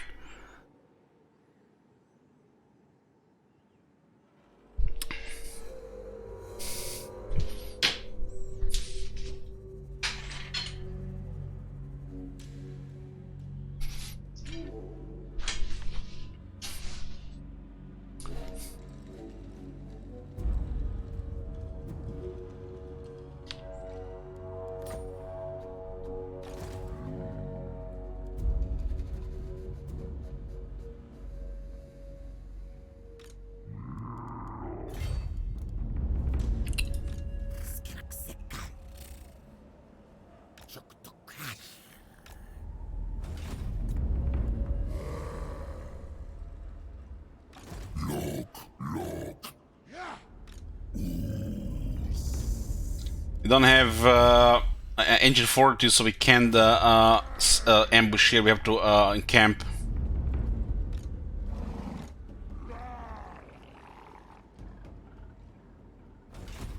No.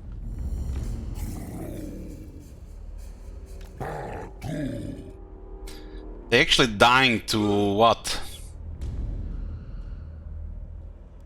To the cold. 2 Crocs just got killed.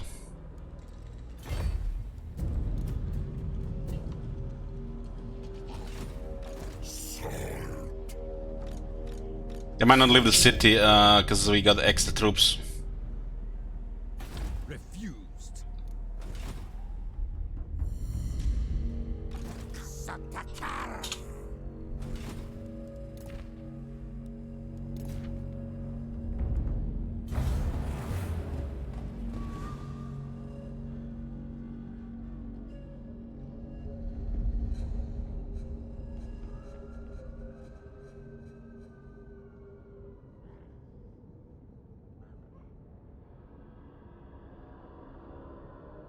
Hopefully he attacks. No, he's not gonna attack. He has enough in the settlement to bother us, but he's not gonna attack. Denied. This is what Skin Wolf, Verkin, and some champions and trolls too. Sequence of great infrastructure. The sequence is completed as per the old one instructions. It'll mean that the construction is swifter. All one's scored instructions will the construction is swifter and cheaper for Nakai and his reptilian brethren.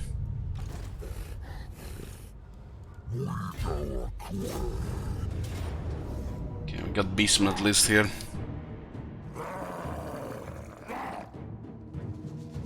We really need the renowned and feared. It'll be a little bit easier if we have a large army. Proper, real army.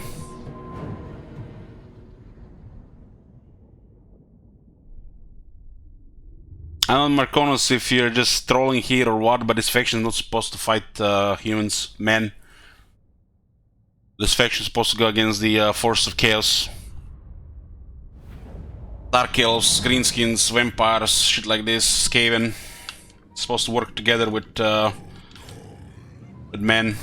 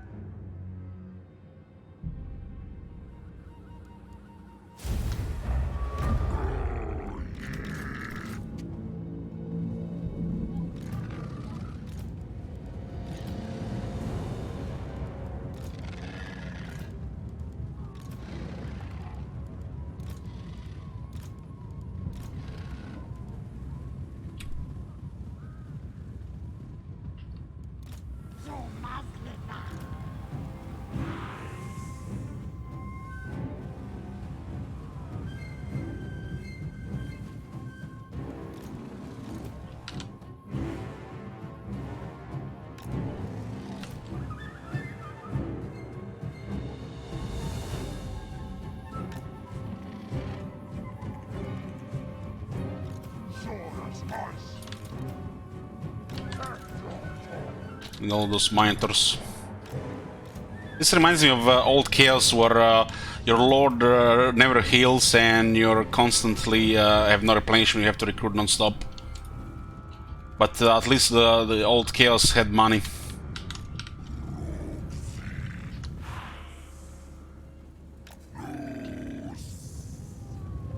I remember one campaign in Warhammer 1. I don't think my faction leader ever had more than half health. Only when I was moving like for, I don't know, 5+ turns.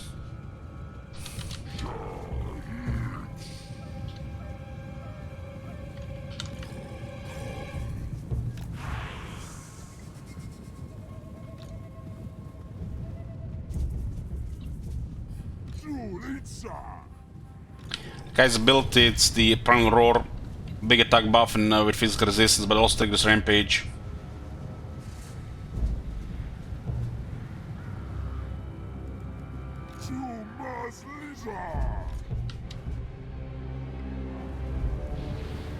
It's a good one if you can buff to other units.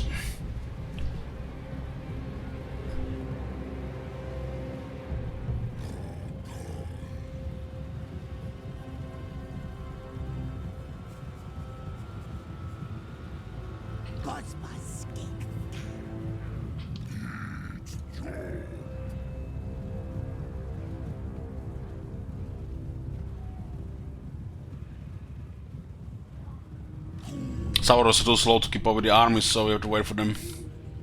It'll be a little bit better once you get that speed buff.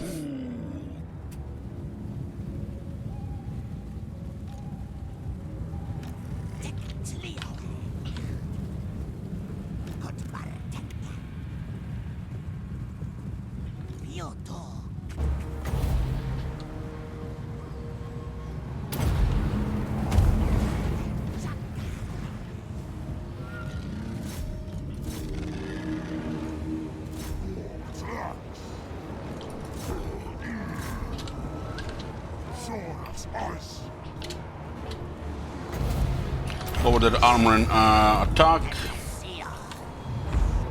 Can go through here on.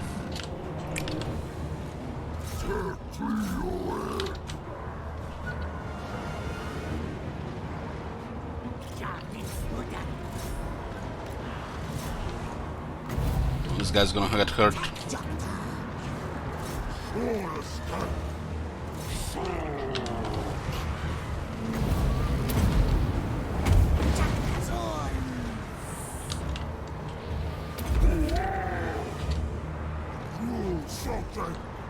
Should poison those monitors.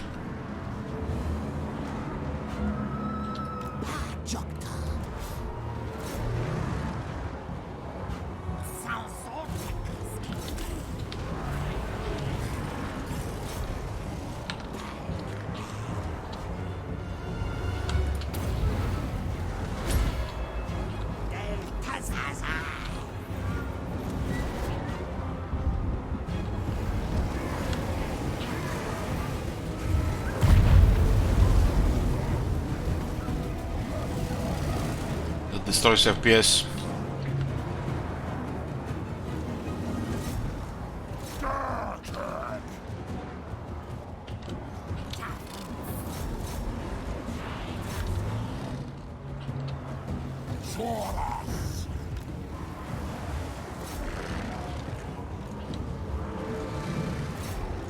Those mines are chopping my spears.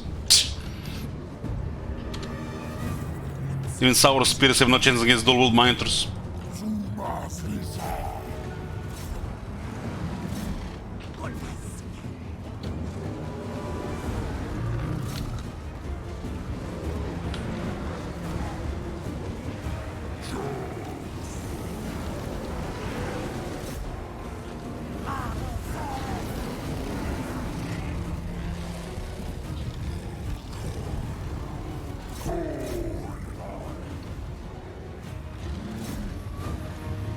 Can we even catch those guys?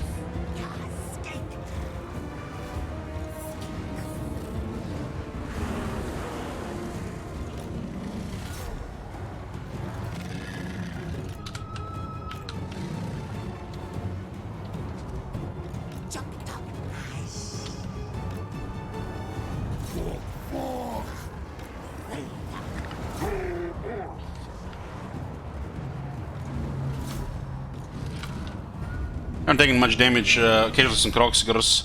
They got pretty sturdy.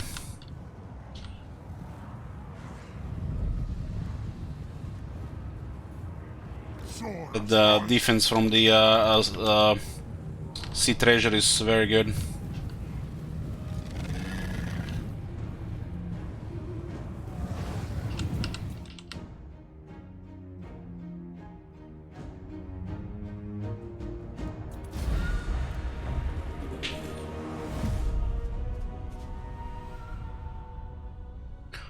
But mine to the 71 kills got into skinks.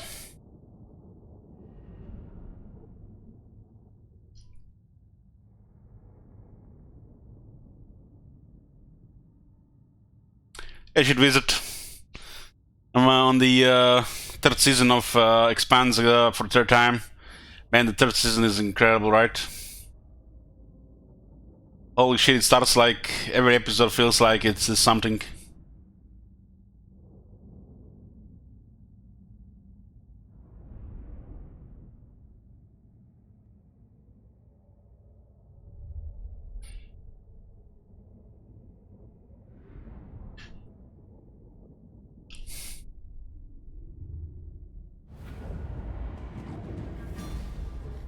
Man, Kai is big.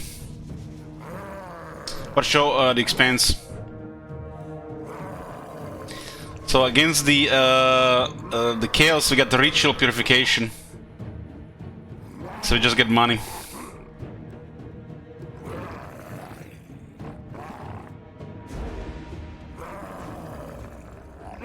Like Replenishment is kind of low here. But it looks like we're gonna enter back into Allied territory.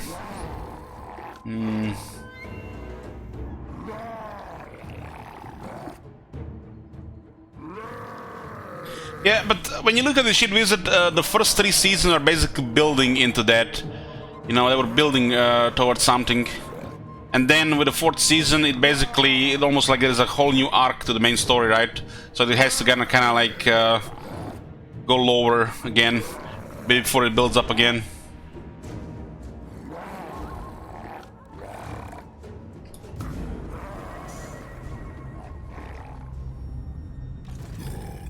Oh, come on!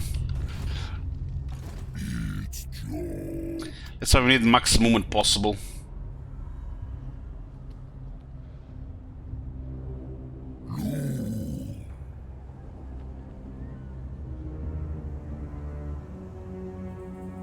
We can't even enter our territory here because they're blocking with zone of control.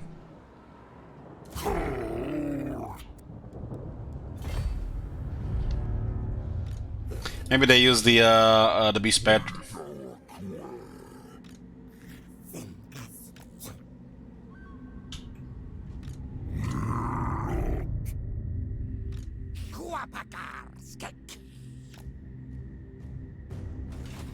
Unfortunately, we don't have good fog of war here. They see us, we don't see them, so that's bullshit. And this guy might get killed like this. They could literally be here and we don't see them. But they see us, because they have no fog of war. We're looking for the secrets of traversal, very important. This is a great technology. Everything else will also meh. Blessing of the Old Ones. The venerated Old Ones whose great plan Nakai and Elizabeth are sworn to complete. Bless the children and keep them pure in the face of insidious corruption from without. We'll get secrets of traversal and see if this actually buffs regular camp replenishment or triggers Horde replenishment.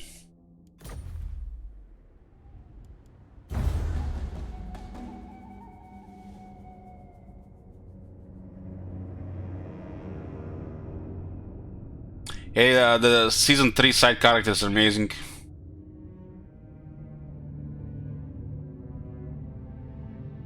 Beltaloda.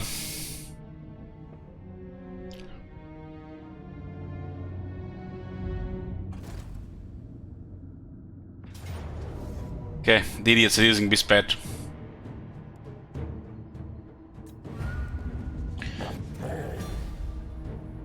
They were kind of blocked by the zone of control of Selman, right? Wanchi Blessed Totem. 25% charge bonus. Where is the Rampage standard when you need it?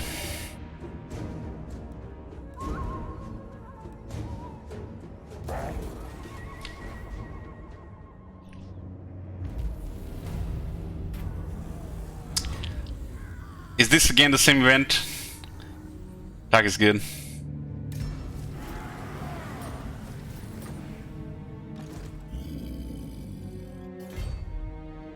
Oh, I had them in range, exactly.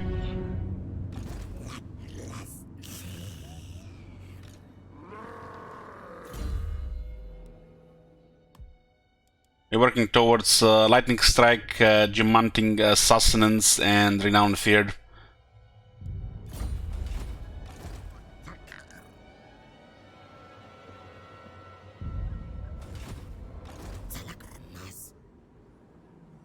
No surprises. We'll encamp with this guy in this region and see if anybody's here. This territory is kind of big for one army. Here's Elmer's.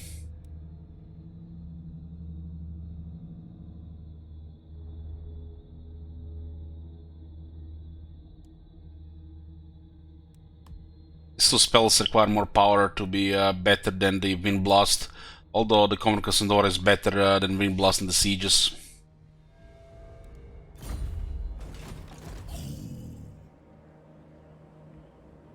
You're a pretender. Denied. Refused.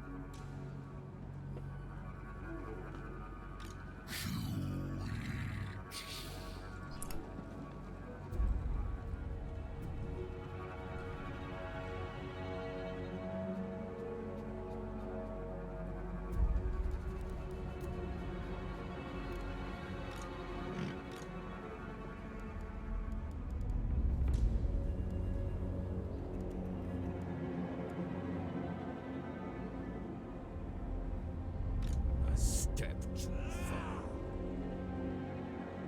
No. You're a pretender. This doesn't look healthy.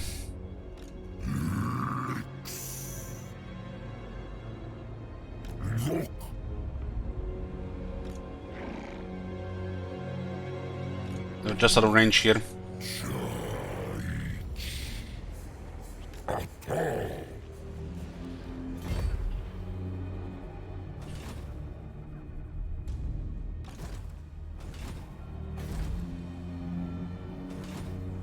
Without this province, this is not gonna be that stable, but it's improving slightly. We can attack this or this because they're both our enemies. The follow-up is just disaster.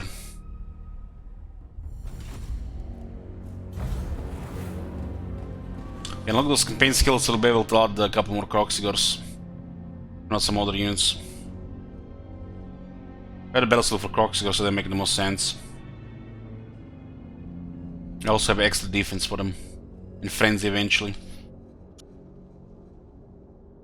We should probably unlock Frenzy first before we get Renowned Feared.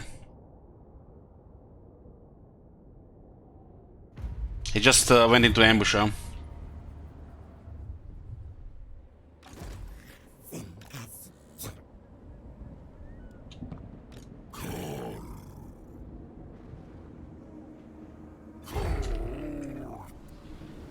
Stance, Astromancy, ambush defense chance plus 50%.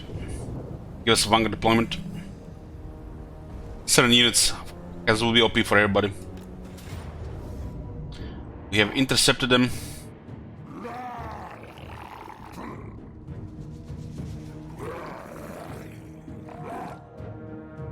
Seven, 7, and 2, huh?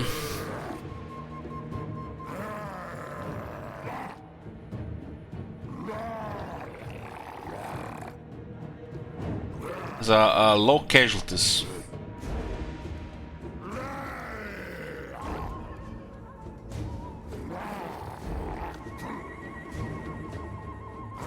It's weird this is the result. We have last turn and Sorcerer Blades, I guess that makes sense.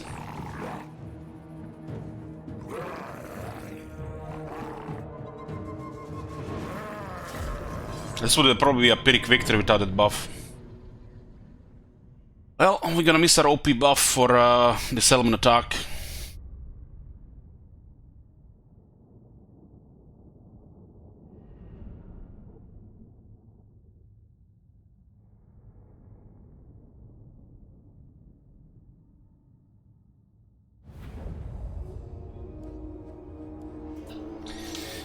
Well, yeah, it seems like every week some actor gets accused of some sexual misconduct.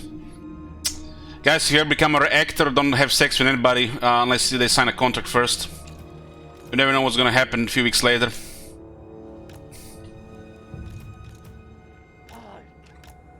Wonder how many of those are bullshit.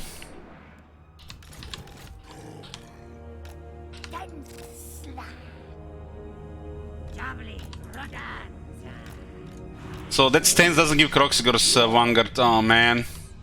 At least these guys can keep up with them, right? We're gonna have to find the trolls with the spears. These guys will have poison.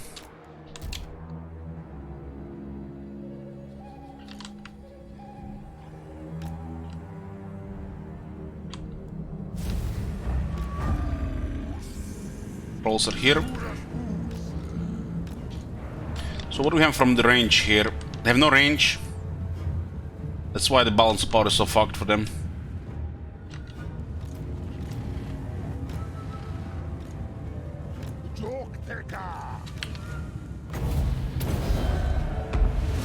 Get him attack with defense buff.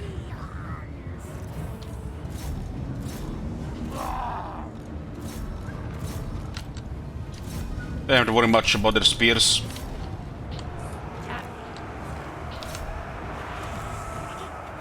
Get a debuff here. Attack and armor. Debuff poison the berserkers. I didn't give those guys a buff against the trolls would have done way more damage.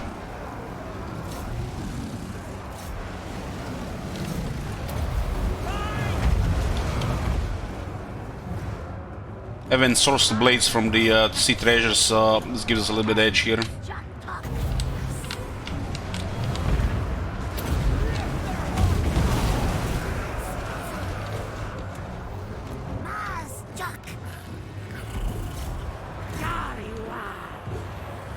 Trolls a switch target. Right side is fine. Here's another harmonic convergence. Kind of messed up that skin wolf. There are those trolls.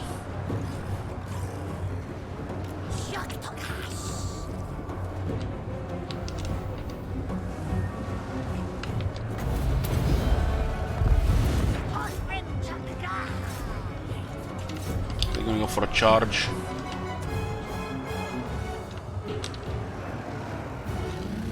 I managed to... I didn't kill a single Kroxigor here. Rank 7 spears, Kekvi. It's because when Sorcerer Blades that extra defense goes a long way.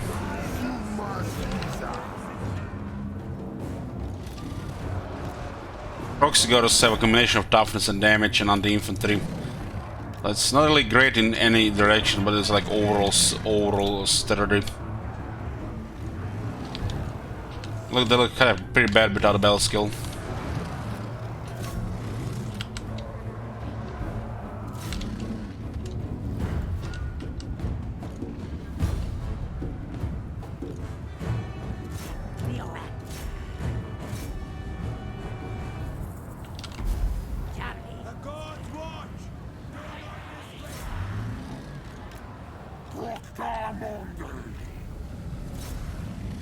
So dead, dead, alive, alive,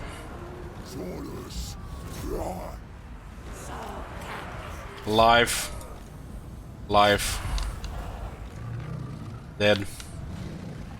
We have dropped below 20%. If a unit has 100, it has dropped 19 or less if they lost the battle. If this unit has 120, it has dropped 23 or lower.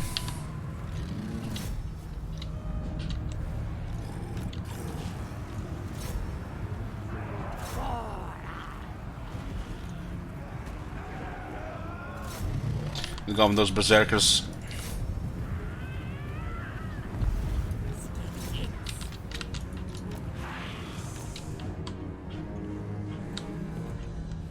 Can't catch those trolls.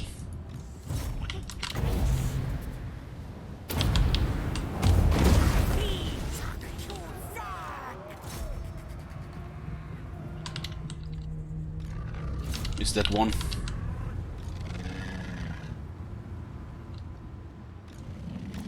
Those berserkers are running a little bit too fast.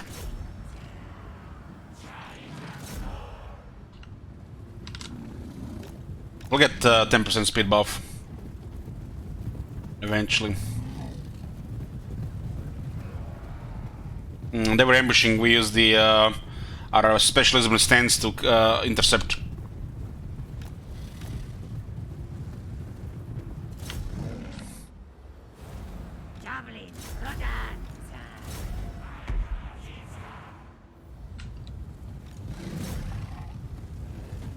Just Marauder Berserkers running faster than my Croxigors.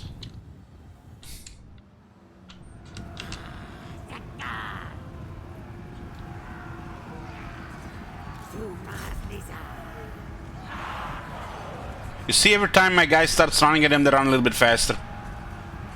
There's something really bugged about this shit. The syncing on the attack animation has been broken more and more every update. Why are they running with 50 speed? This is something really broken with this shit. Skink, one of the advantages of the skinks are they're fast. And if they're about to engage with the enemy and enemy just sinks their speed and starts running away, what the fuck is the point?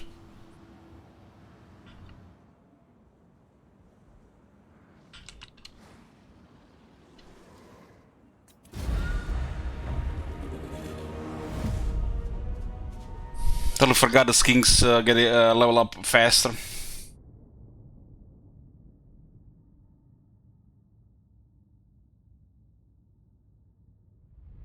Even with minus 15 speed, our units should still be much faster than theirs. And their units is literally sinking to our speed and getting a burst of speed. Basically, our units are catching them and they get burst of speed because the sink, they start running faster. And then we slow down, then we start running faster, they slow down, then we start running towards them, they speed up again. And it just gets them out of battlefield faster.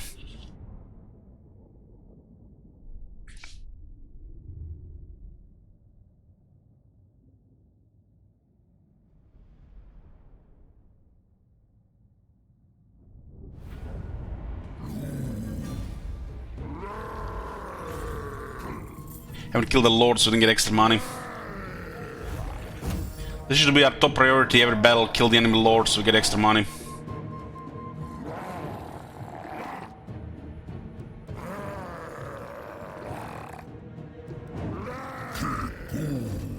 Get 2 bells here, which is beautiful.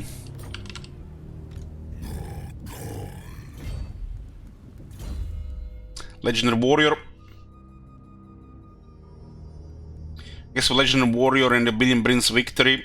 With inspiring presence and the attacking, defending siege version of it, you literally have unbreakable units on the Nakai's battlefield. Real, but we're just gonna fight to death. But the generic one is stronger than the Legendary Warrior. This is 9, 14, 19. Another 30% oversize when attacking. Can literally make shit unbreakable with all this combination. These units are what now, 70 leadership?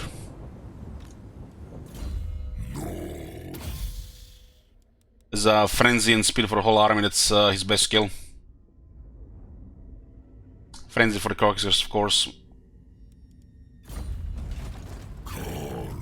I wish when you mouse over encourage, if a unit has encourage, it will tell you how large the radius in percentage and how much bonus leadership it does.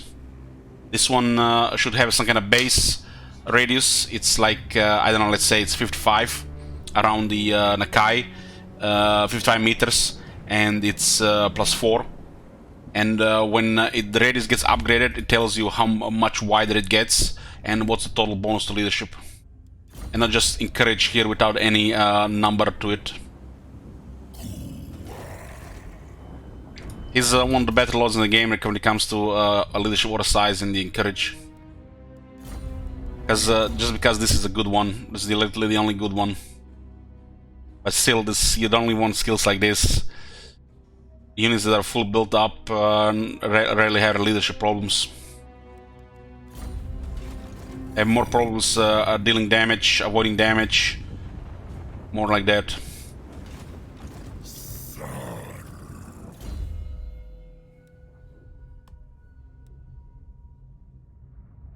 This makes it cost what, 11?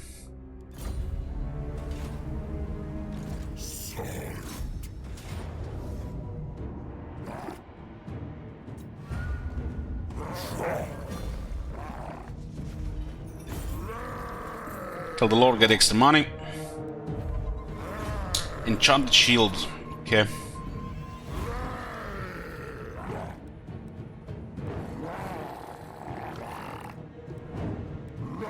Still it doesn't do anything.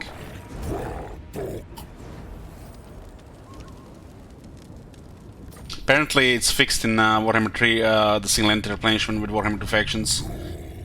Maybe it's still broken with Warhammer 2 factions, maybe they fixed only for Warhammer 3 factions. Have you thought about that, Booker? There you go, another leadership buff against these people. So it makes everything else weaker.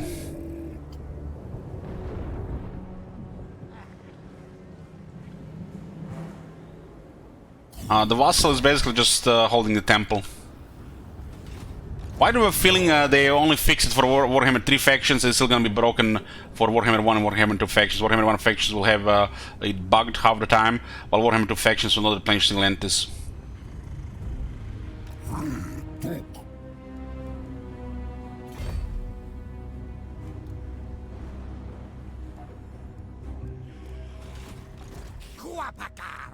We encamp in the territory to forget vision. It's a form of spine.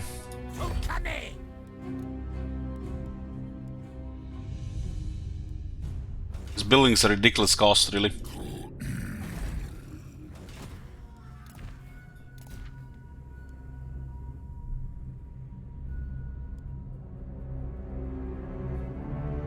It was our last turn of an Source Blades.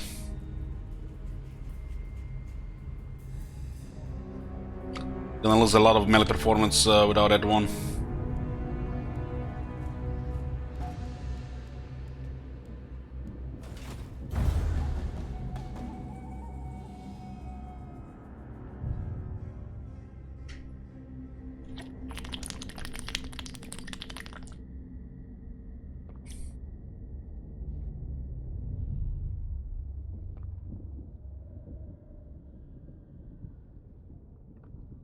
I think the technology might provide better replenishment. Maybe they just kept to a half of the Warhammer 1 replenishment. You can see I have a vision of the whole region.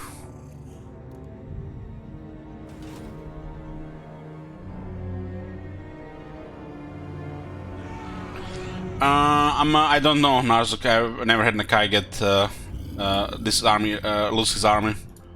I don't remember it happened in the first campaign. Argon Conduit to get more power.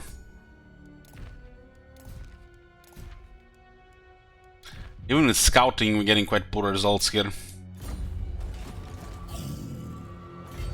This does smell like a retreat, but should be a follow-up. Maybe they will not retreat. We did lose the strong buff. We really need to take this province, otherwise the rebels will overrun this shit. 2 skin wolves appear out of nowhere.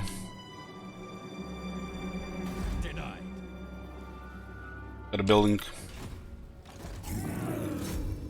No retreat, 2 bells, beautiful. Look at the difference immediately. We losing Sorcerer Blades, all of a sudden it's Spirit Victory, high casualties against a much weaker army. They do have their bullshit stance, which is look at this shit. Compare this stance to our stance. Upkeep minus 20 for all units, 10 defense, 10 leadership. Just compare this shit to our shit. Where is our upkeep reduction?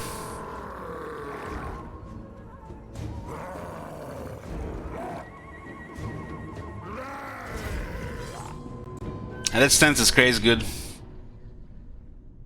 It's not just that, it's also lowers the upkeep by 20%, among other things. How much movement it takes to go to that stance again? I don't remember. Is it 25%?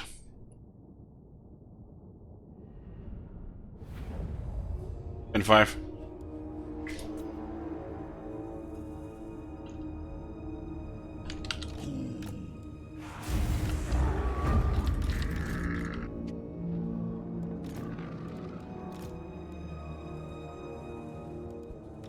Could use a potion of healing on a Kai.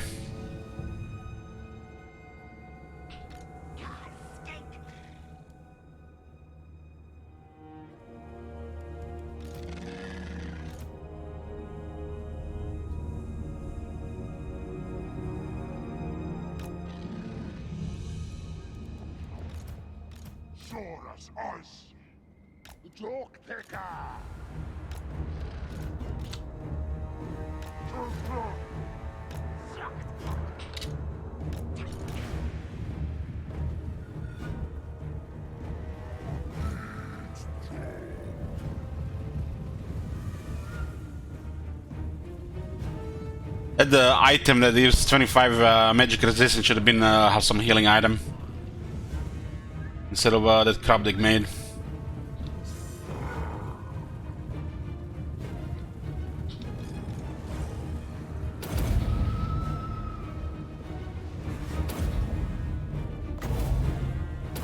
These guys, they have no armor.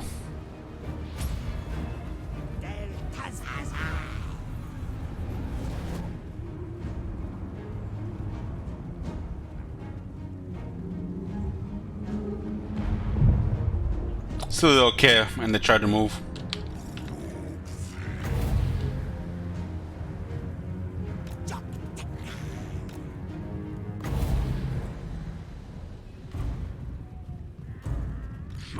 That was 8,700 damage.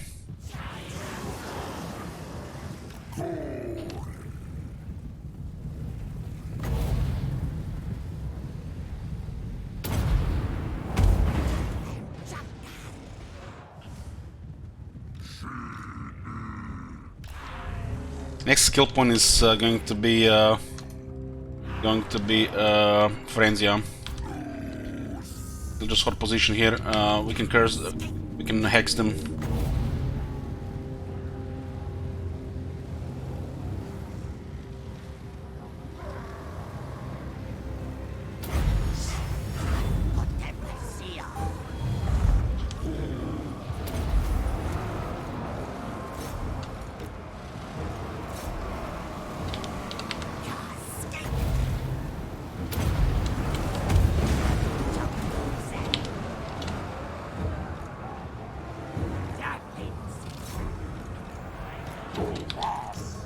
Guy is gonna take too much damage here if you just keep him in the fight. I'm gonna use this healthy Croxigors more. Be nice to get a brass cleaver.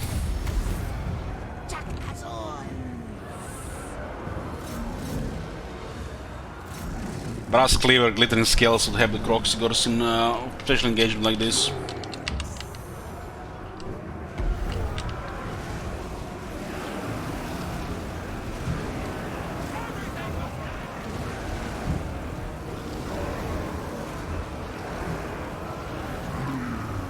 So you can see his blue circle. It's big. You can see the regular one. You can see the big one. And this leadership bonus is 14. I bet 14.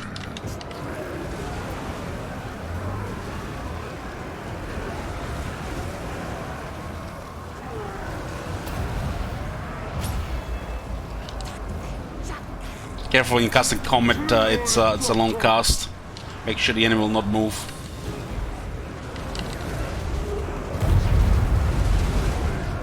He's gonna crash my computer.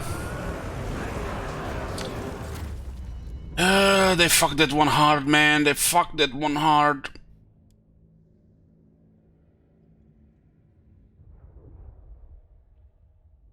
You need this one to make the campaign look pretty. But it will crash the game, really.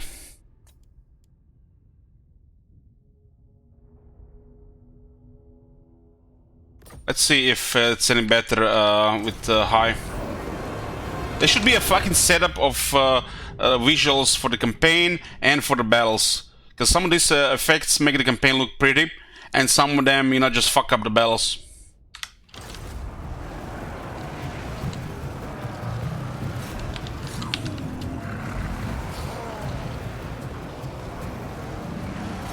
Since they changed some of the underground battlefield shit viz, if you don't put ultra shadows, you get shit quality. Really terrible looking. I think you noticed it already.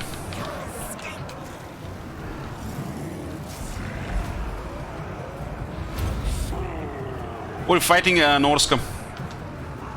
The skin wolves are killing our guys here.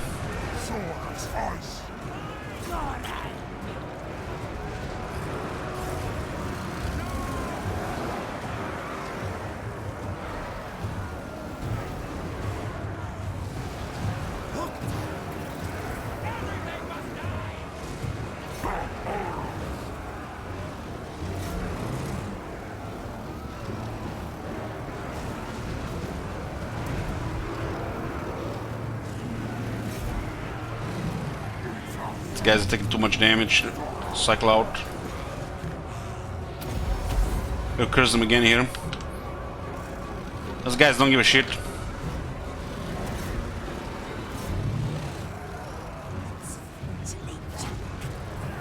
What the fuck is this?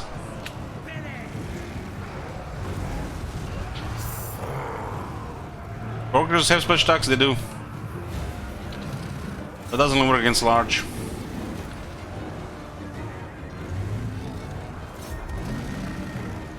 They're specialized against infantry, the regular Kroxigors. The sacred Kroxigors are a little bit better against these things. Where are the skin wolves?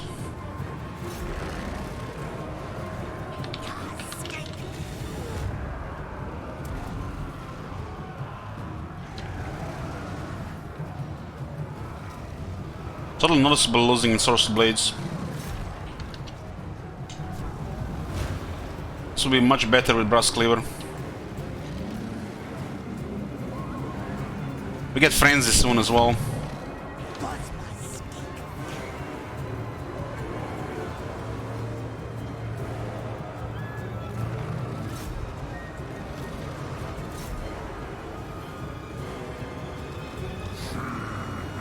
The magic attacks actually helps against Norse and Skin Wolves.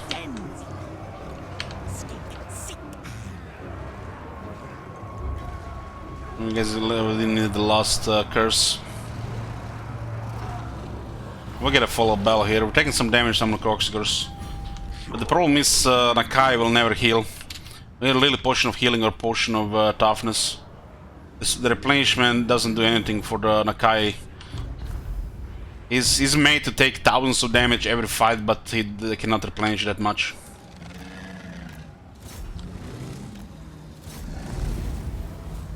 Will not get value of his health pool with the shit replenishment.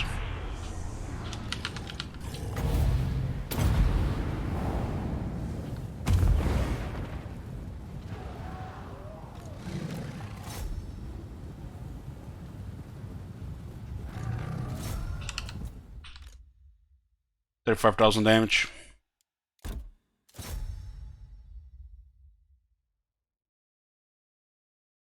Ice Wolves are, I think, large.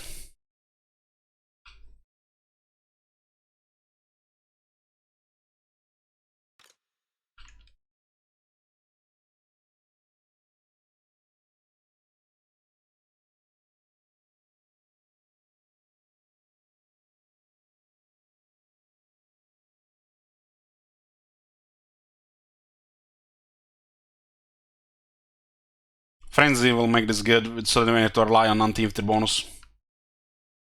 Make it a little bit better against large.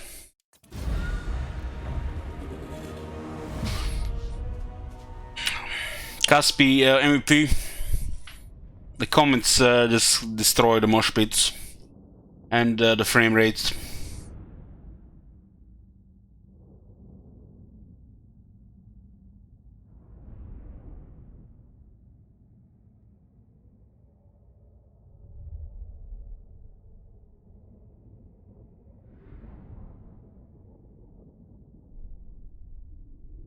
Ice Wolf is kind of like better lions, except they have lower quality stats, but numbers help.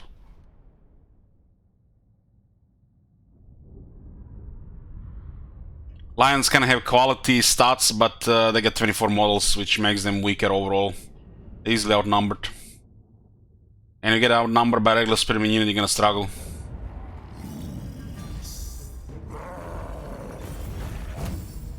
Okay, we get friends now. This is what's broken. We're constantly eating and replenishing, but Nakai doesn't get any health. It's bugged, you see? And Nakai keep losing health because we can't replenish. And this is just... they never fix this.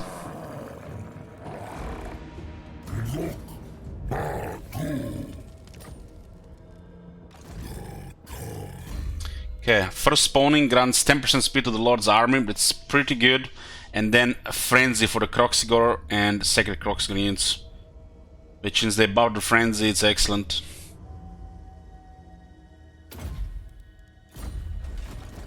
It'll do shit for auto-resolve, but in battle the Croxigor is gonna be formidable now. Frenzy is 10 melee attack and 10% damage with 10% charge bonus. They'll no longer be terrified as long as they have health and leadership.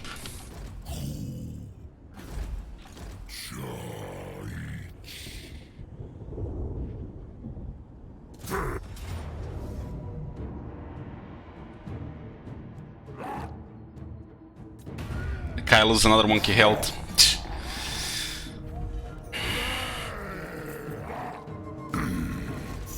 Ooh, Talisman Preservation. Nice.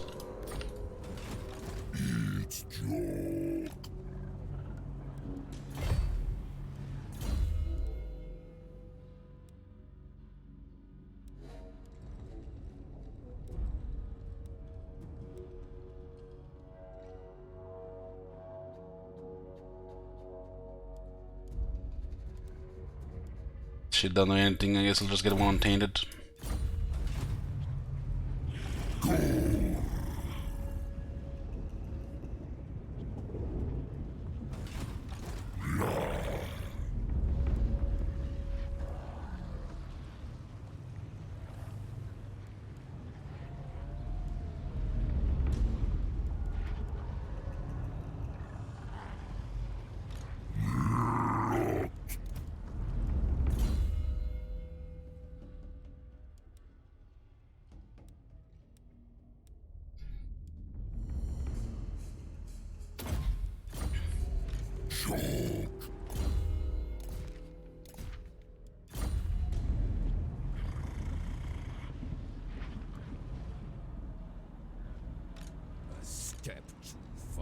It's 4 characters and a shit ton of infantry, huh? Well, the magic can destroy the infantry, but we don't want to attack them with a Salamand without knowing who's close. Will this give us actually any replenishment? Well... this guy has replenishment army ability.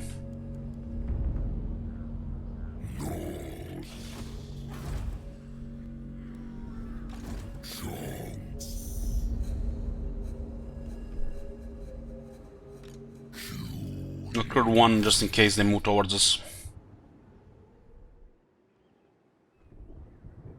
When we get more power, chain lightning will be skilled. But this is the least our priority. You got Wind Blast on the field battles, most of the shit. If you know, if you think it's they're gonna move, debuff them. If you have more power, then you add the chain lightning in the mix.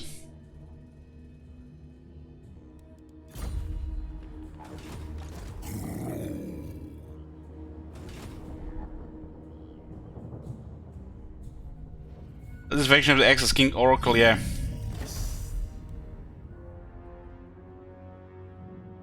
So when was this got unlocked?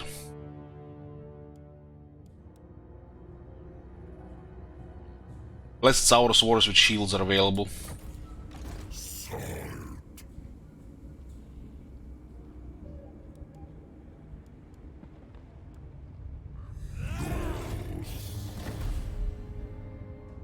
Yes, the moment you touch this area here,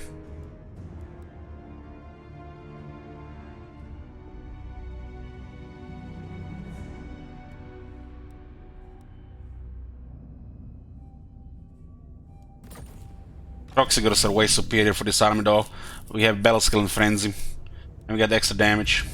This is gonna be excellent for the second army. If we can ever afford it.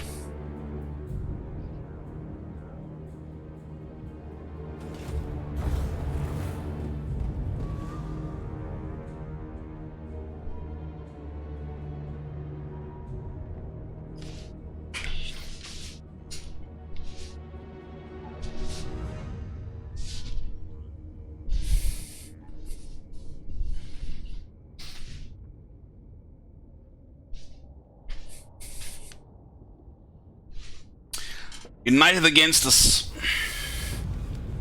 They got us to run our enemies. Yes? They had two. They had an enemy already.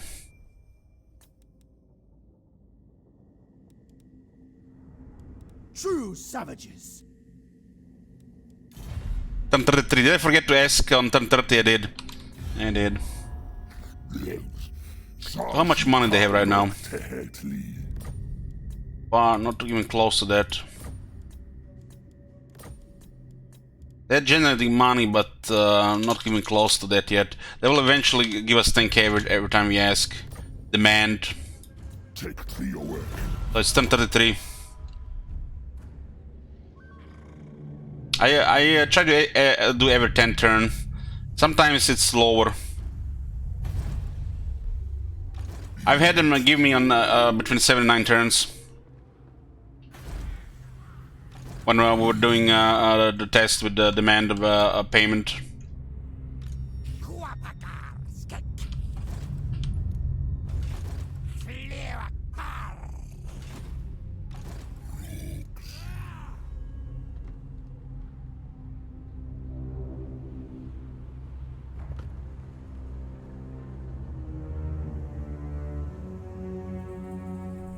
They go around as well.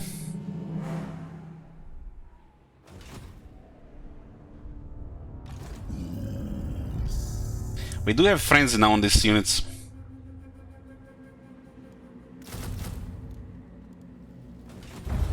We really need a Bjorn gathering. We're gonna go brute force it. They're not leaving the city. Proxygors are pretty good now with a Battle Skill and Frenzy. They also have extra 5 defense.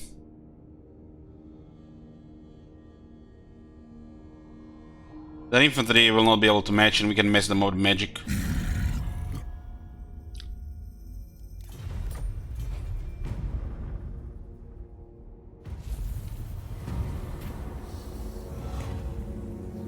Reclaiming the Lost World. Your noble slan mage priests have devised a ritual that will give even ordinary kings increased immunity against some of the foul diseases lingering in territories overrun by the vile servants of the Great Horde.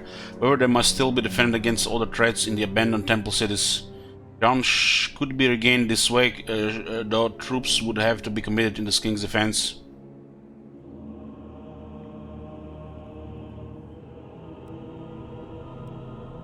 You're taking territory toward loss for many ages and losing fewer kings. Essentially, old ones get planned onwards. 6 turns will drop 50% of all the attrition now. Don't care. We have 3 in camp. While circularization is part of a great plan, for now you need your warriors close at hand to defend against threats both overt and clandestine. Route of Awakening is available. Please don't they don't disappoint with the traits.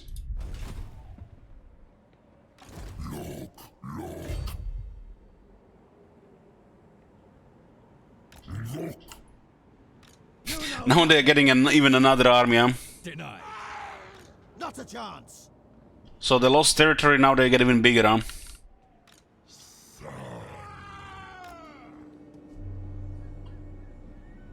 Whichever woeful deity protects you. They won't be able to pay this for long.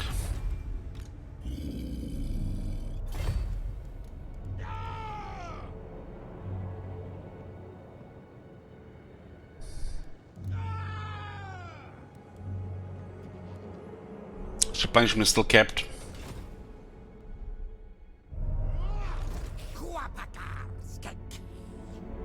It's the scaling leader, huh?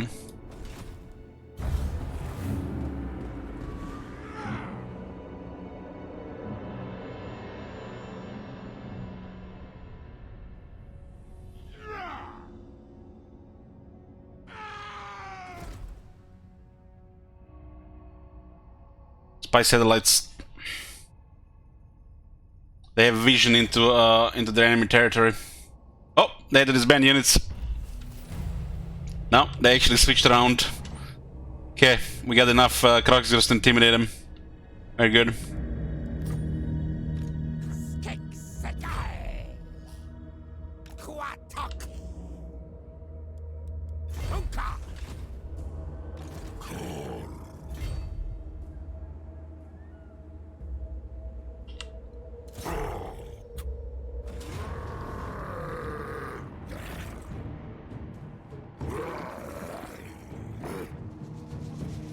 These guys now have extra attack, defense, and frenzy.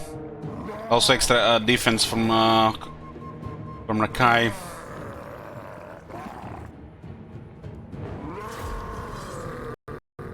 Capital is important because it gives us 3 crystals. And second region, the province in Norska, will stabilize the province.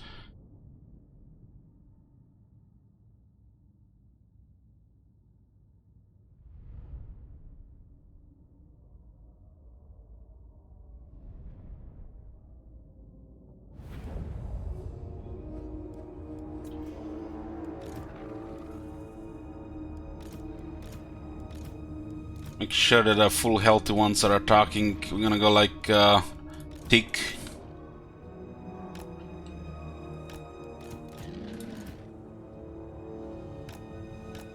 These guys can't really keep up with them anymore.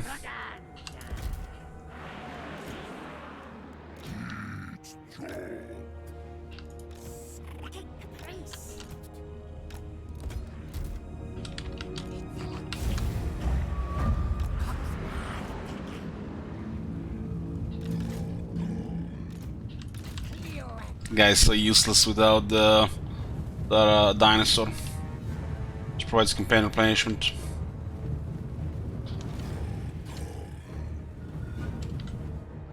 You got 3 skin wolves. It's enough to mess up Nakai.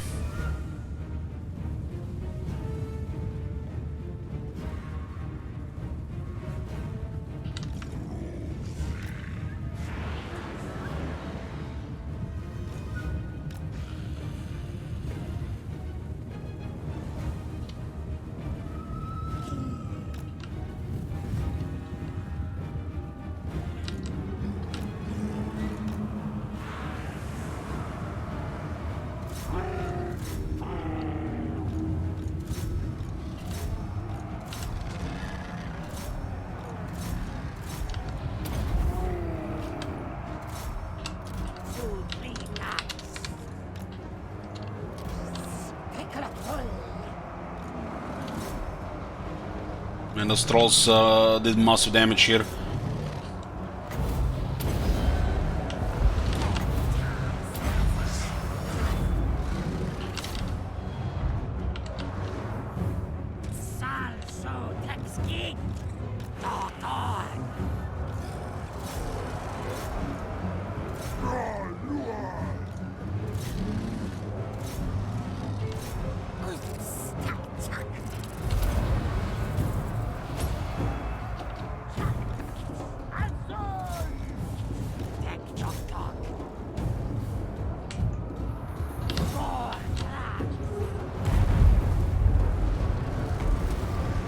No FPS drop.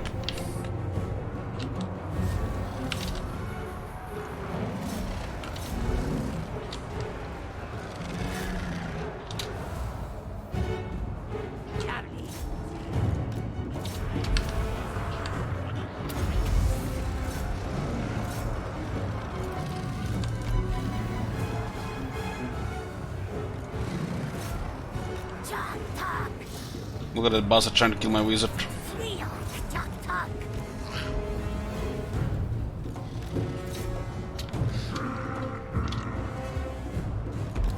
Guess King Chief gets to be useful after all.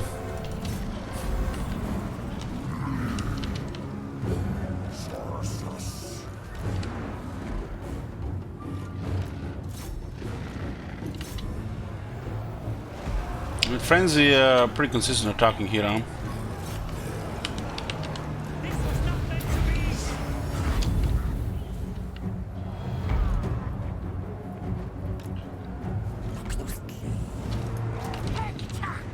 Got the what 3 skin wolves.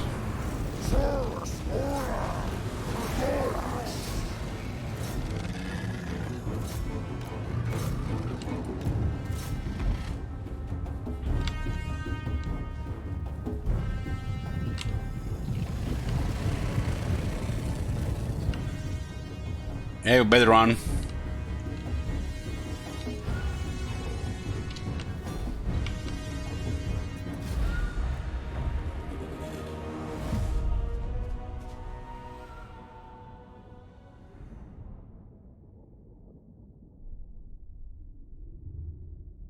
Broke the stalemate with the Bjornlings. Just had gone a little bit negative.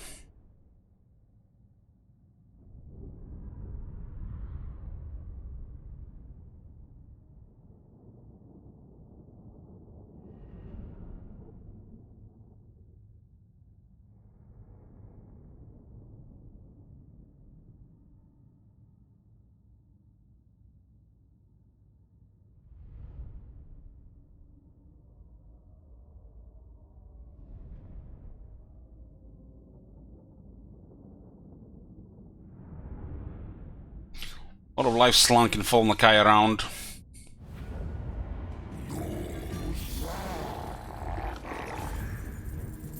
$3,200, it's good battle loot.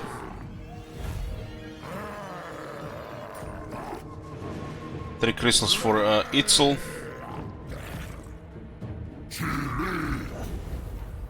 Sort of the Hornet.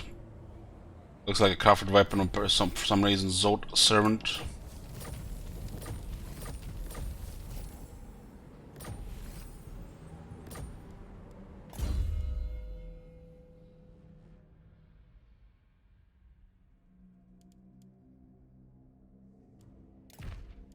And his defense.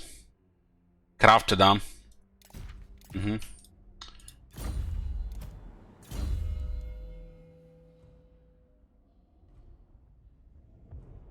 Tear them. Replenishment here.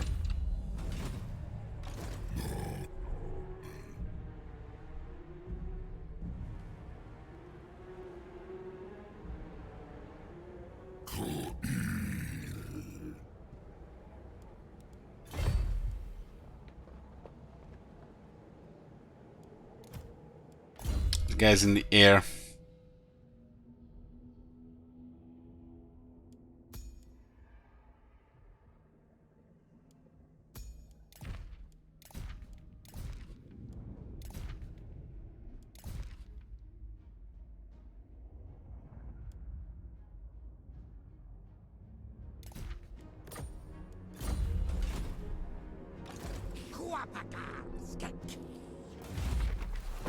Our awakening for second generation, a lot of life. Enacting the power of our awakening enables you to rouse one of the slumbering slump from the restful contemplation. 4 mage priests are known to you, each master of a different magical lore. Which slumber will you choose? Oh man, will it be light or life?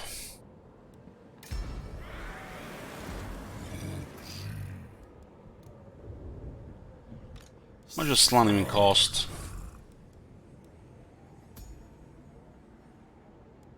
You got a second generation. Yoo-hoo! That's the highest you can get.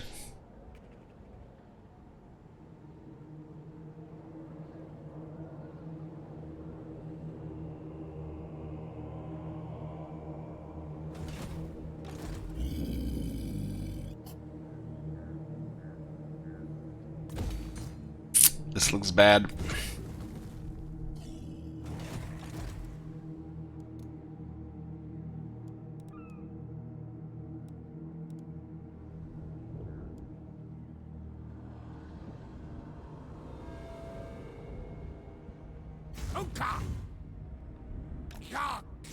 Can replace Weather Skink with the Slan and move around as well.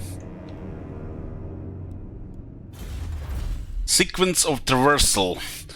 No beings are more able to flourish and prosper within the ultra-humid jungle so lasted than the lizardmen. This sequence improves Nakai's ability to see danger and respond more quickly. Look at this. It's gotta be their best technology. Campaign line of sight plus 20% for armies. Campaign movement range plus 20% for armies. And it's only one turn as well. You do need 200 favor.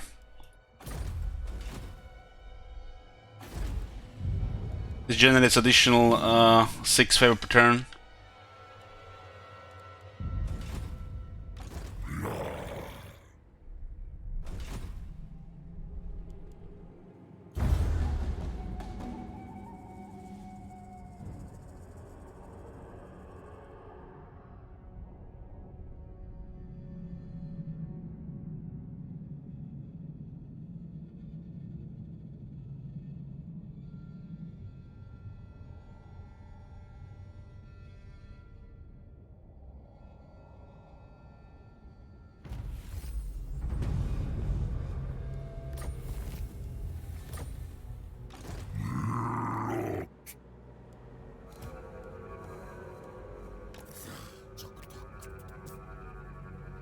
This guy just fleeing from the city.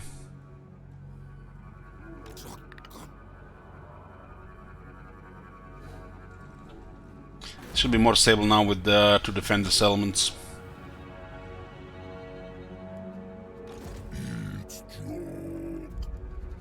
Now, healing is one thing, resurrecting is another, and replenishment completely different as well.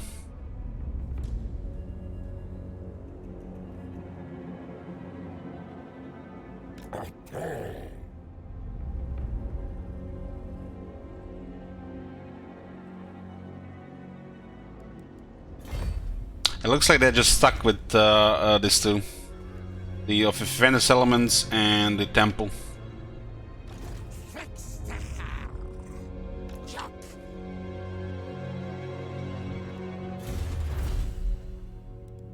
Let's get sequence of growth.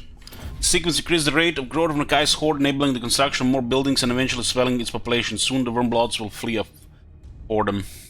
Let's see what if this does. It works outside territory. If it doesn't, it's kind of pointless. This is still capped at 5%.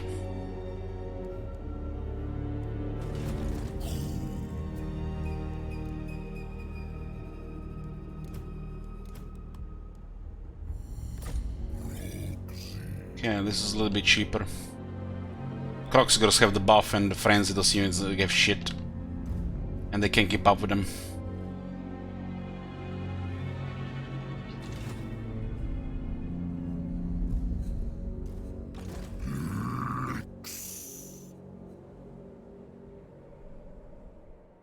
This is not sustainable.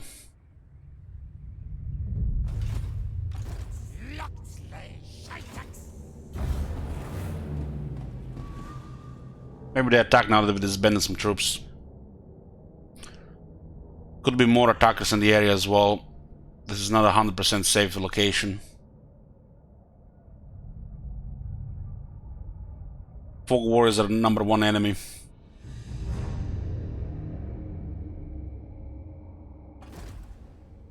Just fleeing.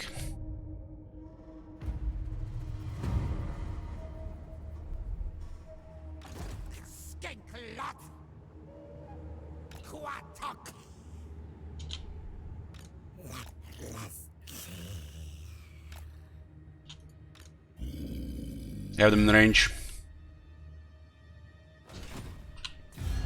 Knowledge for a win.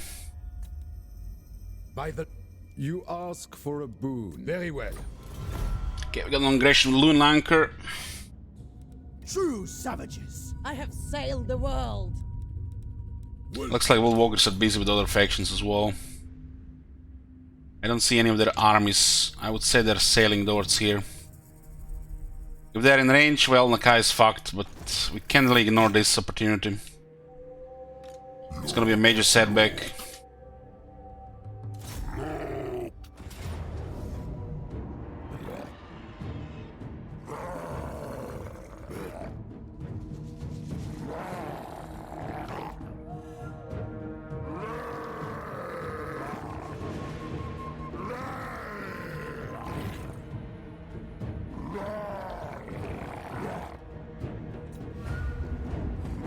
Yeah, this is a good auto-resolve. 2600. Rampage is standard. So look at this. Hold on.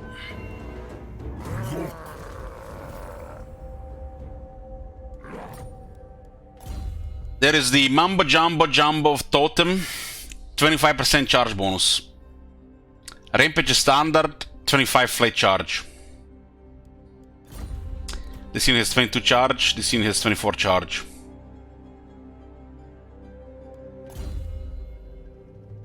Get 5 charge or get 25 charge. Just remove the shit from the game. Why does shit even exist? Give something useful or something usable. I'm gonna use them when they don't have anything else. I don't want to see this shit. Get Draft Master.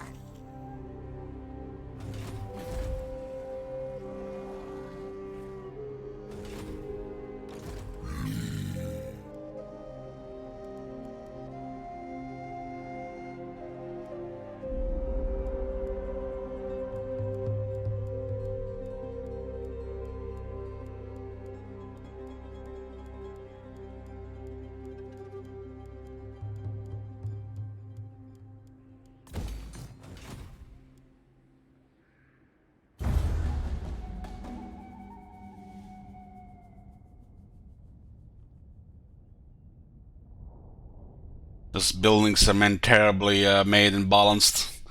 First 2 tiers of shit, and the rest of the tiers don't really support a high tier. Look at those costs as well. But we have to get it. We need upgrade reduction. The only way we're gonna get more military. Our 2 armies is too much time wasted just doing traveling around.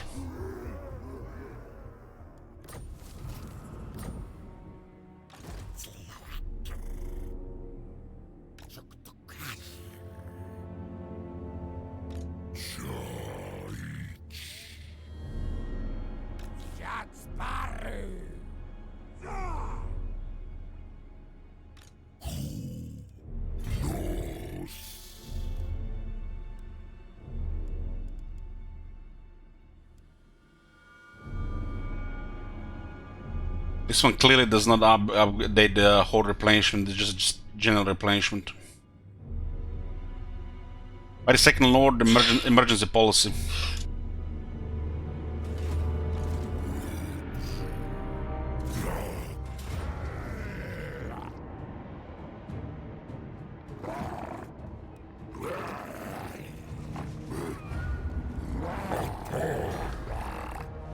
It's another capital. +3 Itzel.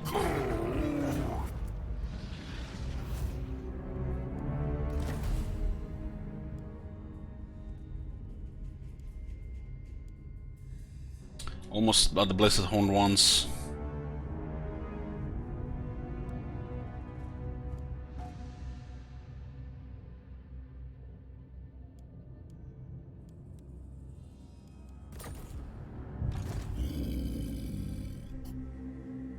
We need to clear this, right? The longship graveyard is close as well.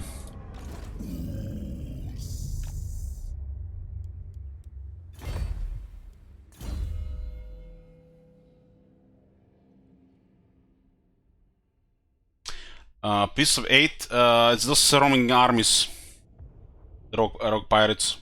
The lightning strike might represent the opportunity for additional experience. I'll get upgrade reduction.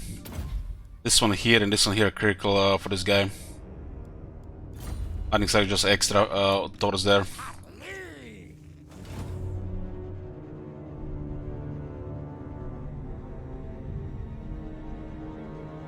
We decided to clear the Norska and befriend the men.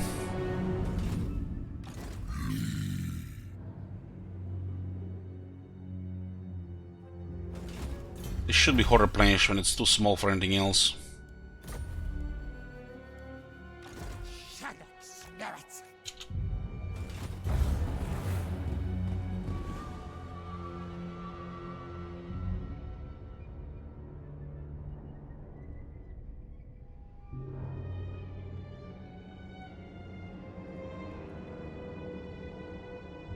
Norska is invading while we invading them. This territory is too large for one army, so it'll be interesting to see how it goes. At least the settlements do something.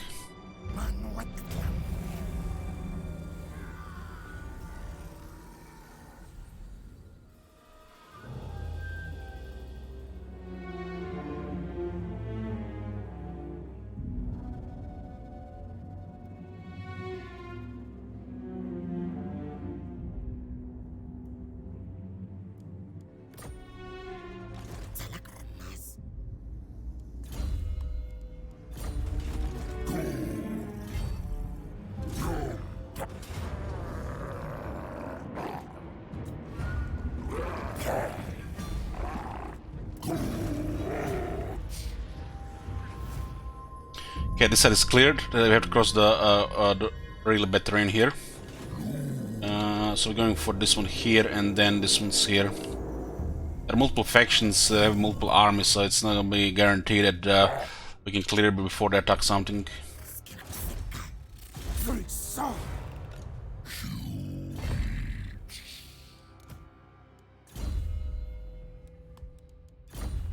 Yeah. Minus 632, that works.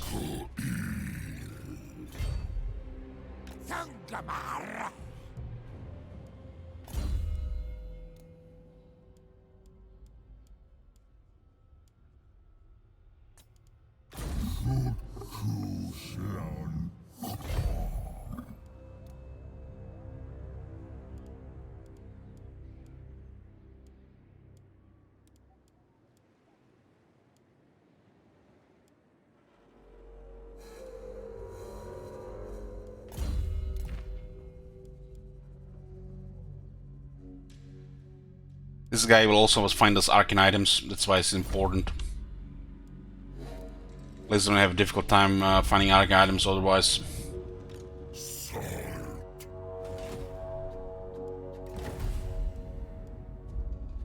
So at 2 more we can actually get ability here, huh?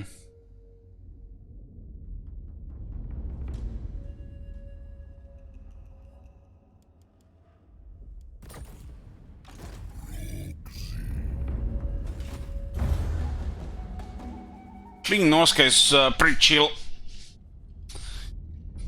Once you get through some of their early armies and get some skills. But it feels like, you know, the turns are going too fast, feels like Warhammer 1. But it's just this faction slow progress.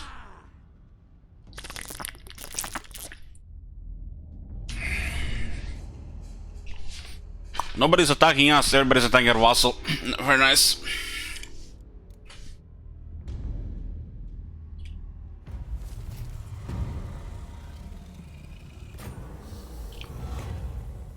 This is a beautiful event. The priests of Sodek, ever mindful of the need to press the Serpent God's cause on the field of battle, are uneasy at certain technological developments you believe to be part of the Great Plan. They counsel a more martial focus in the Old One's design are to be realized and the ancient enemy kept at bay. Will you overrule their objections or hear their reasons? With this one, we basically get a free technology in the next 6 turns. Your efforts pay off, although focusing your resources thus takes it from your Grand Sauros armies and risk their strength against this foe. Sometimes this can land inconveniently when you're building a new army or you're trying to recover an army. But you can get away with it 6 turns of not recruiting anything.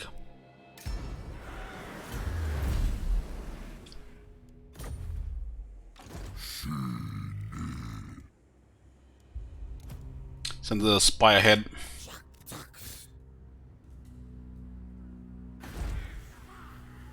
Doesn't mean if this faction declare what they are going to attack immediately, because these places are fortified.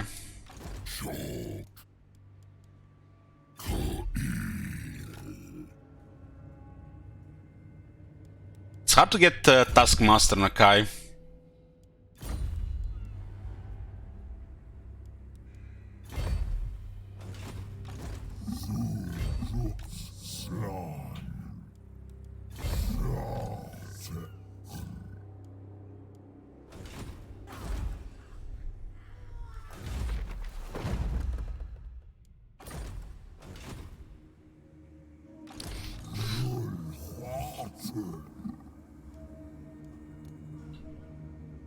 They're gonna have 17 plus another 8 units here. But most likely just low tier stuff unless they got championed somehow.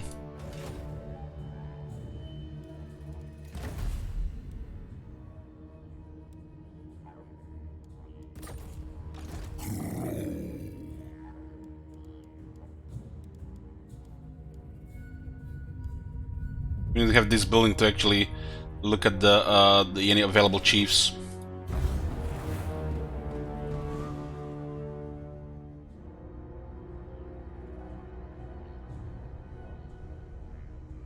Wonder if we're gonna get insane. This will be pretty sad.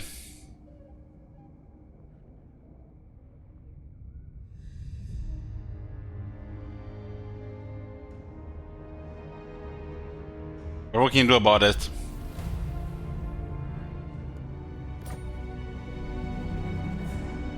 But this guy with 7 units attacking a walled city with 14 units. Don't you even fucking dare, game.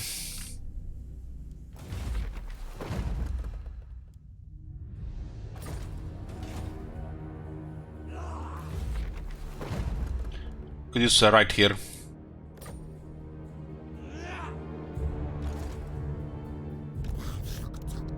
Two armies, not one. That's just marauders.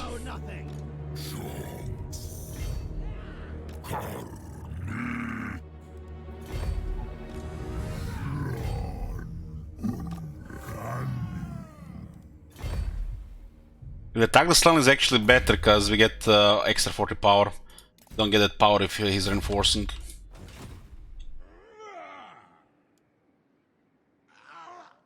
There might be other guys moving into these territories, right? All regions belong to defenders, so a great plan will cause attrition to their enemies. It's 300, that's actually not a small amount right now.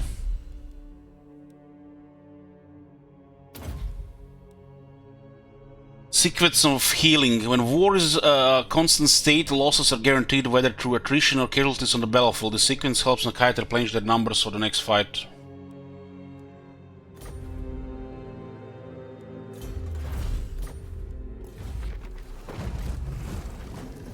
That's expensive. I don't know how much attrition they're gonna take though.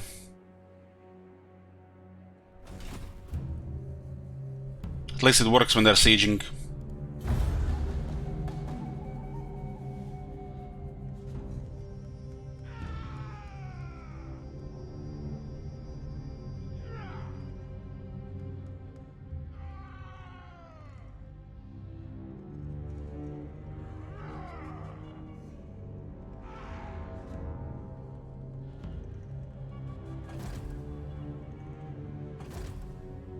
Okay, it's good. The second army is taking it now.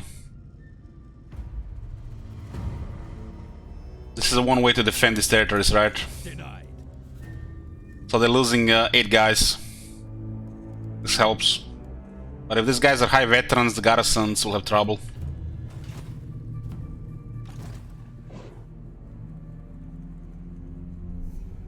Why didn't they just sell out against 7 units? They did against a cart.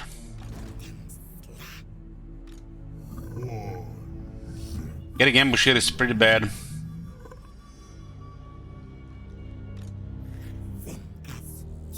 A step too far.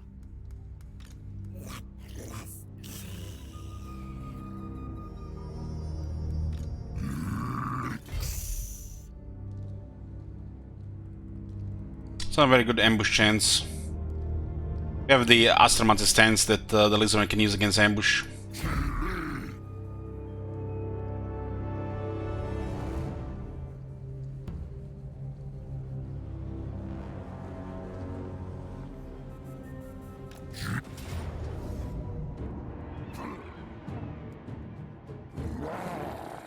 So this is all armies together.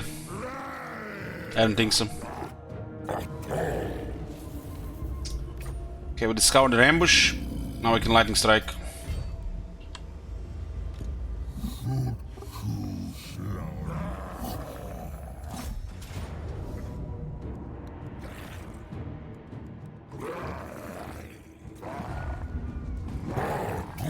There's one army. Armor fortune, pretty good.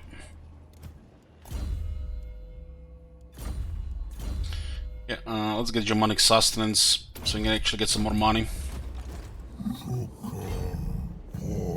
Lightning strike also enables us more experience here.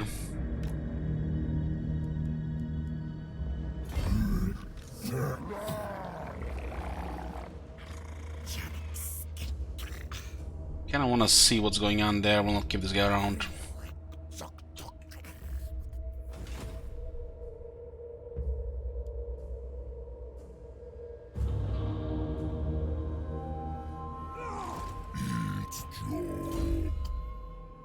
We got scouting.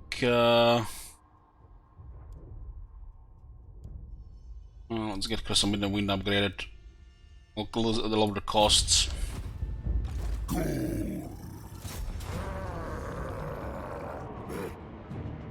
A lot of low experience units here. Could have auto-resolved this one as well. Our units don't even have any experience.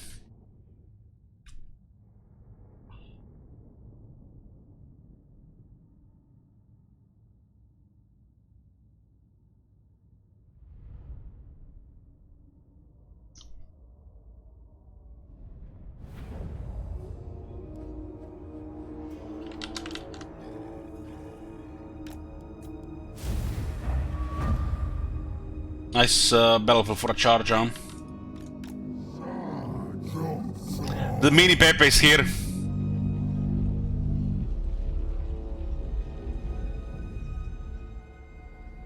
Good Strider. Earth Blood and Awakening of the Wood. For the missile resistance.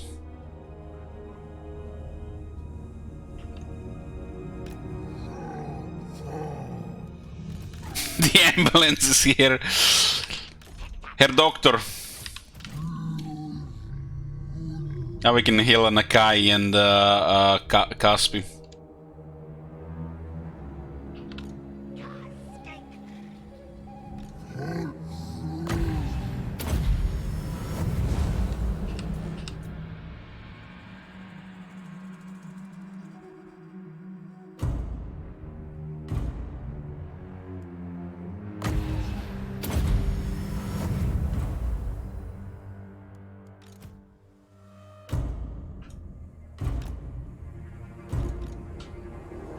It's like quite a wide formation. We're not gonna go that wide ourselves. Clear the trolls and chase those weapons.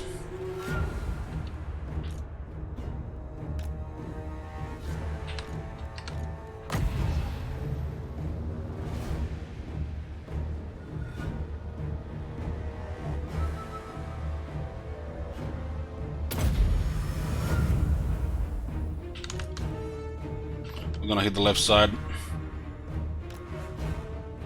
A little bit of M1 unit on the extra here with the box. Croxigar, second Croxigar can also switch. Everything is vulnerable to magic here. This unit cannot be ignored, and the trolls, when they charge, we should use the harmonic convergence.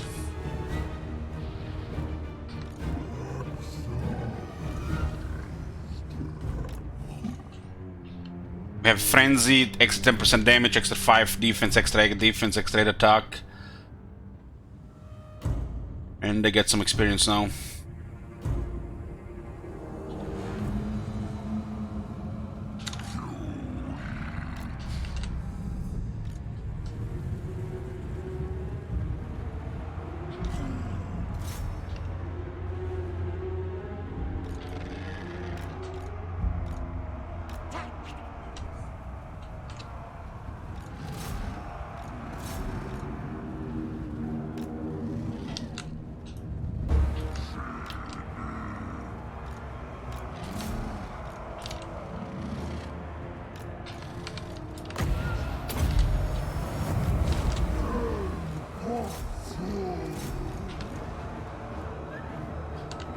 Not really engage those trolls, they're just realigning formation.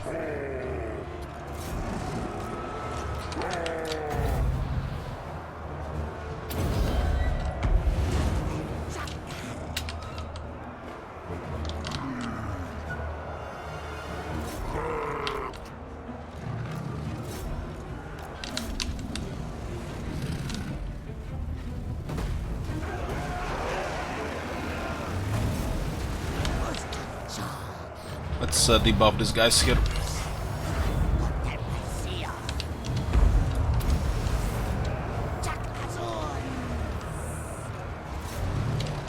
This guy's getting smacked. Frenzy is doing its work.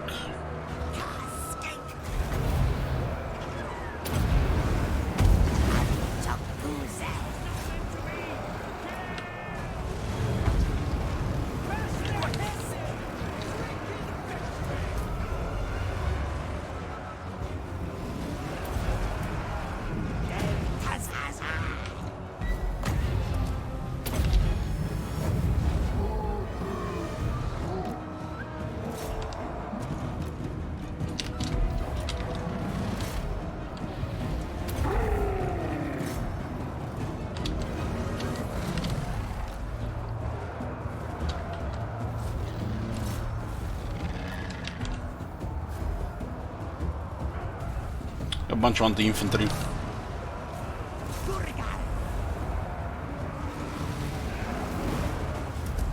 It would be nice if the faction had some physical resistance buff for the ward save for the Croxers as well. You could use them a little bit better in this army and more in the other armies. Not just for this guy.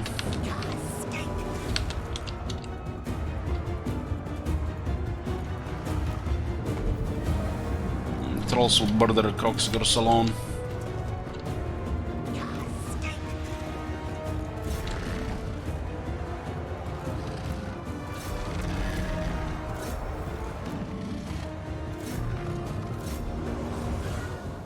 Some of these units don't do any damage to Croxers at all. Some will do damage, and that's where we need kind of the resistance.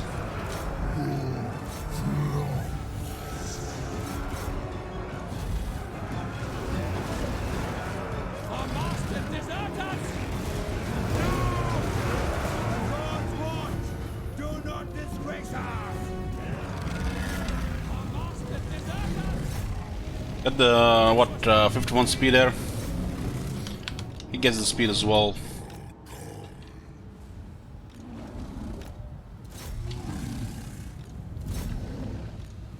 So you know, let's have other units just completely drop orders like they're all on guard mode. I gave them orders to attack a lot of them.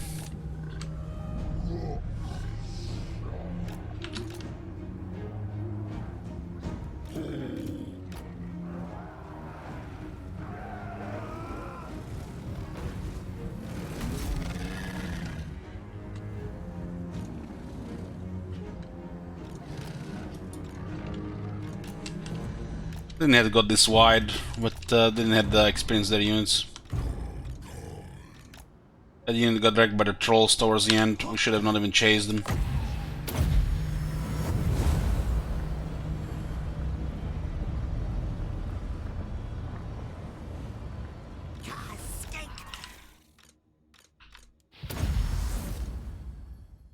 While the enemy is fleeing, we'll try to drop 2 heals. The guy's also on full health.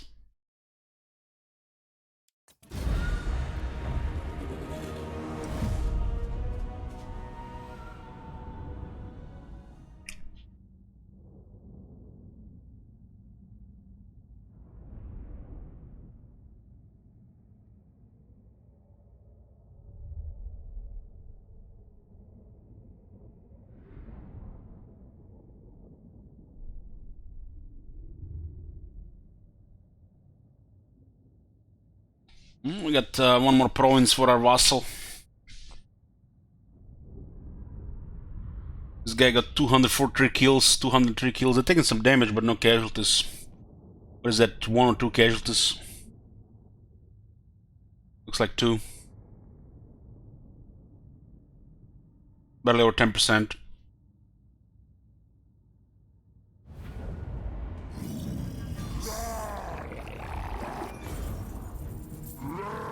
Thousand. The Ironcrest icon.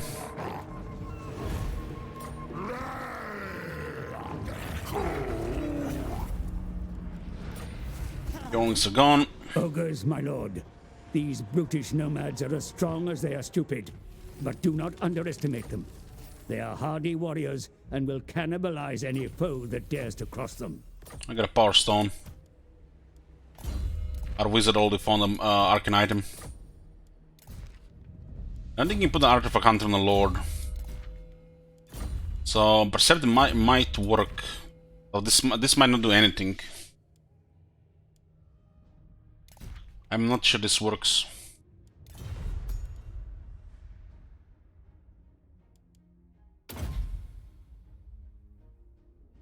Wizard conjures a boiling ball of magical flame, hurls it towards a nearby foe.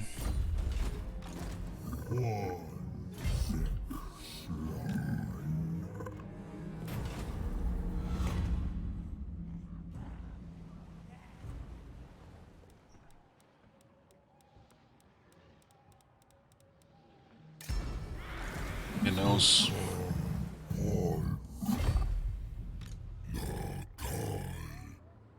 This is one stable. Got quartermaster rank 2. Money is almost sold for the first army.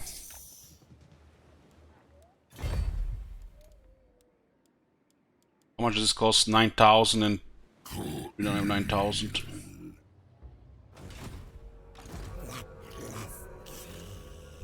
This army is taking 1 turn of attrition, 7 units.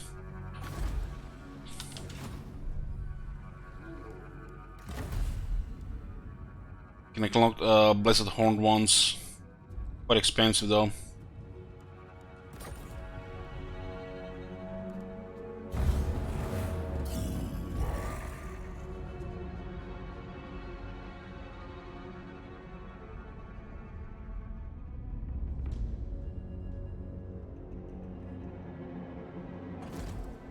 Oh, they got reinforcements.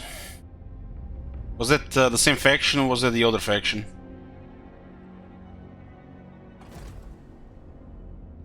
It was a good time to get the attrition right. Okay, before we continue, boys, just a short break. Let's stretch my legs.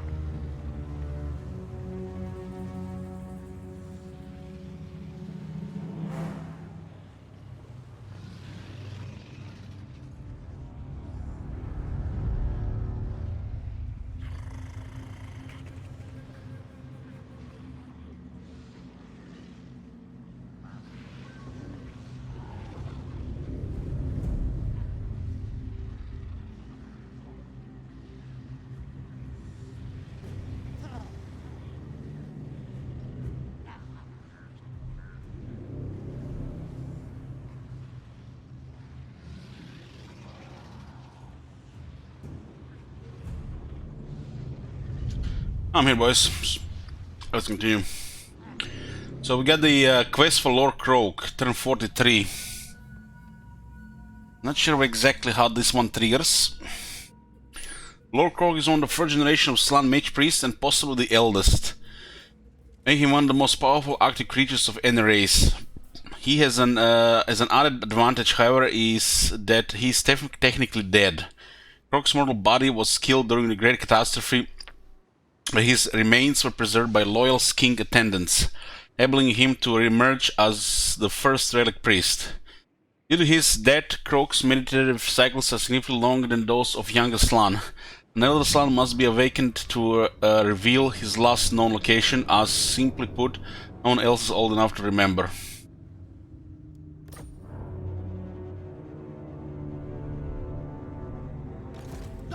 There's taken 2 turns of replenishment, and they're still besieging that place.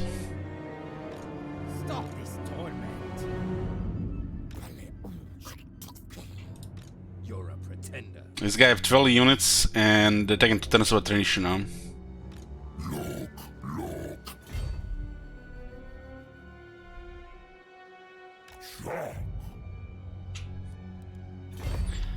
Well, yeah, getting Taskmaster on this one is gonna be a pain in the ass.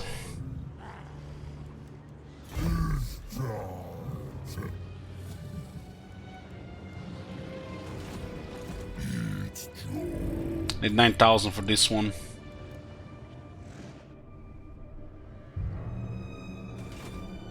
Madness! No!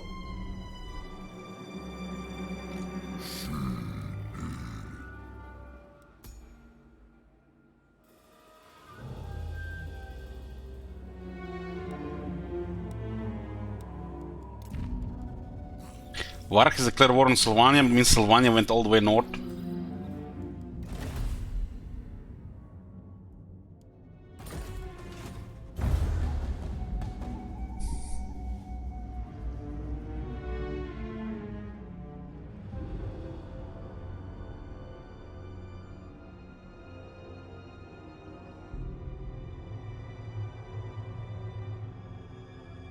Oh, they won.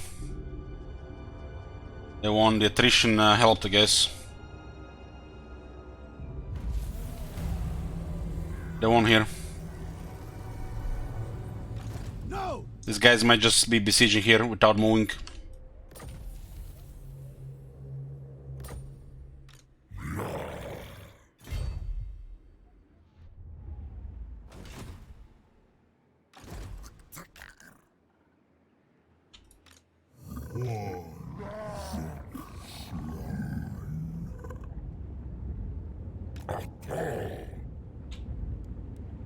The environment is also killing us, not just the actual attrition if we stop moving. Because this guy can get point towards towards Taskmaster. Taskmaster is also important with vision. It's kind of like a third of this.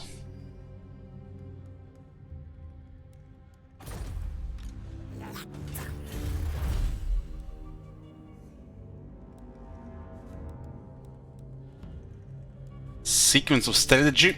Let's go that next. Still have bonus research 2 turns.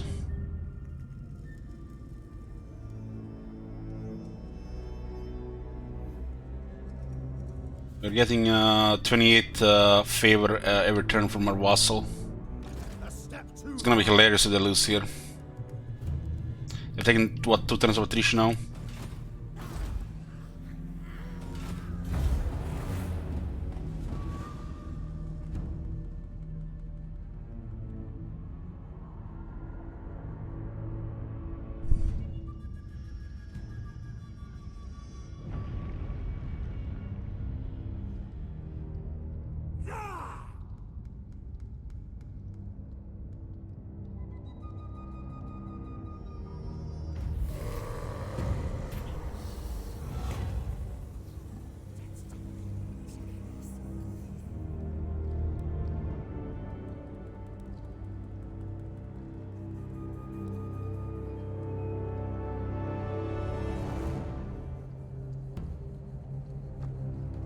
Twenty power for 10 turns.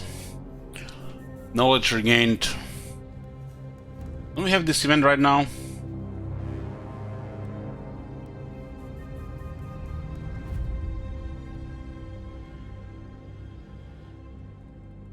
20 more power for 10 turns, it's a nice buff, but I think we already have it.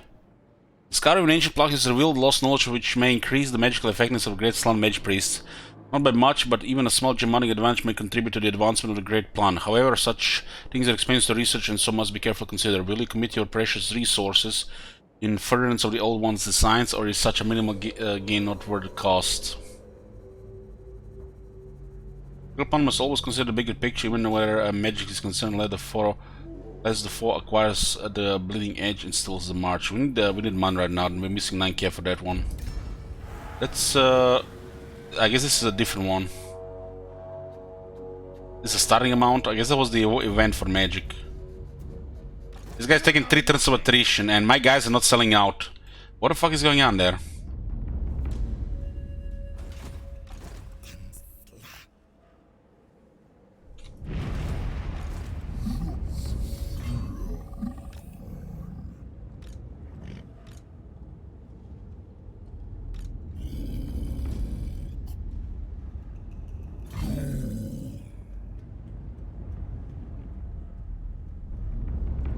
Why did they not sell you out? These guys are half dead. No!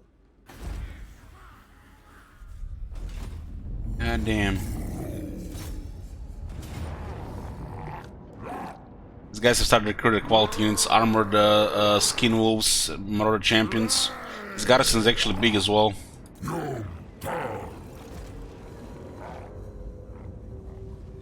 26 units here.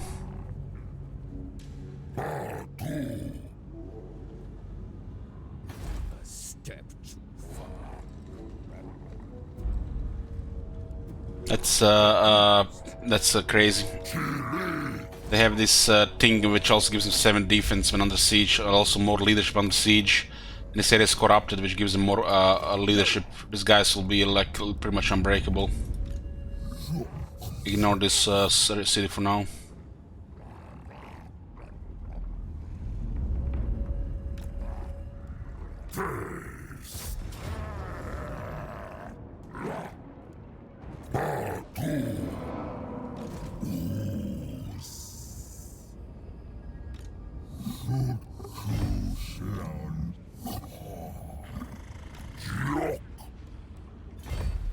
This army can be something, but if they don't get 7 defense, should still be fine.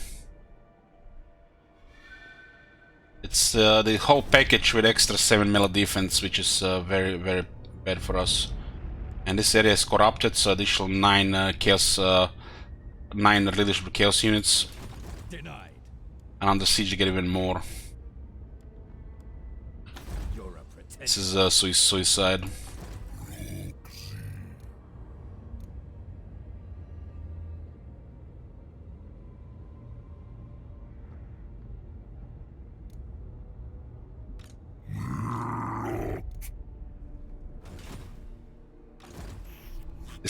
This is stupid. I've seen them sell out against larger forces, and look at this shit. Broken as shit there. Maybe they recruit all horse masters.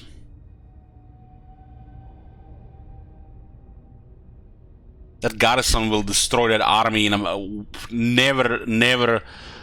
There's no fucking chance that the other army wins. And look at this. There should be a fucking option which you can use like once every 10 turns or once every 5 turns, where you take control over the settlements to defend yourself. Look at this shit, man. I'm fucking hemorrhaging.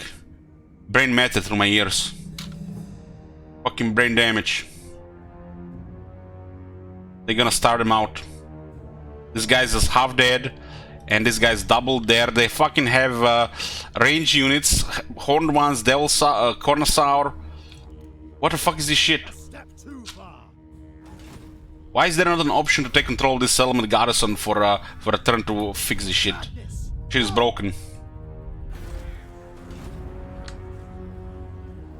There was a nice army here, and they sell it against him. Meanwhile, they're just ignoring this. Broken as shit.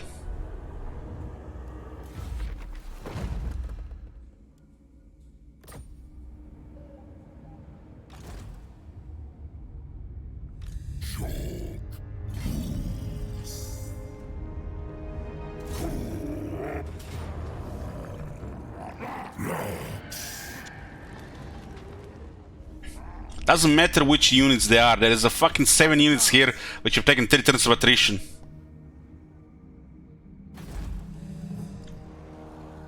Spear Rider, Sour Spears, 2 Sour Sword Shields, 2 Javelins, 1 Horde Ones, 2 Saurus Warriors, 1 Feral Council, 1 Kroger, 2 Razor and Hunting Packs, 1 King Chief. Shit's broken. They're just gonna let it wait. Sometimes this happens when it's just right enough for them not to sell out, and they're just gonna wait to death instead of selling out when it's 50-50.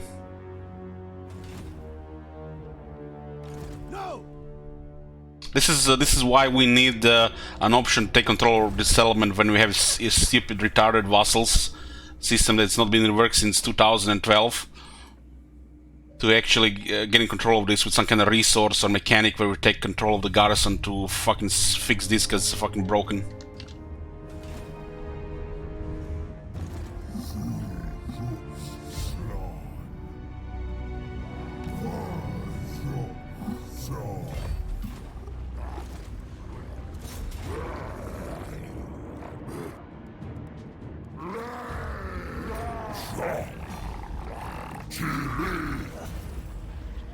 Look for attack for Kai. Oh, Brass Cleaver, just what we needed. Block with the minion now. Another crafted item. It's actually not bad for the Norska.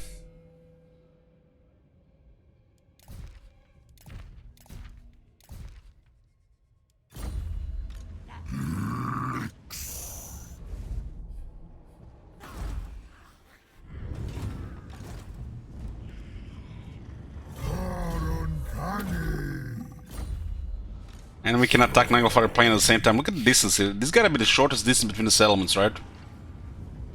They haven't even tried to put any rough terrain in between. Like they did here. A whole fucking turn across this area.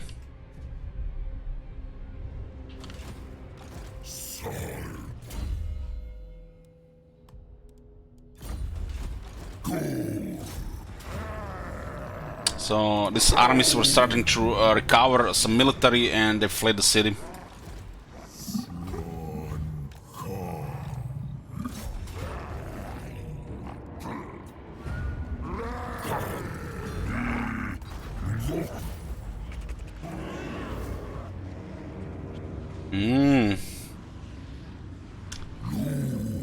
This looks like a stronger version of the wing staff. It looks like it gives you Flock of Doom. It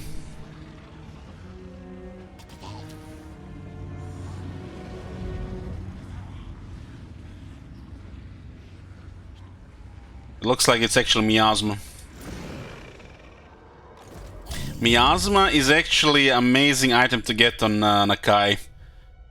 So every attack he does, he doesn't have a chance to just miss do shit, even on max hit chance. Instead, it's overkill damage, and the units are damaged and killed with a splash. So stuff like this is very good on Nakai.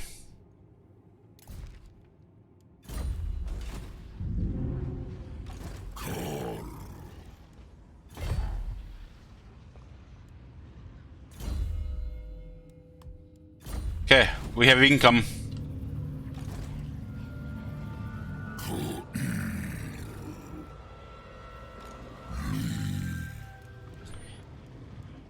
This will drop up for another 5%.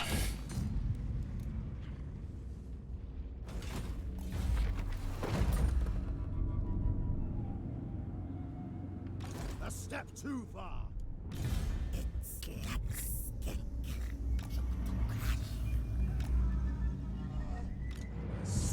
So they're starting to recruit tier 3 units.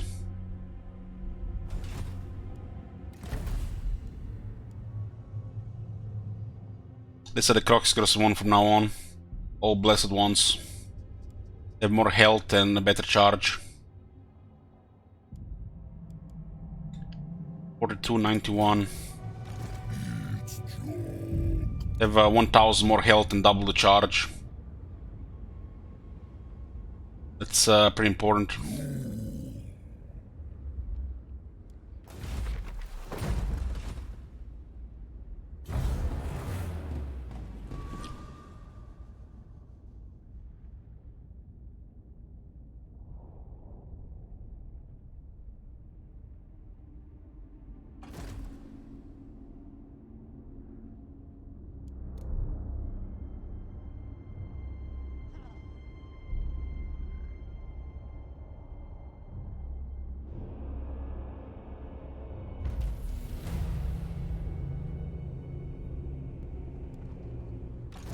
madness! No!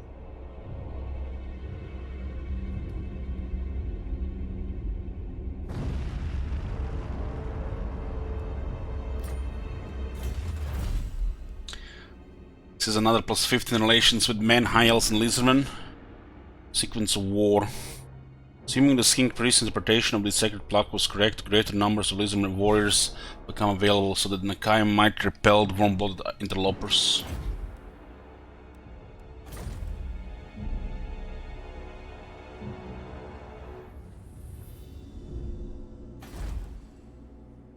This force here looks pretty intimidating.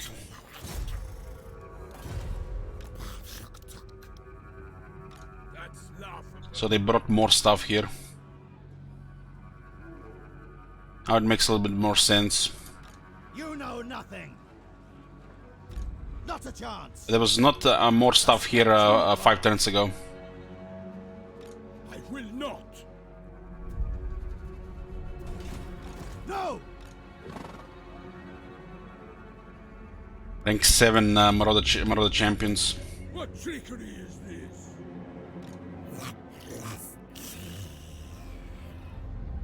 Yeah, Trollfjord is lost, but most of their military is here.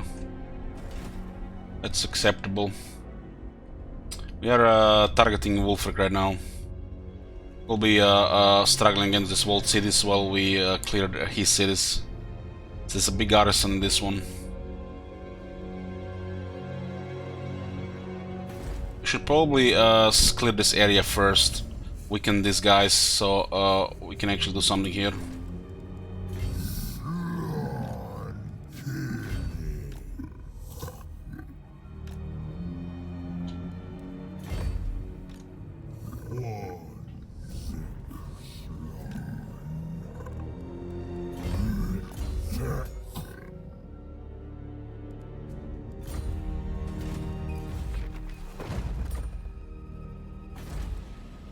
We need to clear War Camp, otherwise the rebels just get this one.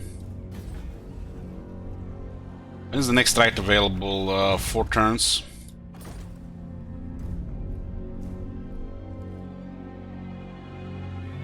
Beasts of Itzel now available for the armies.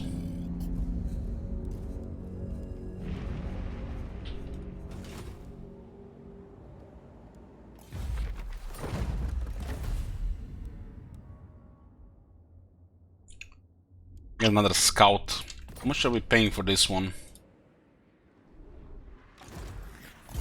110. So it's 100 for this guy. We get this building, we can check the traits as well.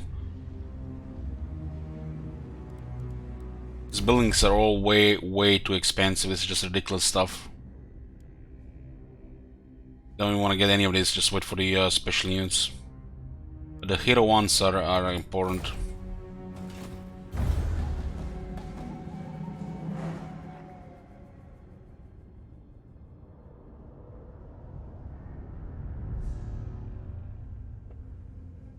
If one Norska faction gets too large, they will get the good shit. So we need to just make sure that doesn't happen. Once they get their tier 3 and tier 4, it makes it a little bit more difficult to attack bigger cities.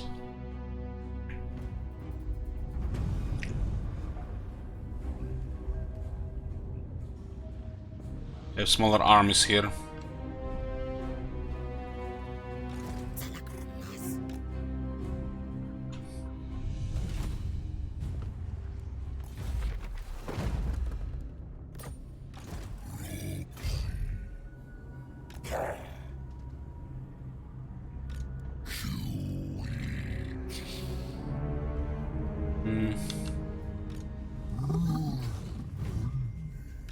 I think we'll get 1 point to our Taskmaster here.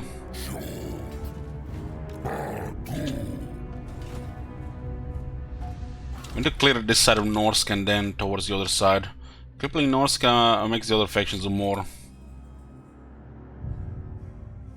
They do know about these factions, but they don't know about me. They just stuck allied and don't care about Nakai.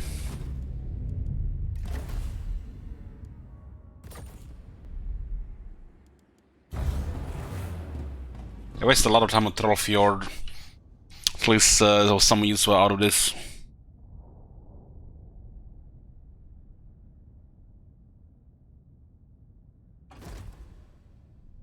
There's a lot of champions there already.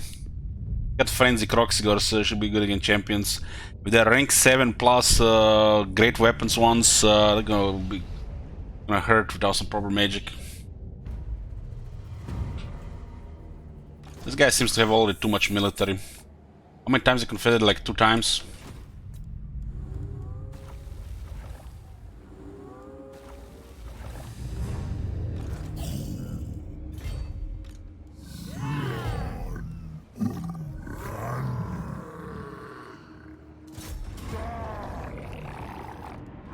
Our Croxigors are replenishing, no problem, but our characters are much slower. We should go into this battle just to heal our characters.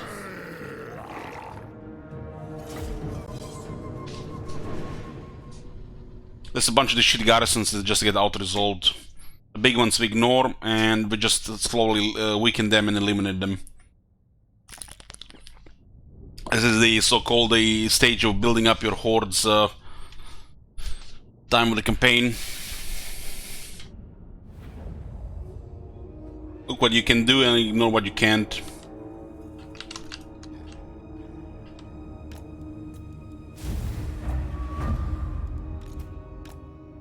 Yet this guy was dying to attrition pretty much.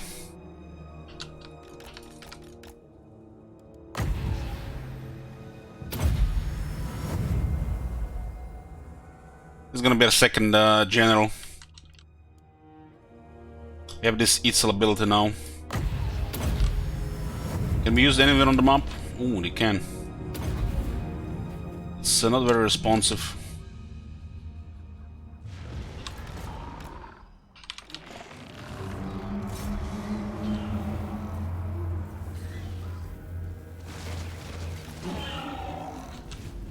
How long they last? 80 seconds? Oh man. Goddamn summons. This unit is quite nice for harassment.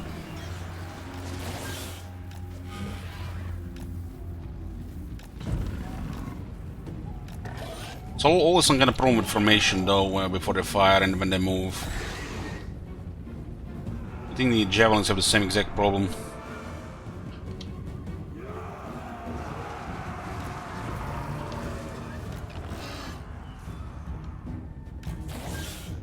They're already starting to disintegrate, wow.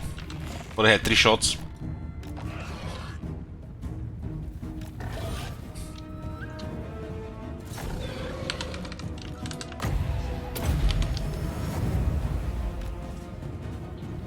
What the fuck is with the summoning duration in this game? This build is not even available in multiplayer. Why can't they make proper duration? Like whoever changed the duration on Krail should just modify all the durations on the campaign summon abilities. They need to be like nearly tripled. Krail got like quadrupled, and everything else just stays shit.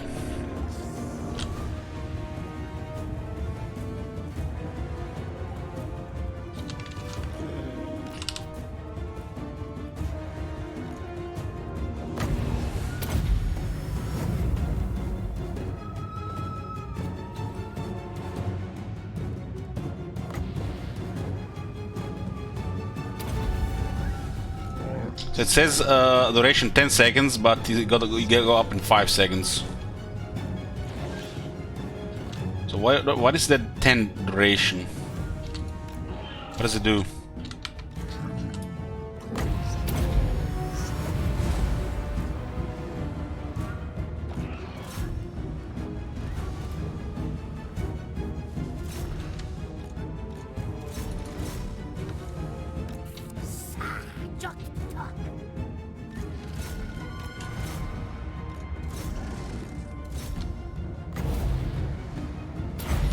Their armor and attack. It's miasma. Oh, nice. We get pretty much miasma, which kind of helps with melee. Units take damage, and then the units get killed easy by the splash attacks. It's very important.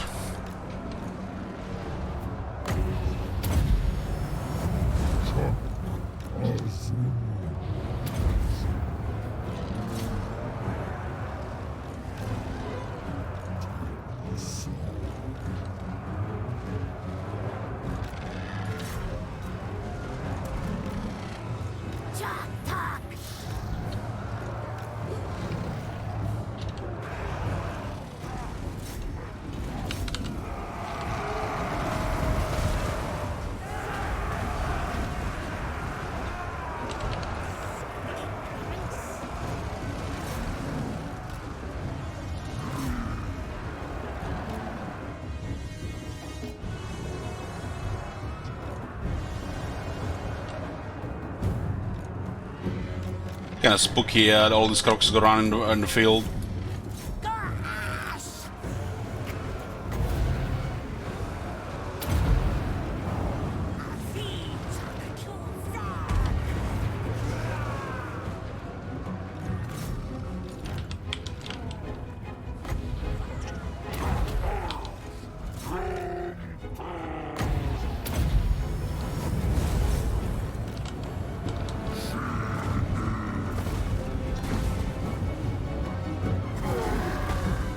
That attack animation is so fucking stupid. He needs a really max attack that looks so stupid when it misses.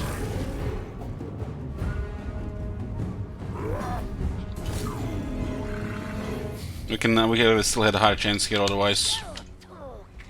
That attack animation that hits 2 targets in front of him, that looks so bad when it misses. Need the max attack to avoid that shit. If I gotta give Nakai frenzy from all the shit that's available to him. I guess we'll get that attack somewhere.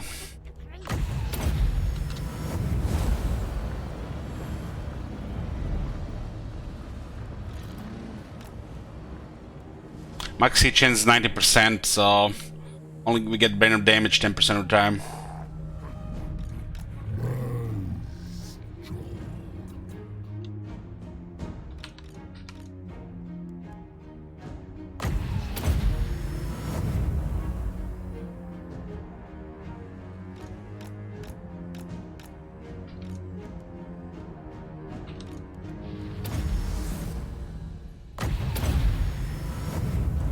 The only reason we went in this battle because auto-resolve was slowly killing our characters.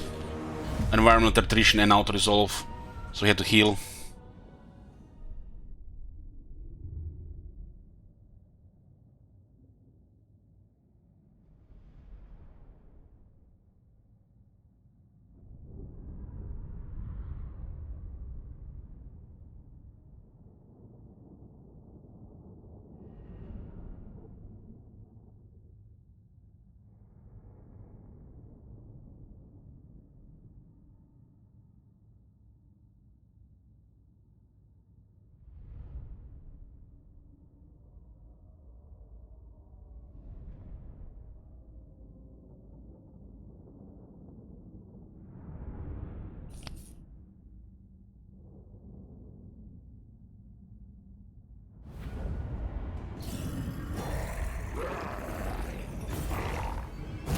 Is a capital, I think.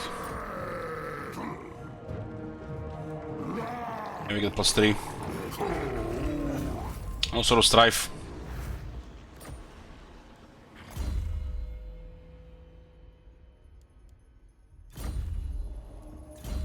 Okay, and renowned feared. So we have now 23% upkeep reduction. +2 recruit ranks. A little bit more movement. And let's change the harasses.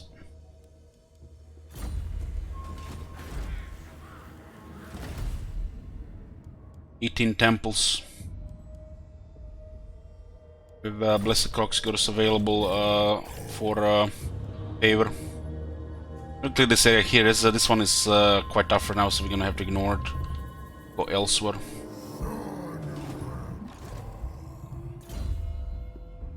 I should get Light Bloom first.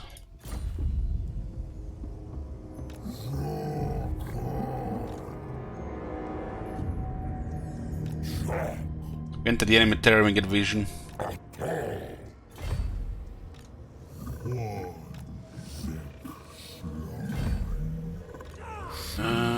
I did equip Brass Cleaver, I didn't.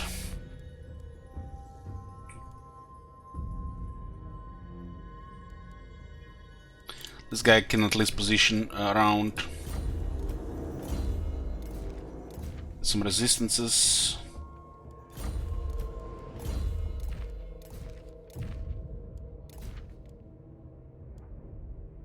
Better on this guy because it's in the air.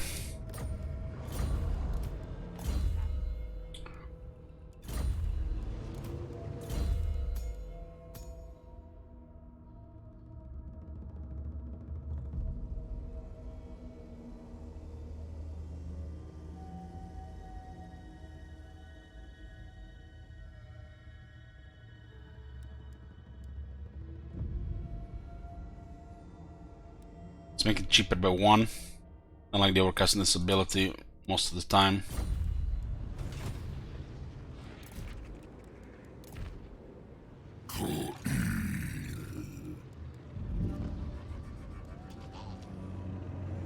Not putting immortality in a determined trait.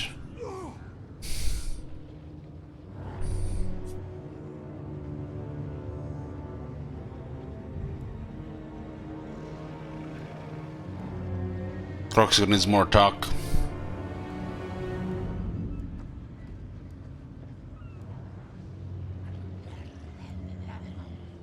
At least we can try looking at priest with this one. We can afford to add more units, and we don't really want to right now.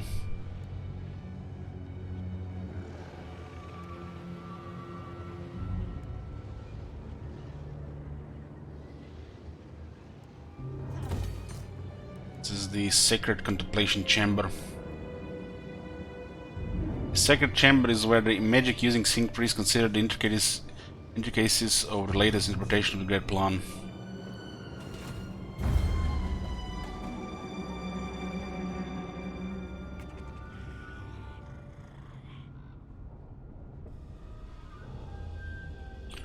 I'm also getting some spooky units here.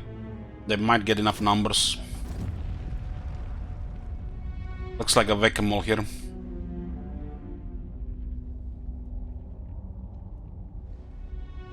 At least they have a shit economy. But they might get some troops in short term.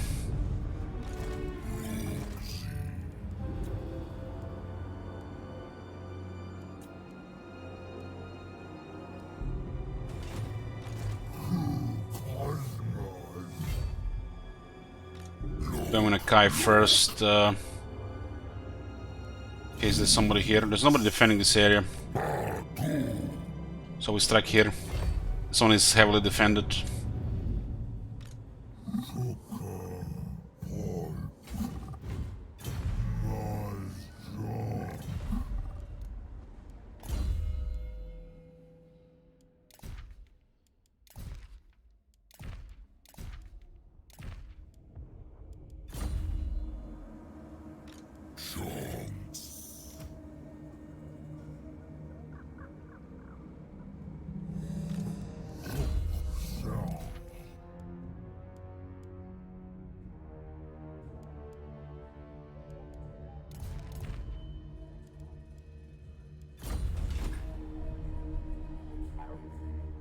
Maybe moving their shit elsewhere.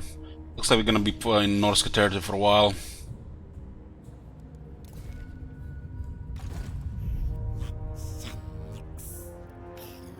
It's a terrible moment in this area. What is this? Frozen region. Looks like might be some kind of river here as well. Tundra.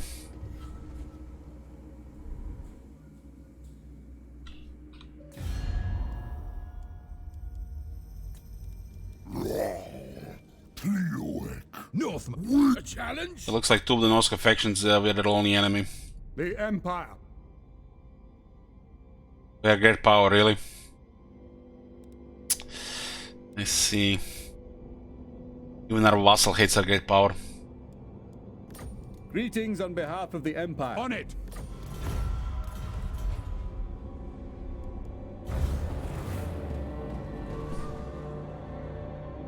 We get great power through our vassal.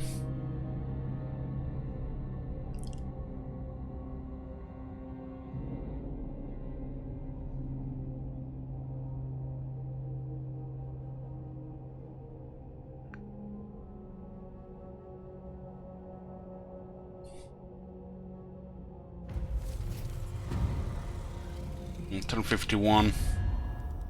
See how much money they have right now. Still far from 10k. Then tells you how much dwarves have when they give you 10k. 6,000. The settlements do cost double for smaller armies. This is 300, huh?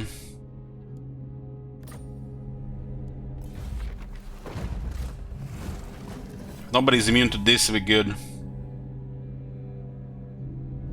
Norska raiding does not give them immunity to attrition. Raiding came on the other hand, 7 to 8% attrition damage.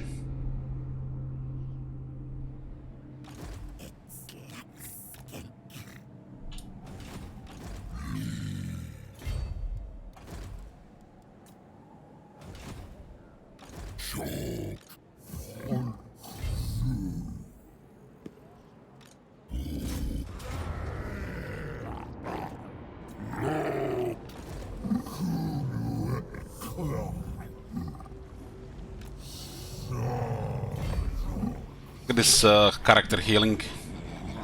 It's way too slow.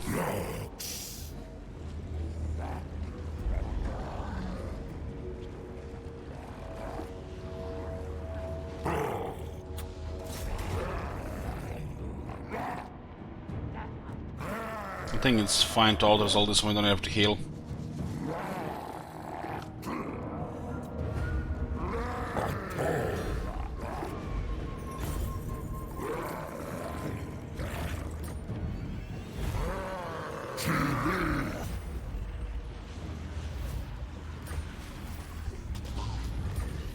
The Artifact Hunter, it's 19 temples. Need 25, right? This one. I think we don't lose the movement now.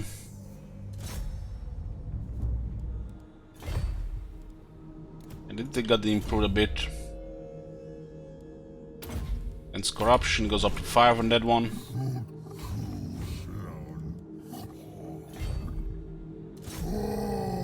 Wonder if these guys across the water will declare war immediately. They will see the guys because they're gonna have the ports.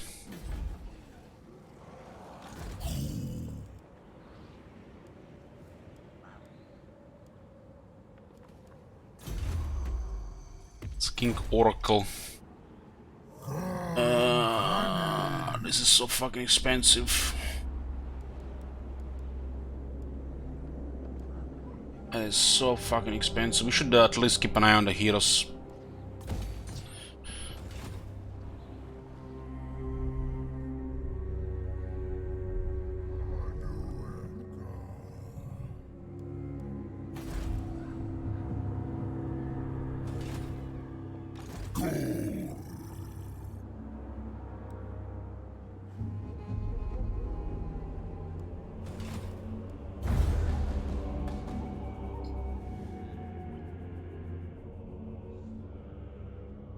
Can I get oracles? Yeah,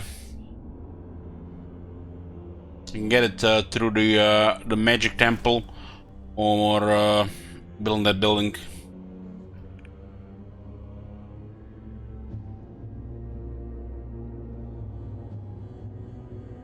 Seems like too much whack-a-moling here against three factions, especially because it's gonna be hard to get the other army. The moment we get a champion, the garrison's kinda gonna be in a bad spot. At least these are vault settlements with 14 unit garrisons, so this gives us a little bit window.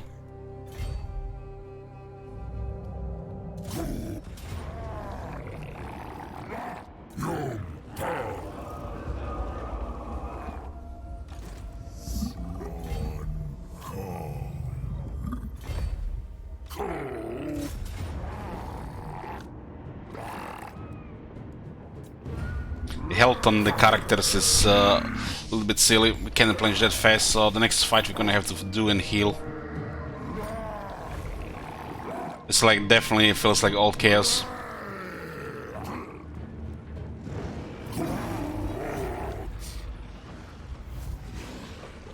This is nice if we are in Skaven territories.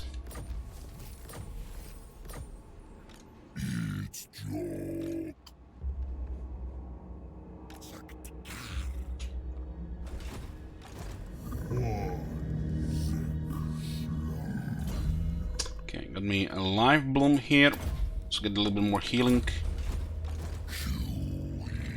You can cross this thing here, marsh, frozen marsh. I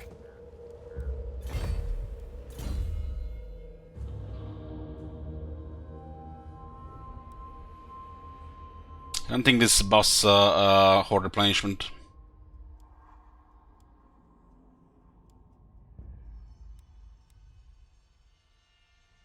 Cold-blooded reflexes gives him terror, and discouraged. This actually make the fear and terror more effective.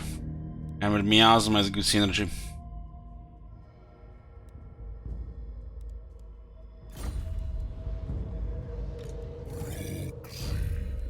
You gotta stick it in here.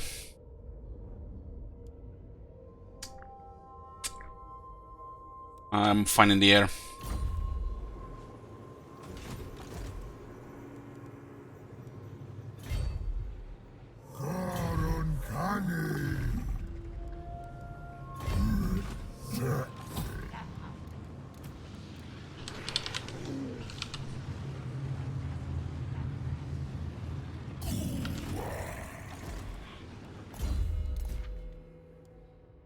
Power.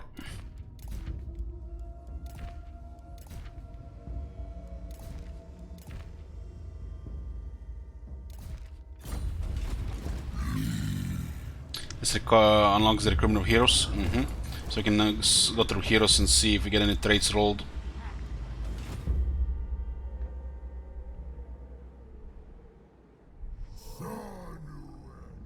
This army, I don't think is gonna move out of the settlement, but they might not be able to afford that for long.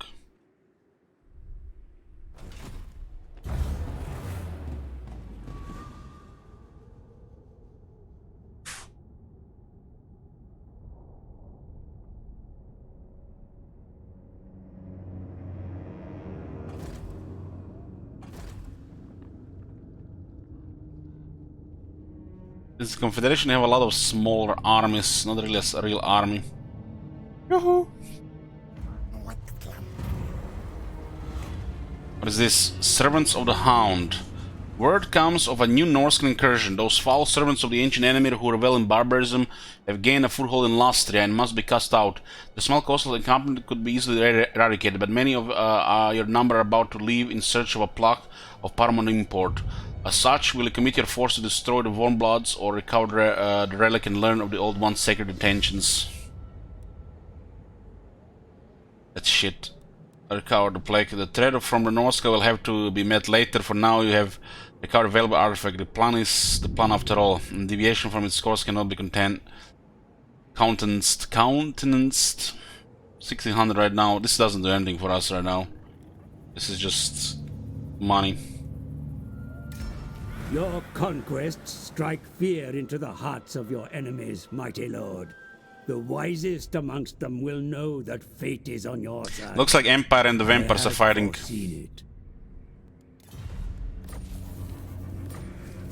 We got another army capacity and another 15 nations with high elves, Lizardmen and men.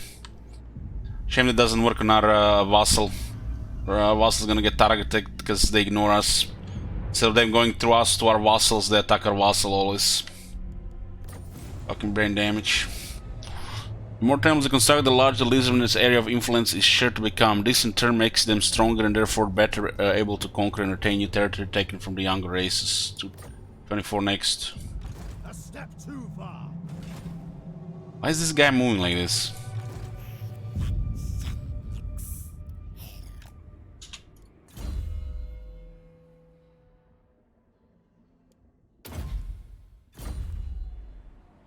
No.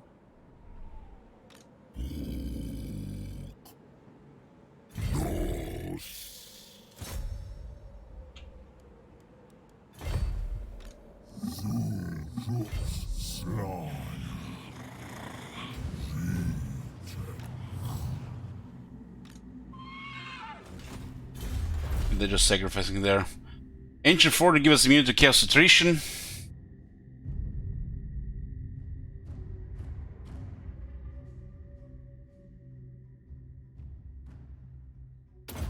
See how that works.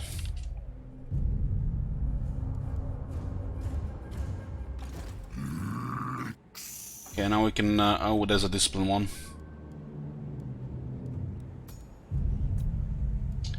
That's a no-brainer. Get the replenishment as well with him.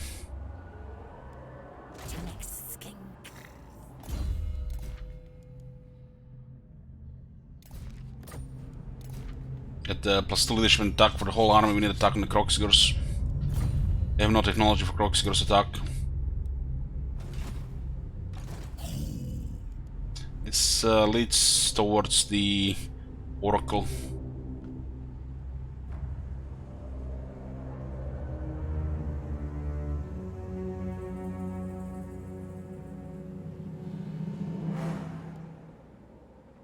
This unlocks Oracle actually, this one gives more.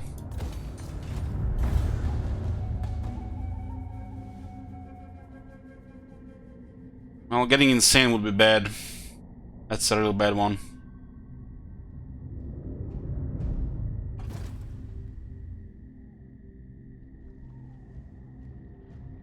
I think we have enough Untainted to ignore Insane, because we are fighting the Chaos Corruption the whole time.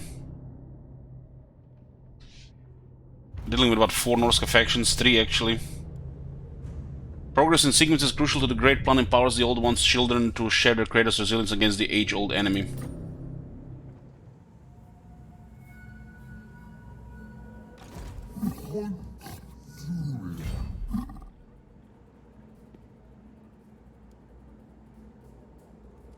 So the cold is still killing us. It's kind of pointless if the cold is still killing us. I guess we get a little bit less attrition.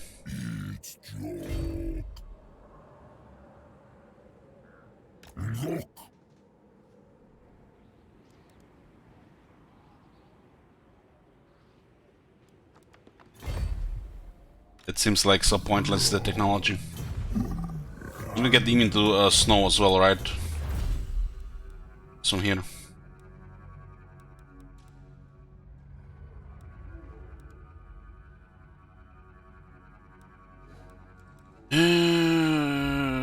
This is slower upkeep.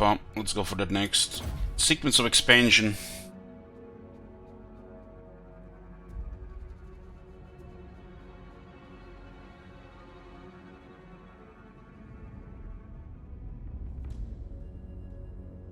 Completion of this sequence not only improves the growth rate of Nakai's hordes, but also keeps construction costs as low as possible. To aid their advance and free luster from foreign invaders. It's then gonna be what, 15% cheaper horde construction.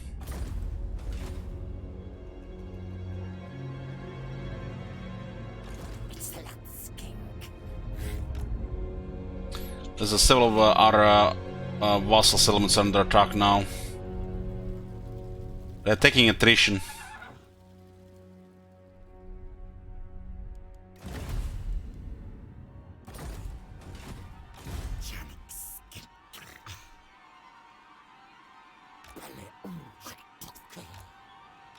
You can see a lot of their armies around.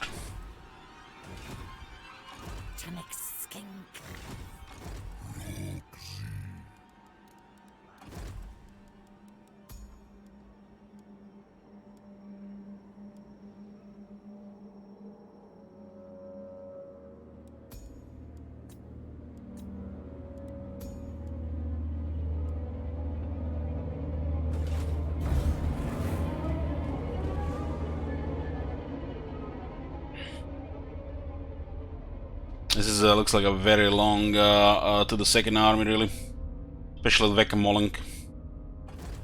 The Vecamol cannot be avoided without 2 armies, I think. This looks like this fellas in this Norse right now feels like the old Chaos from Warhammer 1. At least they get better money.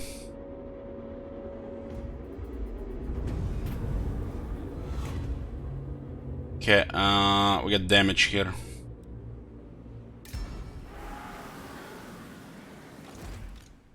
Nothing.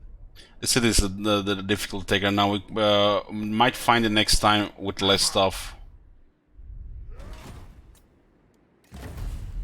Still at 20 temples.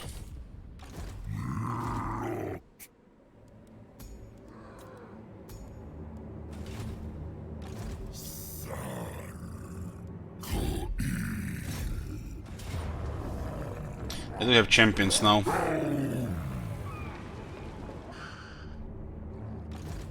This is disciplined.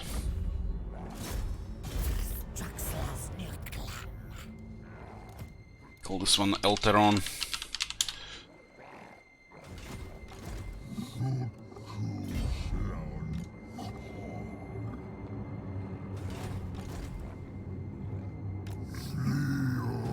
This is good because we need healing here as well. The single target attrition has dropped a bit. The environment is still killing us though.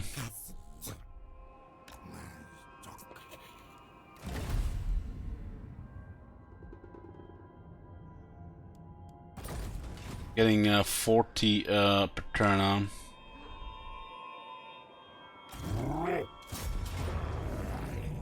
Let's see what kind of interaction we get with this.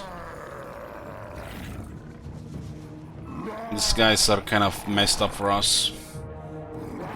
We do have some healing.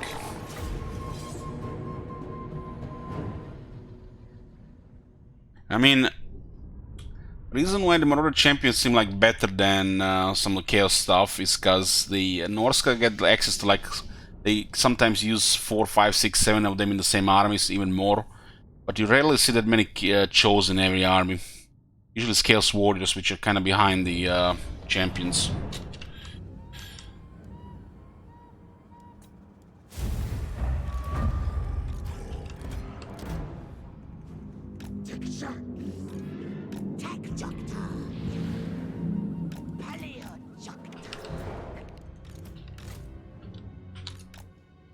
Headed to attack on a Kai. If we had the brass cleaver nearby.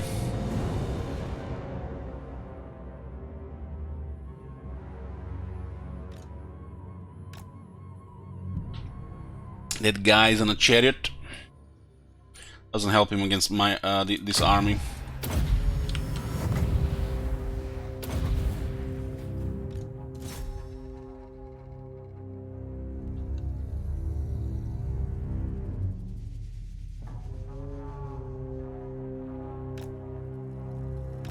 The chariot messes up this guy.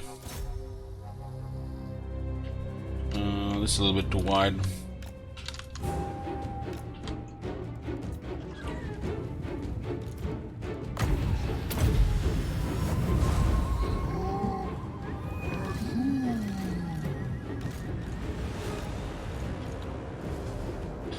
So those are Marauder champions' great weapons, and they are rank 8.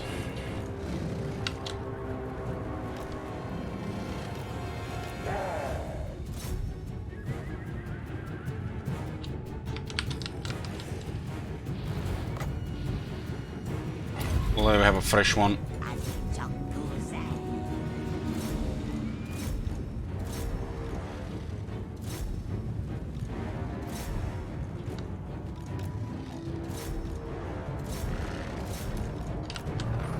Charge is good.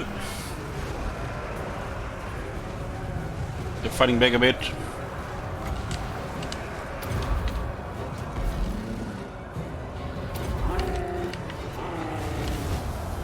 So it looks like they can cause quite a bit of damage with magic to debuff them. There's a brass cleaver.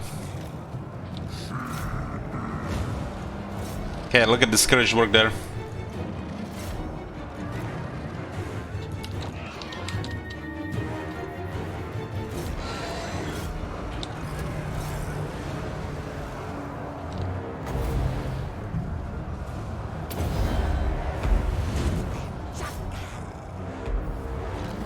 The other unit of Marauder champions got weapons, messed up those Croxigors, fucked them up. Yeah, we need magic for deal with this shit.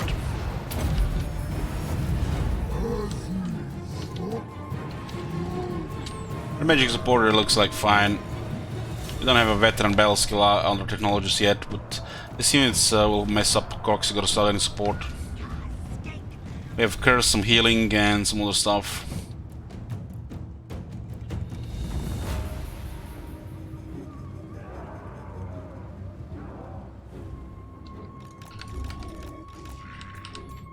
Should not have them fight the champions without support, the regular Croxigors. For higher rank one with the veteran battle skill, the blessed ones could be fine. But we'll have plenty of stuff to help wherever the champions are.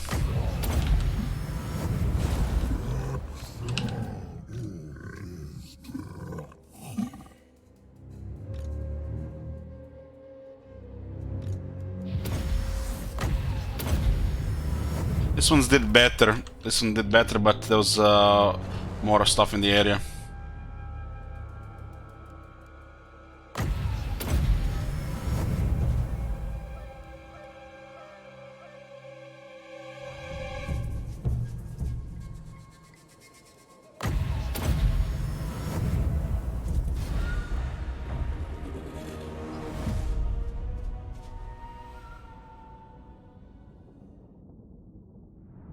I think this Crossguards were rank 7 with the other battle skill for a little bit more defense. Would have been almost even. Unless the enemy had the battle skill as well.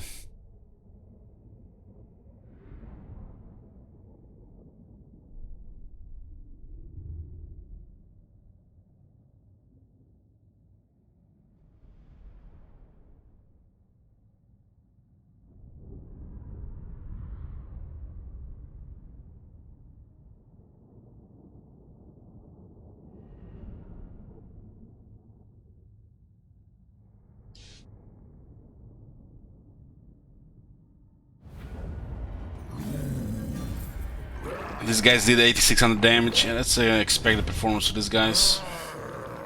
But we can have some serious support.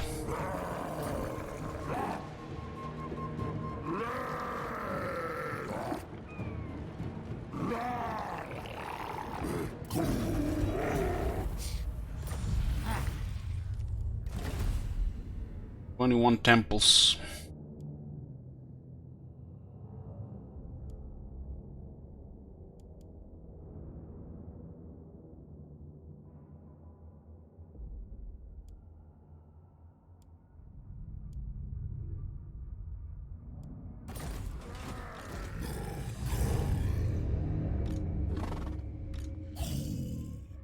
It does look like he's enough to mess this one up. The thing about Norska, the attrition doesn't really bother me. At the moment they encamp, they fully replenish.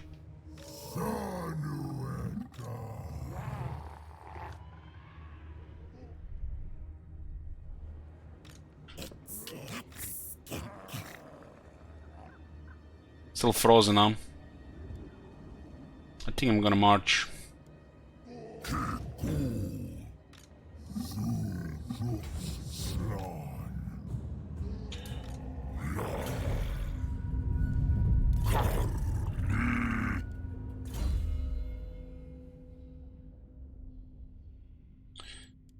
Breakable for Nakai. Minimal Calfrons get some breakable end damage.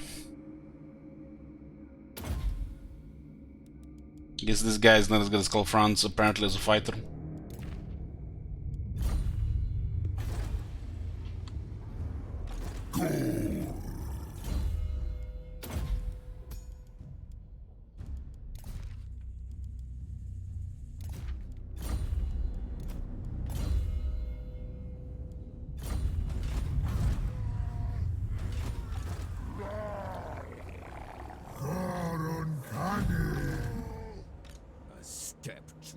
It looks like this is the army from Grayling Moot. This is the last turn of attrition.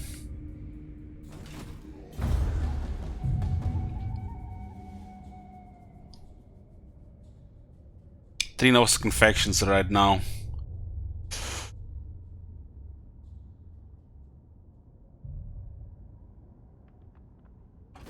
There's Wintertooth, Woldwalkers, and these guys are called the Hellspire Tribe.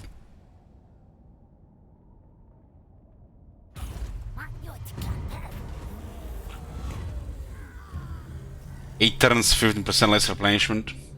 I don't think it affects the Horde replenishment though. This is a really stupid event. Charging in, the fervor of your great Saurus warriors to combat agents of the ancient enemy is admirable, though it is starting to verge on the fanaticism of some divisions. Risking mistakes that could allow chaos a greater purchase of last tier sacred jungles and temple cities. In such recklessness in keeping with a great plan, or should a Slan Lord Mage Priest instruct their underlings to instill caution in the ranks? Why the fuck would you ever pick this? Why the fuck would you ever pick this? This is so stupid. Dead warriors of not used to the air plan. Cautious warriors live to fight on. Saurus have like 75 leadership. And the rampage also, you know, the low health kind of beats the point of the extra, the leadership loss. That is such a stupid event. Who cares about this 10 leadership? This is crippling replenishment.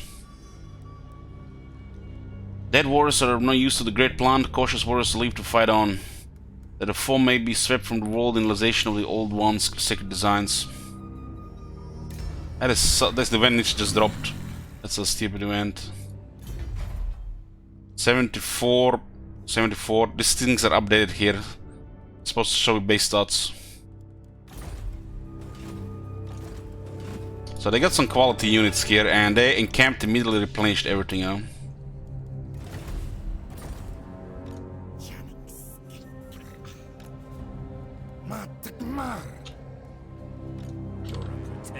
Casualties, what casualties?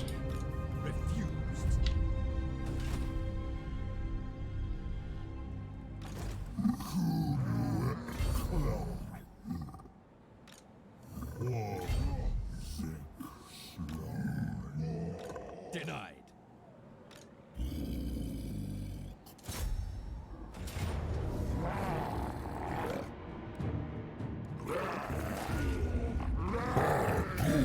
We finally got some proper result here, 0 casualties. So, except we would have healed all the characters as well.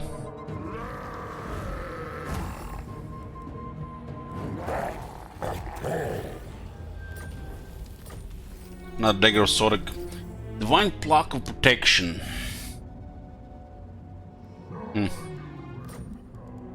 It's interesting.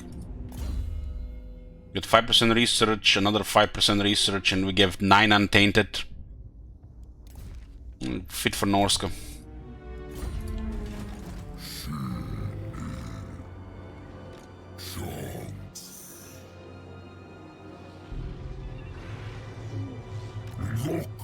No.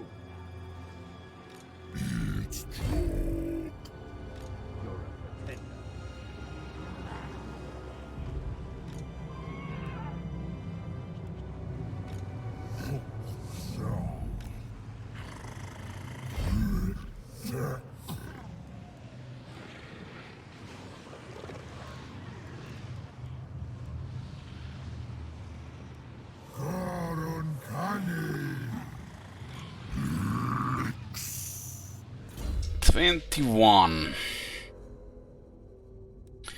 We're getting veterans here, so we should get the Sponkin. 5 defense and a little bit more leadership. Some missile resistance for some situations. Nope. Nope. Maybe.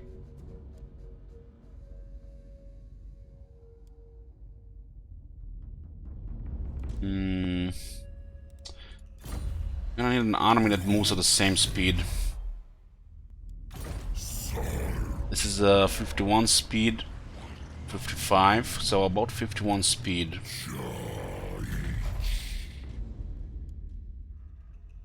Five, 66.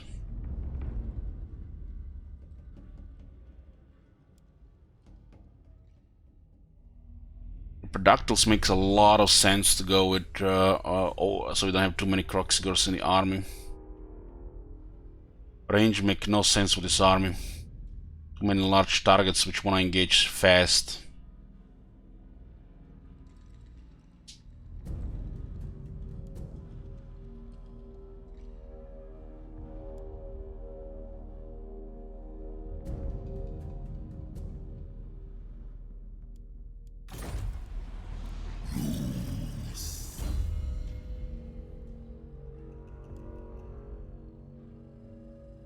This is both for Reproductiles and the cold ones.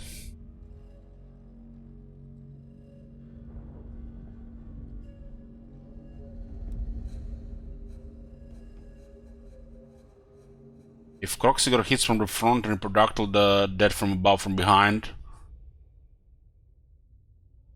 What about anti-large?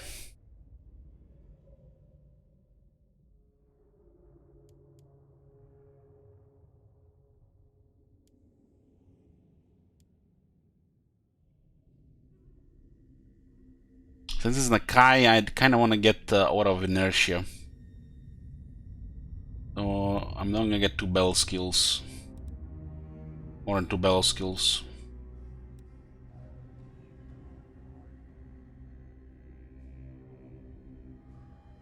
I have an army that hits hard. Right as a Turtledon, one of the newer units. It's kinda aquatic poisonous version of Carnosaur.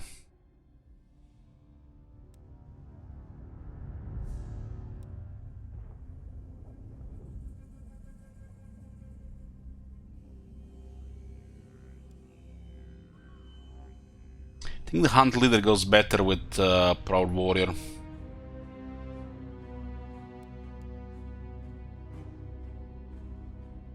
Productils and the Horned Ones are pretty good. They can go around or above the enemy. Fit with the Croxigors.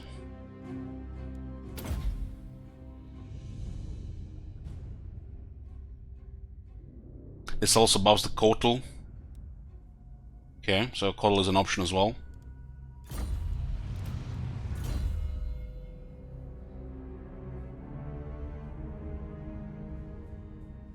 Razordons.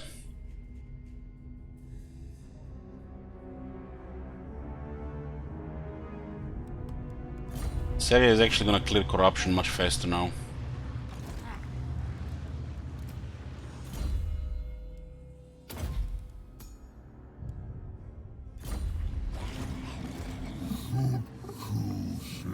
We cleared this and I think I'm gonna start investing more in the second army.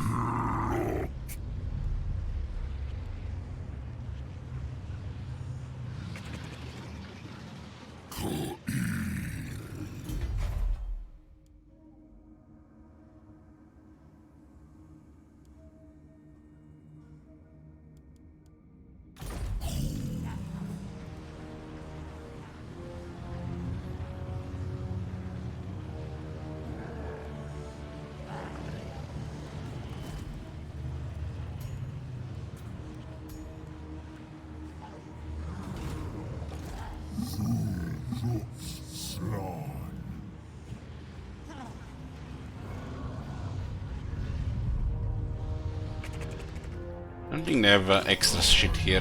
What? I think this is all they have.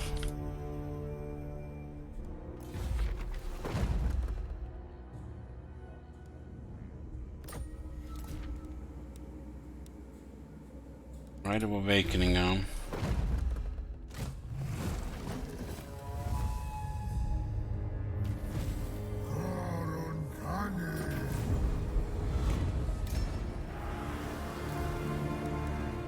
Move any character following green Chakwa. What in the Fortunately, it appears that the Lord Croak was roused from his slumber far too early. Not enough time had passed since his previous awakening, so he remains in a semi-dream state. This has caused some confusion, both for Croak and for his attendants. Although he is able to give a rough indication as to his whereabouts, pinpointing his exact location will require deeper investigation by his loyal tenants. Well, if there was anything else, I would tell them to go fuck themselves, but it's Lord Croak. How many factions of the Clairvoyant are vassal that we're going to meet from here to there?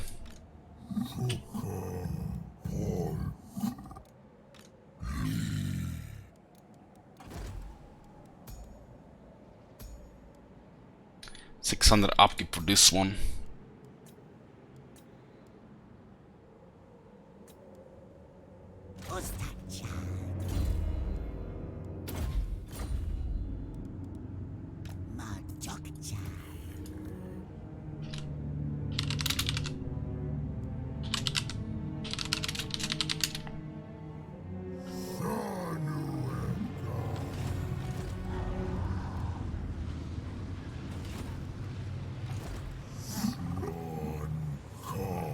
They attack this guy, but they can't send both guys because of the zone of control.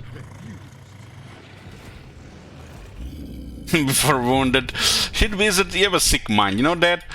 Why do you even say such things?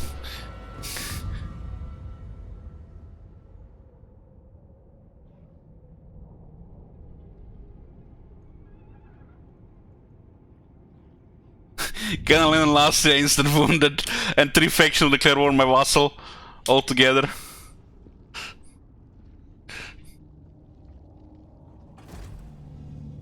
Okay, we can lightning strike, beautiful. Okay, looks like another Norska faction is almost dead.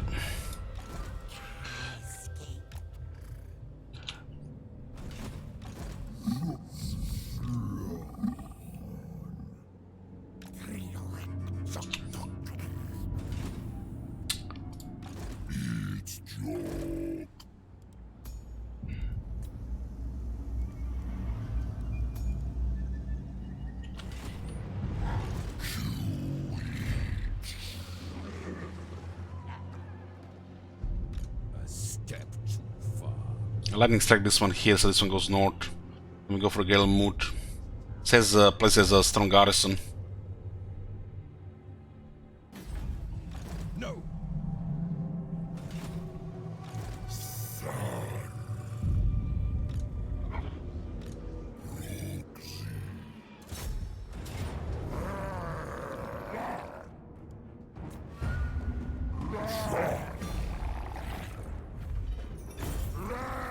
Thanks for the money. Fun waiver. Is it the second one? We have a little fun waiver here. I guess it's for this guy then. It is important to stay cool in the clawing, oppressive heat of the jungle. And I wish I had a fun waiver during the summer. It's like insane yet? No. I think we've been clearing enough corruption so he doesn't get insane.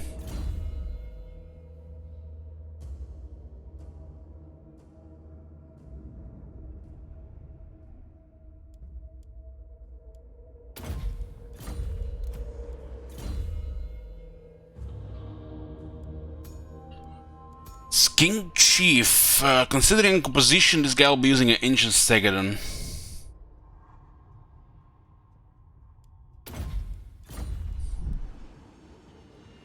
Insane is bad trade.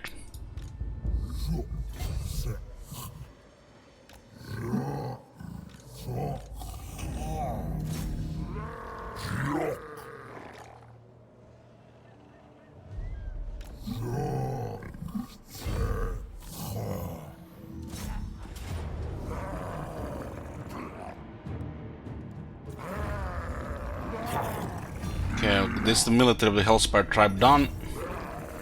They're heavily outnumbered. Another fun waiver. We can easily replenish so I don't care about some damage.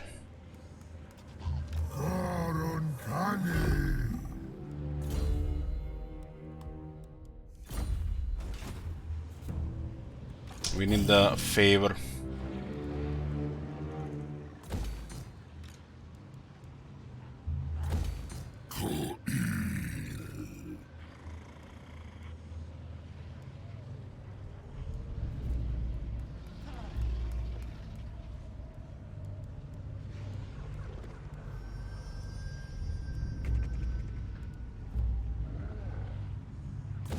I'll invest a little bit in Golan's Horde. Okay, this is okay for now. Let's go get renowned and feared so we can actually afford an army. This is the same shit here, huh?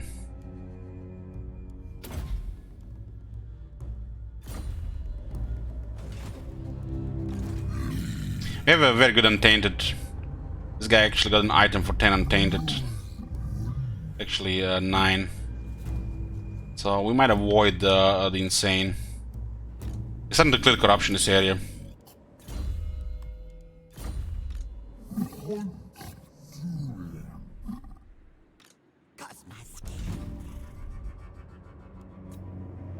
So we need to clear this one and then go further east. We caused quite a bit of progress here.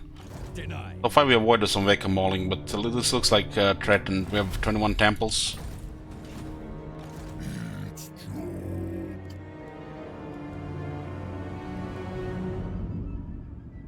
$53 speed in these guys with this army, huh?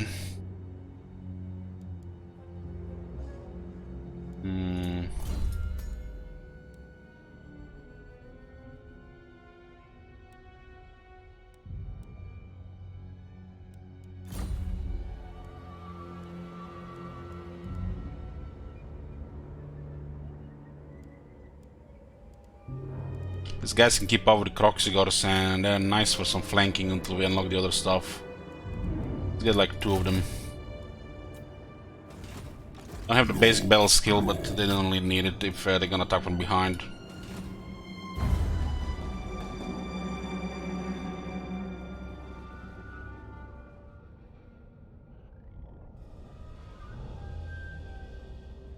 We need units that can keep up with the army. Infantry is still slow, and the units have to make sense as well. So they have to be units that go around or above the enemy. So that's why we pick the reproductive cold one battle skill. Kotal is there as well, so it gives us Kotal X as well too. These guys have some natural physical resistance as well.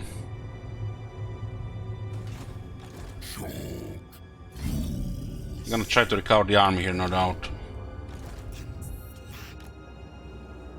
And we got a Grelling Mood tier 5, huh? Plus 10 defense while under siege. That's with the extra garrison, it's no fucking joke. But with no extra garrison, they're fucked. 1 or 2 more ranks on the Engine of the Gods.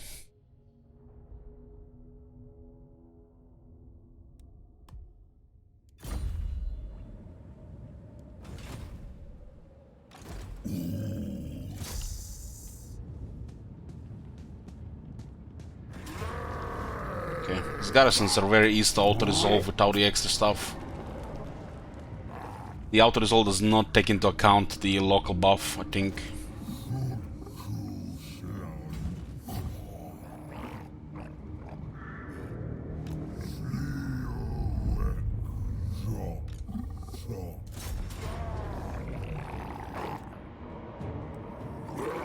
Somebody dead.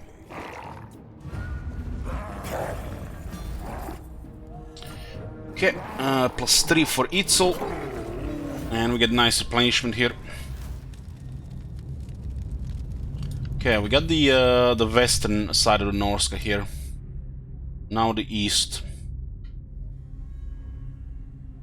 Sun standard of Korek, Zorek. Beams with 10 sunlight streaming from this standard makes it all but impossible to look upon. Also, to stare too long will be blinded. 8% missile resistance. Well, there's nothing else that could be somewhat useful. Oh, Spire Tribe is gone.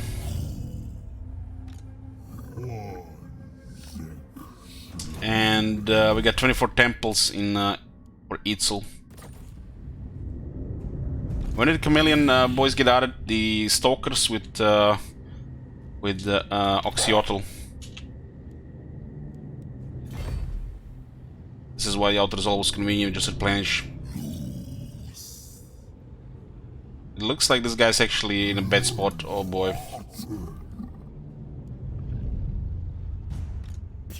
I don't think there's anybody moving here. Oh. We can't take the chance. We're gonna be going through a replenishment here anyways.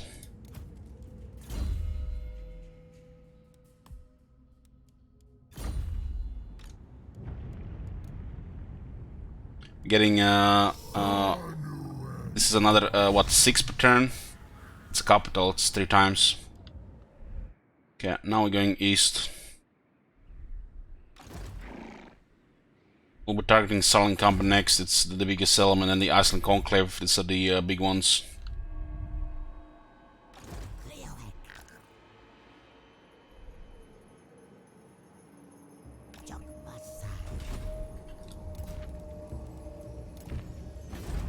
This place will immediately rebel. I got some experience with Goland.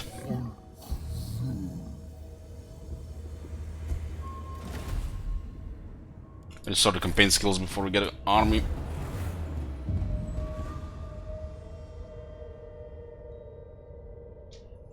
Maybe it changed towards the end. I guess it's gonna happen their turn. It's another settlement.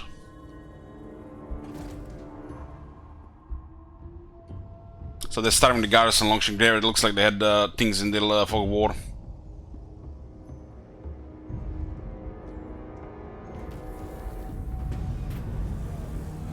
Third time this event. Attack is good.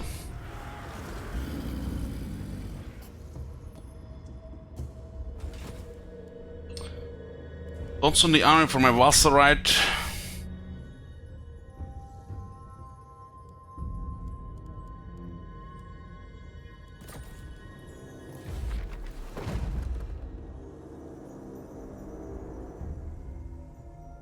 It's in their capital.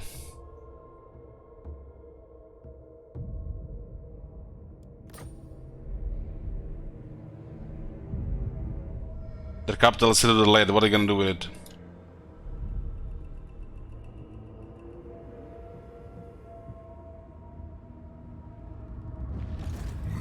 The fact they cannot pick a settlement and spawn in there feels like pointless to me, but we'll try it out.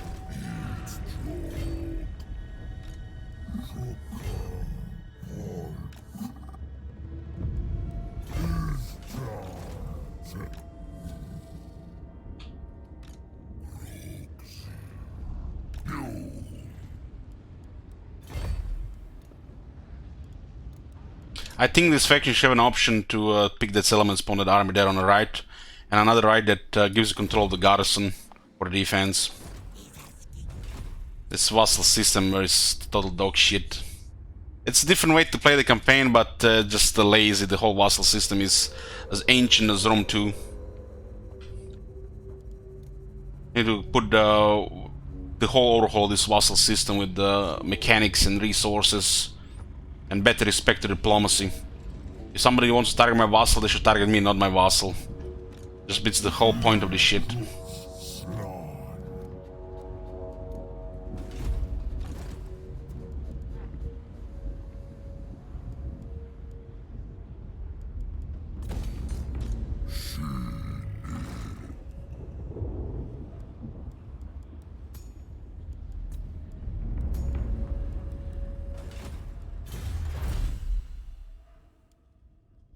Sequence of restoration. This sequence will increase the Kai's Horde's magical reserves and help replenish their losses due to war and attrition, that they may continue the relentless slaying of the foe in service of the great plan. Add more power and 2 more replenishment going towards their upkeep reduction.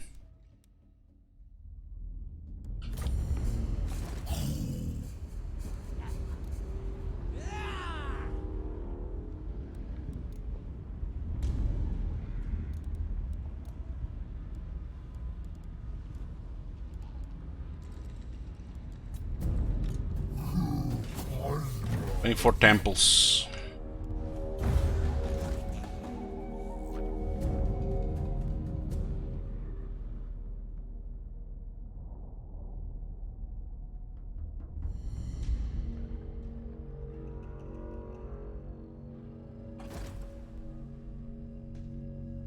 Taking the Longship Graveyard. Trog is there, so they can easily take the settlements. It's just gonna take some time because they're walled.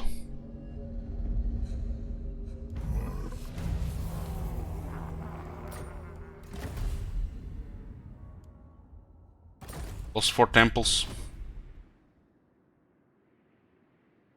I wasn't paying. I wasn't even checking this one. Madness! No! Yeah. Didn't even see them up there. So lost the capital and minus settlement. Not hit the Aisling Conclave before it hits higher tier.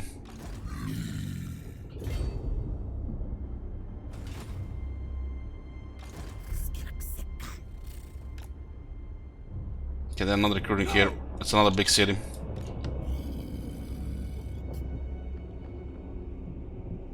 How strong is Wolfrig anyways? Let's fight. Not very strong. He's also at war with Coron.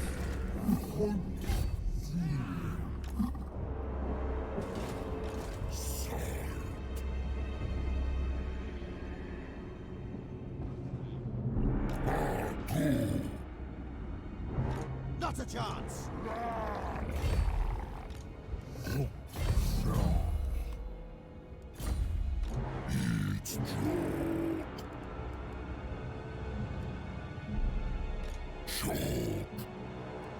This is would be Morse King priests.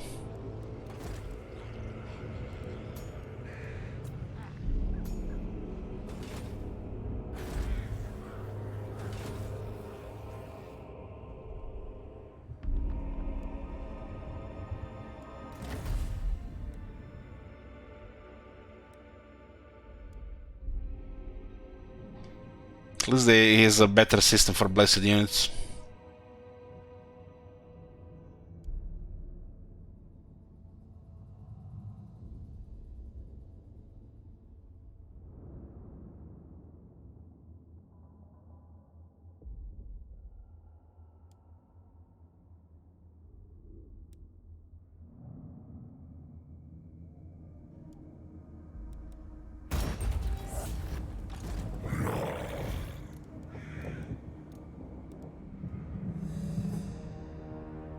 Those boss are not displayed right. Seeing it is super deadly as a blessed unit. Possibly the highest damage dealer in melee of the Lizardman.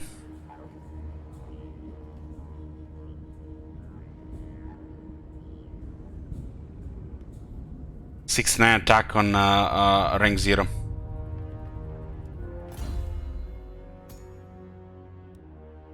More damage, and it's gonna be 5 more attack.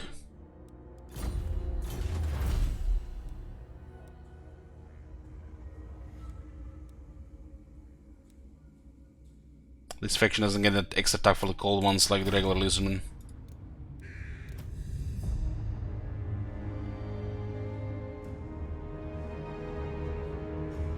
This is a beautiful unit.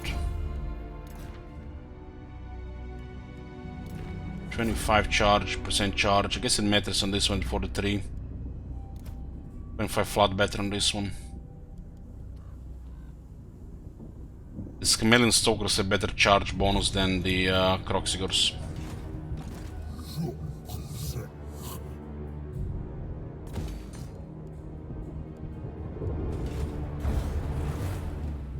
I'm comfortable that you have no army. We're gonna get some blessed Saurus warriors there. I want to get one Horde 1, 2 Horde 1s, beautiful to just stomp one side.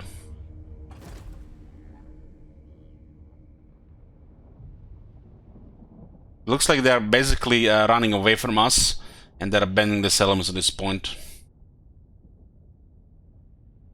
They're attacking the weaker ones. Blood Sacrifice. Relations with the nearby settlement have deteriorated. Their interpretation of the Great Plan may be at odds with the Old One's intentions. Your Slan Mage please inform you of a new ritual to recharge the Germanic web. The price is sacrifice. Will you raid for captives to sacrifice them, or leave your neighbors be? The time you may yet prove your visions correct. 8 turns plus 14 power.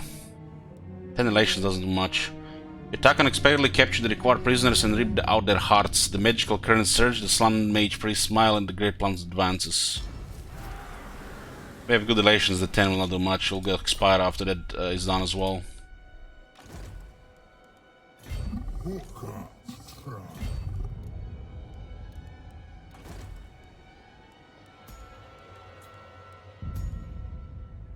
Discipline Oracle.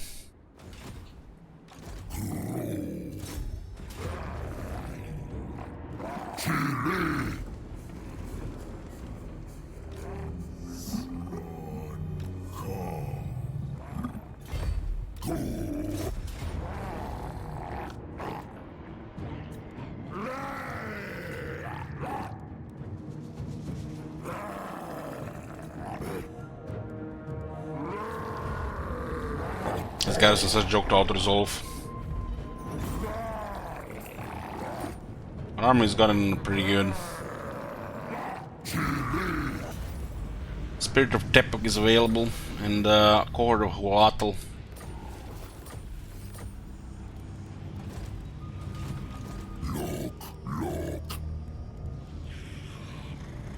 I think these guys have natural physical resist. They also come with rank 9.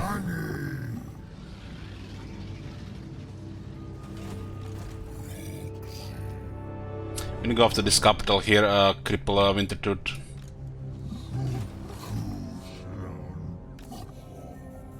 So it's good, we can hit 2 capitals immediately.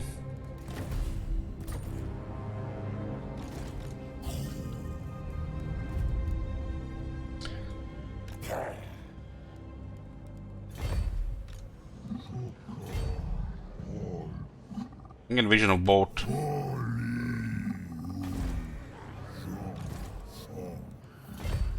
Doesn't look like there's any winter at home here. They'll be running around targeting the settlements here. This is this wall settlements are enough to just hold them in the early game.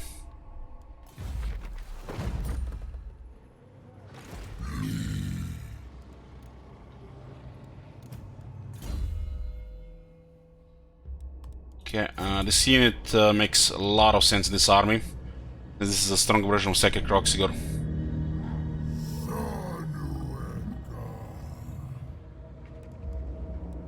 They got physical resistance.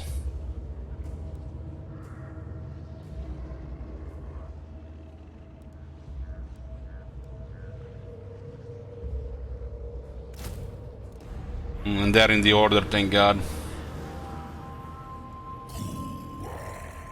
So these guys have a natural missile resistance, so these guys have natural physical resistance instead.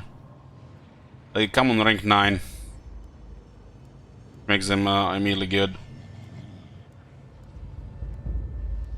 They also have standard armor, which is kind of pointless on armor piercing unit. But if you have just one going with Saurus, kind of makes sense, right? I think this unit will be just used here. There's no such thing really as emergencies with this faction, so we get more use of Regiments of Renown and the Blessed units.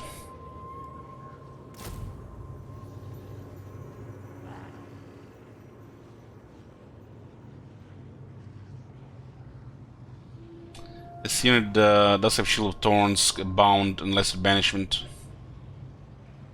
Be good as well when we get veteran battle skills. We have the Swift Riders, so we're gonna be using Reproductiles, Kotls, and Cold Ones to get together with Kroxigors.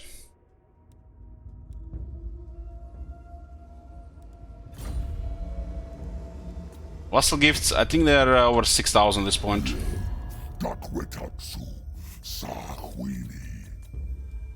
Getting close to 10k. Oh, 10k. Okay, average 10k. They got a lot of money, I guess, at this point. Excel for the Engine of the Gods.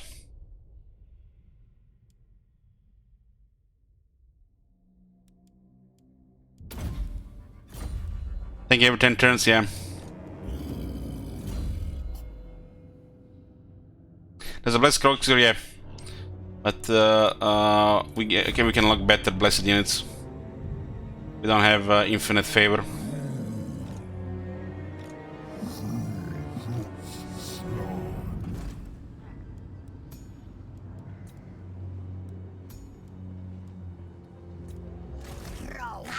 Oh, look at this.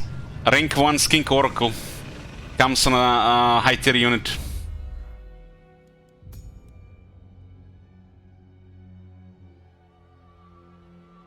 Just Lisbon think, you know, started with a dinosaur and middle rank 1.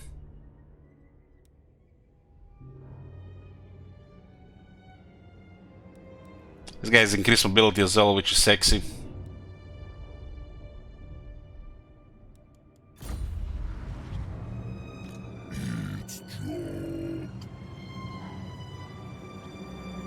Okay, we finally have a full army.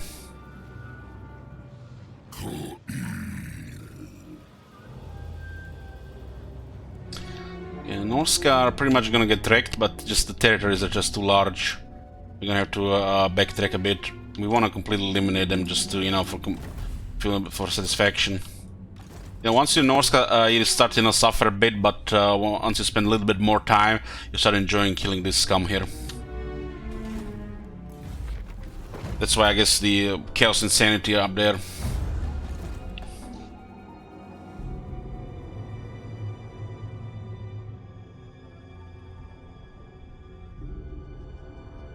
Not like they're gonna put up a fight once we complete an army like that.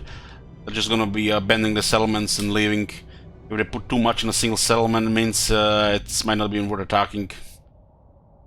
So we avoid the big battle, literally, and just go for the fastest way to get rid of them.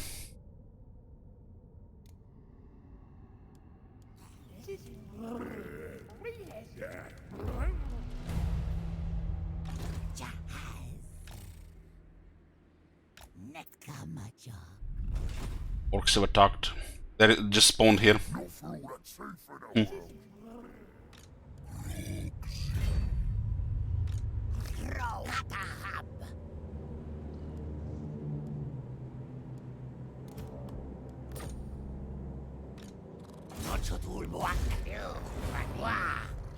Evening cards.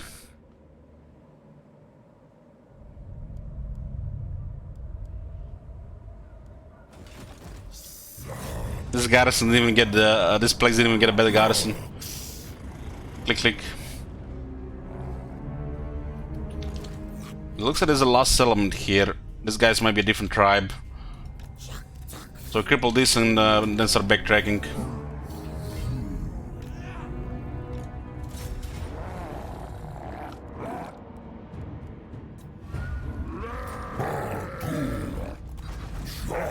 I got an administrator finally. Taking 62 turns.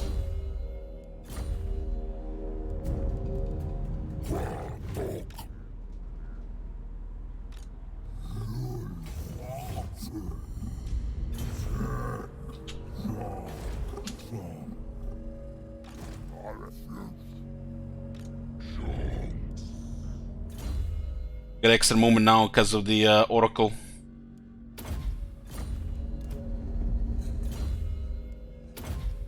Got scouting, replenishment, and movement. This mobility. Ancient Stegadon, Ancient of the Gods. Shit, that's so expensive. It's like 3 units for the other army. This shit is OP.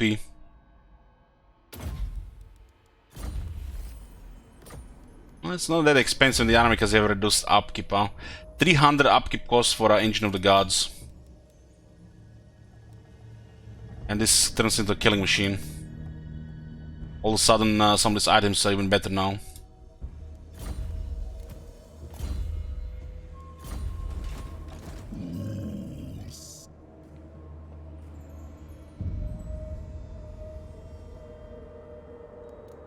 Where do we access reproductals?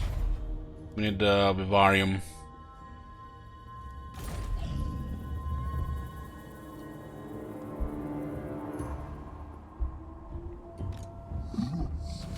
Yeah, we entered the last element here. We can just backtrack.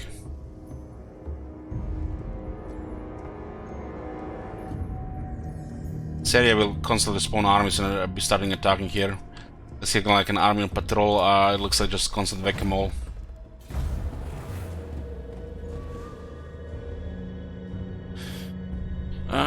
What's the easiest campaign that's fun besides High Elves? I'm new to the game.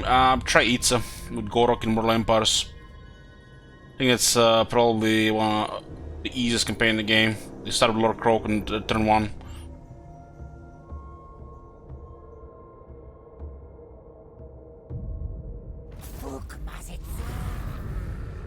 Lord Croak steers. The mighty venerable Lord Croak steers from his deep slumber. His power so great that even death could not hold back his commitment to the great plan. Seeking him out for his support is invaluable.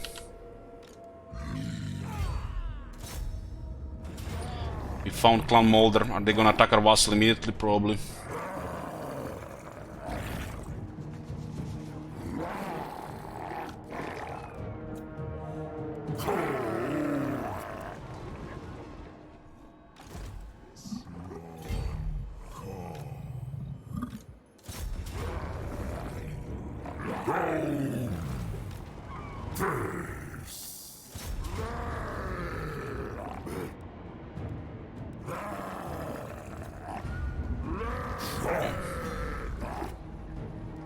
F26 on each alarm.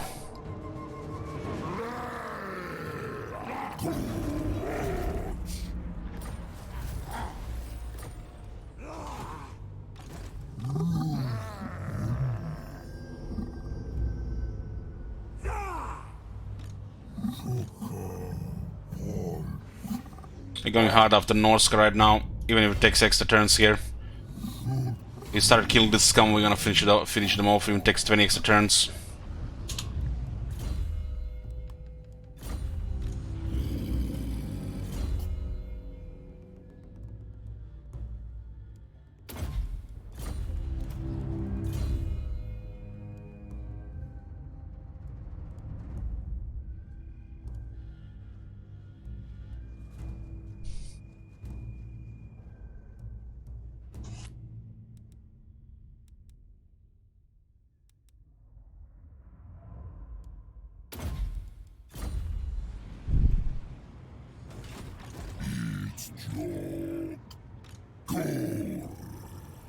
52 from defenders.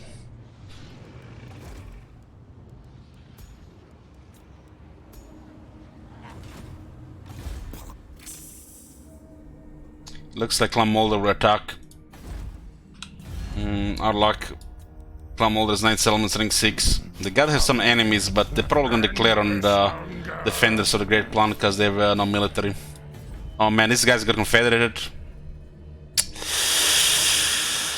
Oh,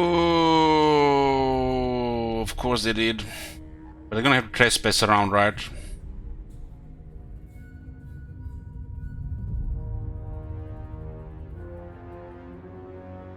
Interesting how Malekith appeared here, close to the player, over all this. How convenient. We'll clear this area here before we go full east. We kinda need a second army with military that can actually go on its own. But we need upkeep production for that first. We're working on 5% upkeep production here. And we are working on upkeep productions here and here. And then we'll start adding some units.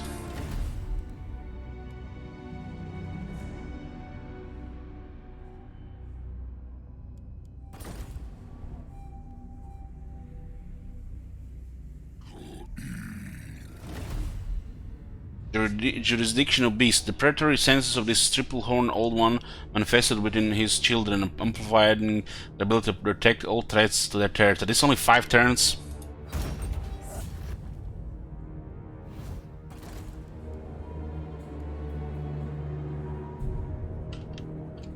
See all of Albion. See all the Norska here. We can see some of their armies moving around. It's just trash seeing a couple of units. There's some military here, but they got crippled. We have to attack this 2 and this one here, and then this 2, and then this 2 in Norska is done. The orcs have respawned here, and of course they're gonna be bothering us here as well.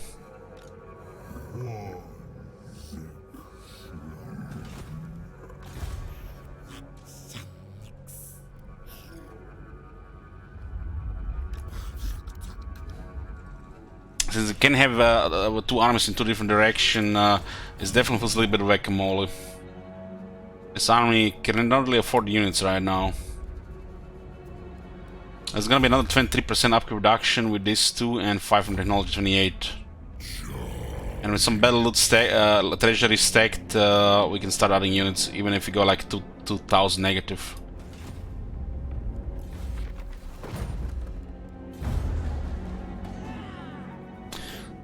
We can spawn a vassal army at the capital with right.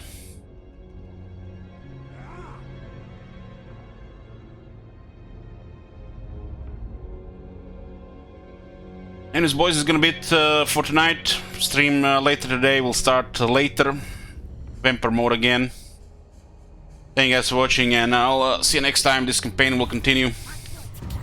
Good night.